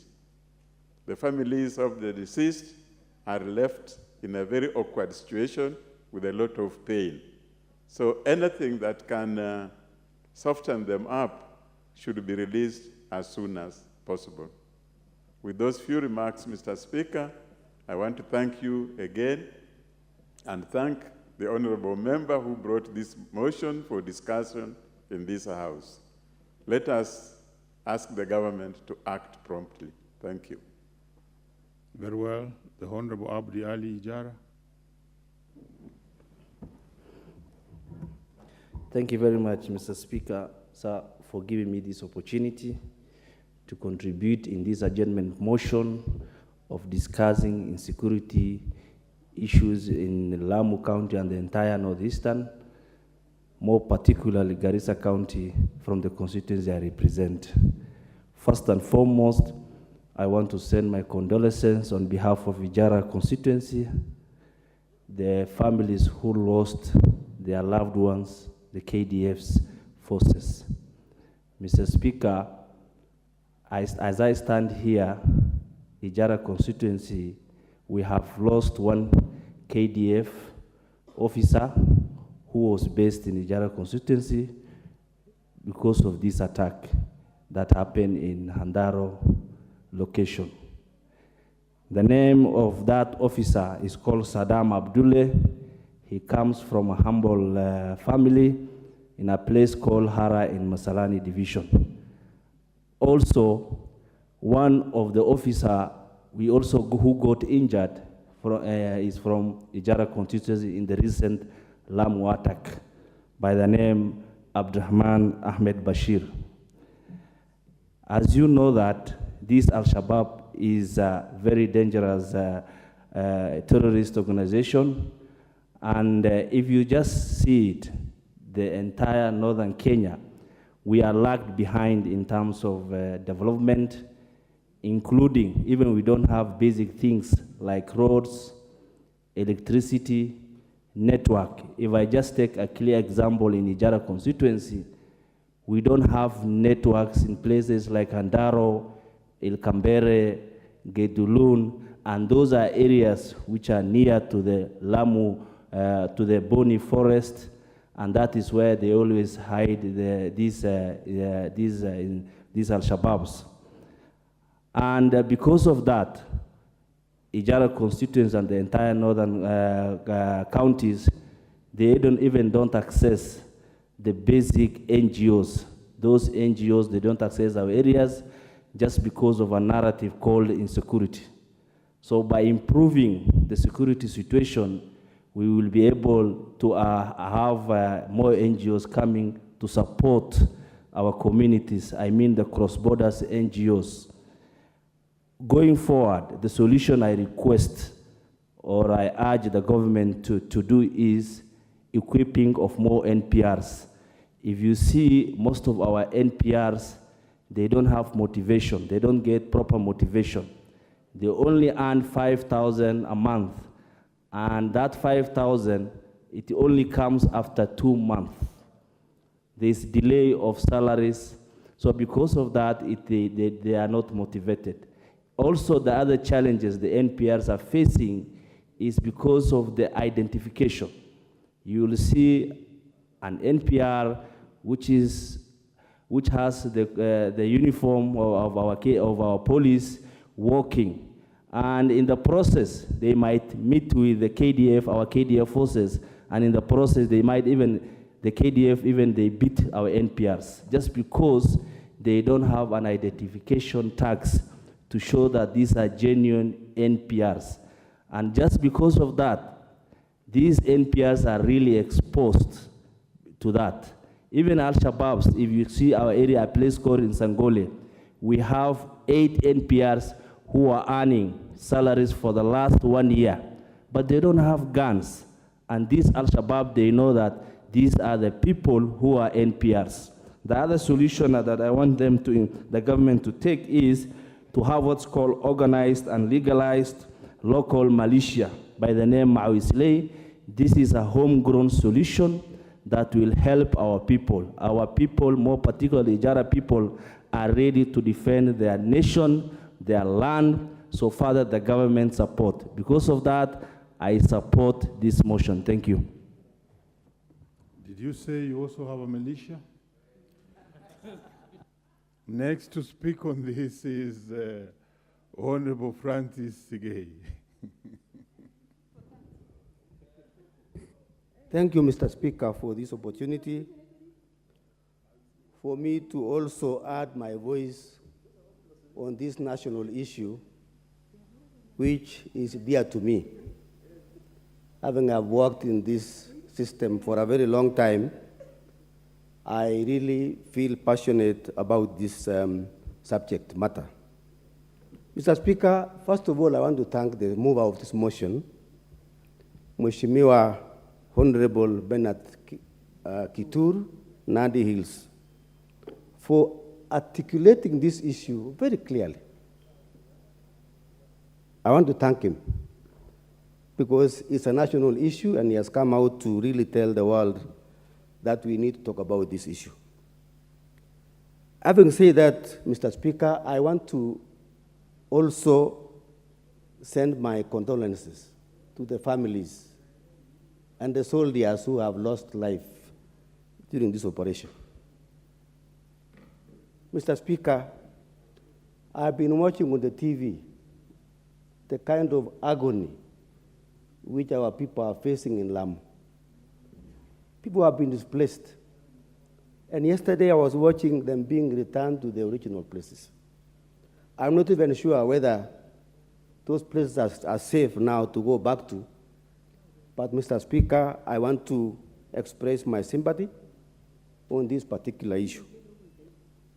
Mr. Speaker, I am a member of our National Administration and Internal Security, and I want to support my chairman. And Mr. Speaker, if my chairman has spoken on several issues, I really wouldn't like to go through what he has said. But I want to support him, that we in the committee are really supporting our security forces. And in the recent budgetary process, we were able to enhance their finances. Mr. Speaker, but I want to speak here today as a member of Soti constituency. Mr. Speaker, on Saturday, we buried a young man who was working with KDF by name Justus Kipkorir To, a very young soul. And Mr. Speaker, it was a very sad moment to have lost this young man who left a widow, a very young widow. And Mr. Chairman, Mr. Speaker, I would like to support whatever my colleagues have said, that we need to look at the compensation to these lost souls. Mr. Speaker, a lot of issues came out during that funeral. One, and which people are asking me, and I want to say this, is about the criteria which the system use to identify officers who are going to this battlefront. This young man, Mr. Speaker, only joined the service in 2021. And Mr. Speaker, people are expressing their doubts whether these people are experienced enough to go and be in the forefront. People are also asking me hard questions. One was about the kind of living conditions in which our officers are living. And Mr. Speaker, we are going to discuss this in our committee. As a member of the committee, I would like to discuss this issue. But Mr. Speaker, I want to mention one person who has done a very good job in this government. And this is the CS Administration and National Security, Professor Kindiki Kindure. I'm happy, Mr. Speaker, that he has been able to stop the wanton destruction of lives in the North Rift, and that we are now reporting peaceful areas of the Rift Valley, the northern part of our country. And I want to thank him for doing this. We also I want to say that we in the committee are advocating also for modernization of whatever equipment our officers are using. And very well, you have had your bite, and I want to encourage the members to be as brief as possible to allow all the members have a bite on this. Let's have Honorable Dido Raso. Thank you very much, Honorable Speaker. Honorable Speaker, on onset, I want to thank Honorable Bernard from Nandi Hills for this special motion. Honorable Speaker, some of our colleagues are saying, let us return forces from the African Union mission in Congo, in Somalia, and all that. Those forces should remain where they are. Terrorism is the weapon of the weak against the strong. And the issue of planting IEDs, attacking isolated villages sporadically, is just showing the weakness of Al-Shabaab. Honorable Speaker, you may wish to know that Al-Shabaab is being chased out of Somalia. They are defeated, they are on the run. So as Kenya, we should not give them the sanctuary. So far, over the last 2 months, we have lost close to 21 persons, 10 KDF, 5 KPR, and 5 civilians. That is not a small number by any means. For that reason, I want to say that the Kenyan people, because terrorism is about targeting the people when they are vulnerable, and a good example is the attack on Garissa University in 2015. So for that reason, our people must rise up, particularly the people of the North. We should not just leave it to the security forces to handle these things. By providing intelligence to government, by volunteering where to picket, by actually putting more of our people, particularly those elders, those imams who can talk to the youth. The issue of Al-Shabaab actually rides on radicalization. So long as we don't address the issue of radicalization and people are helping this particular thing to thrive, then we may continue to face this menace. Honorable Speaker, I want to join Honorable Sigei saying that Professor Kindiki is doing a good job. What we want to ask the government, particularly on the side of mobility for our police, because we are seeing MRAPs being used, that is mine action vehicles, mine plated. We have APCs. I think we want to have more of that so that our soldiers are not on soft-skin land cruisers and lorries where they can easily be targeted with IEDs. There are those who are saying, let us use gadgets to pick out the IEDs. It may be quite difficult at this point in time. What is important is vigilance, a rapid changeover of our soldiers, so that those who have finished 6 months in those operational areas can be relieved, so that at every point in time, we have fresh boots on the ground.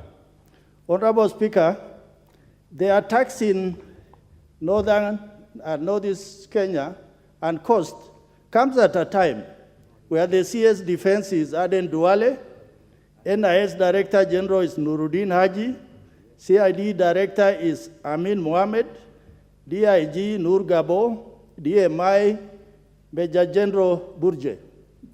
These are among the most qualified people who I think Al-Shabaab have made a big mistake that the people of the North, actually I think they are up to the task.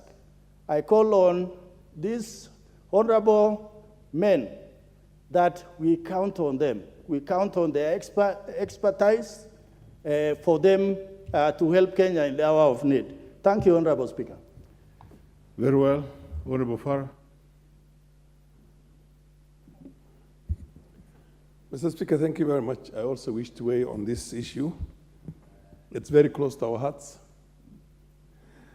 And we know the problem, those of us who come from the north and the contiguous districts of Lamu and Tana River.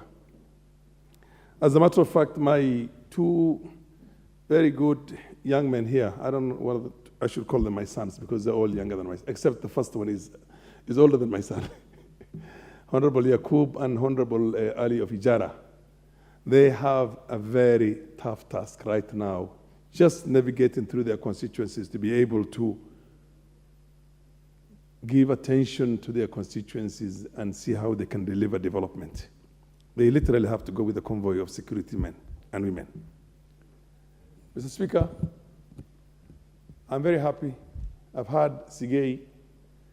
Sigei was a DC in Garissa when we were going through similar problems many years back in the 90s. And we did a fantastic job then. The manner in which you deal with these people has got to be very specialized, and Kala Russell will tell you that. You don't use a conventional force. When you say bring up back our forces, this is not numbers. They go in small numbers of 5, 4, 6, and they carry out these problems. They don't go in thousands. They don't face the forces in a frontal attack.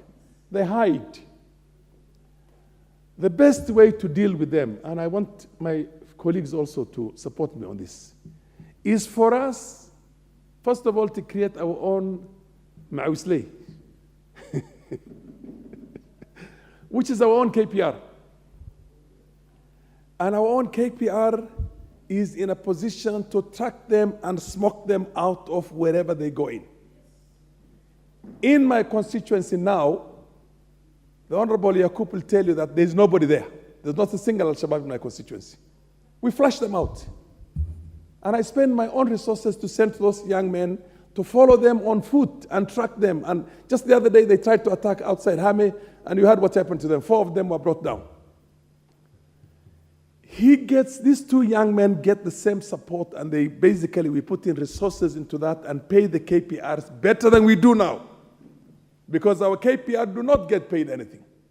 They get paid a very paltry 5,000 shillings a month, and that does not even come for 6 months, 7 months sometimes in a row.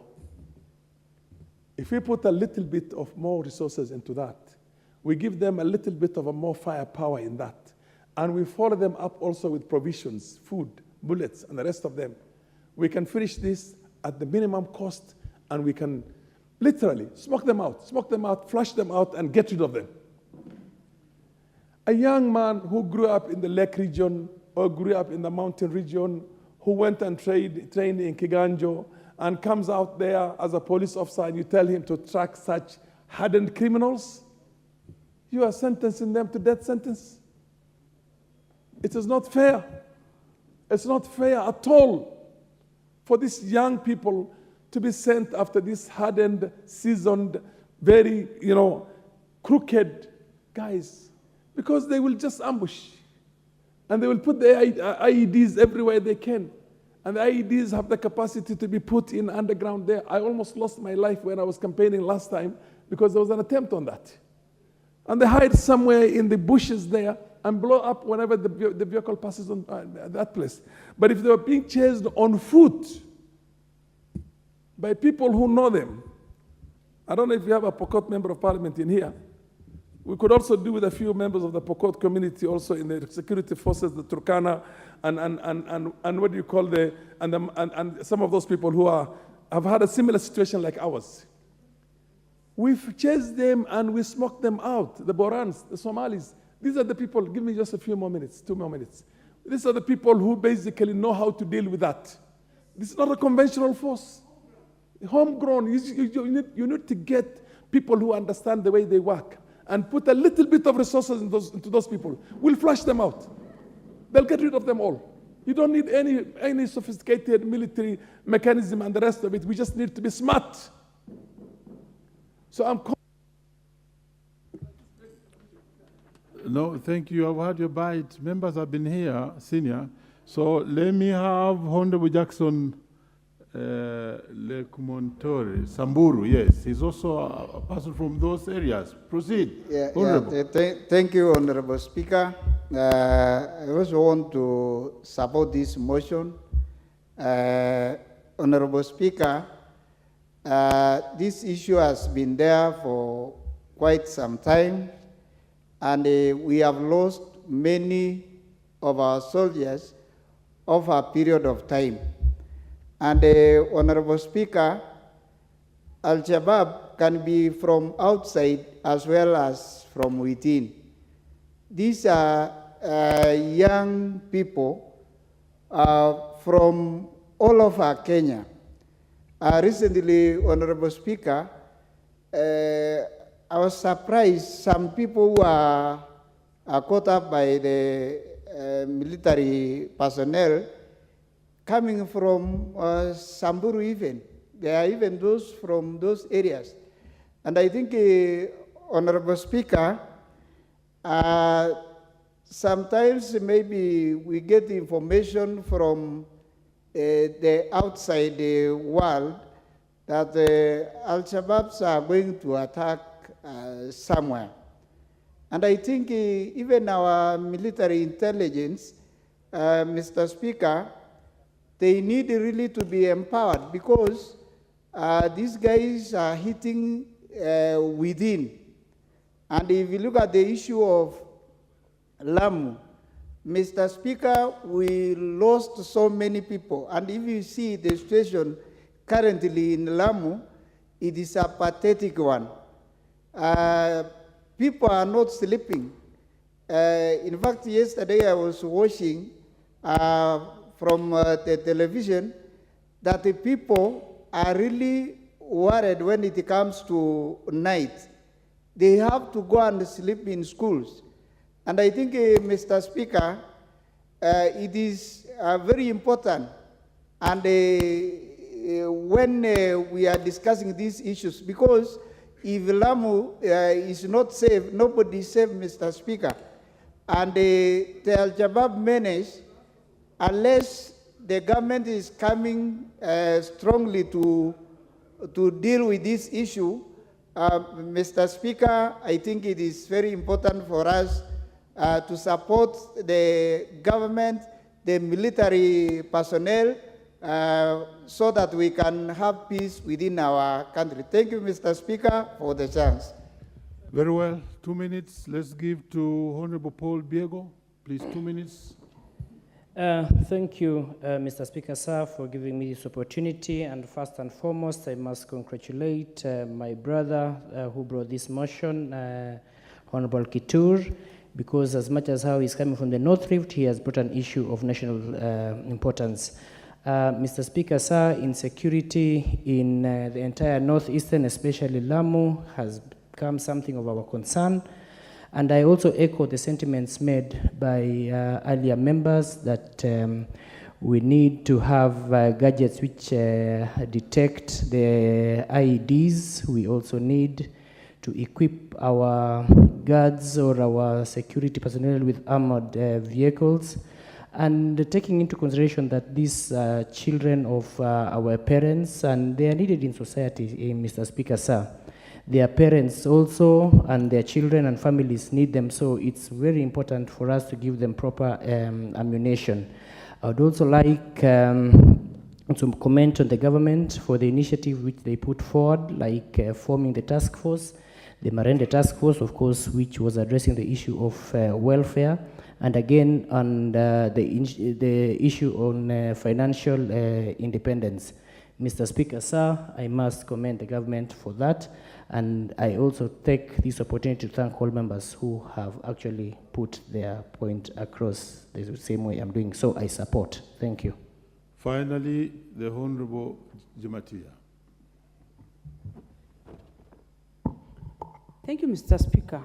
First of all, I want to join my fellow members who have spoken before me and give credit to the mover of the motion.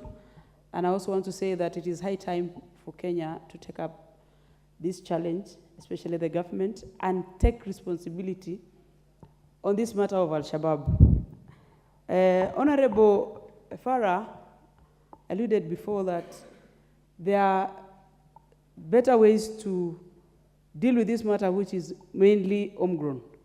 I want to say I have also been having the same problems from my home, Baringo, on issues of bandits, and it is very clear that when the community take up this matter, it is easily dealt with, and it can be, taken by force, because they understand these people. These are criminals that most likely grew in the same environment. And I want to also say, for our KDF, as much as they are doing a lot, we need to support them through the intelligence information and act as fast as possible to avert the terror attacks that they are always planning. Thank you, Mr. Speaker. The honorable members, let's be upstanding. And the time being 7:01 p.m., this House stands adjourned until Tuesday, 4th July 2023 at 2:30 p.m.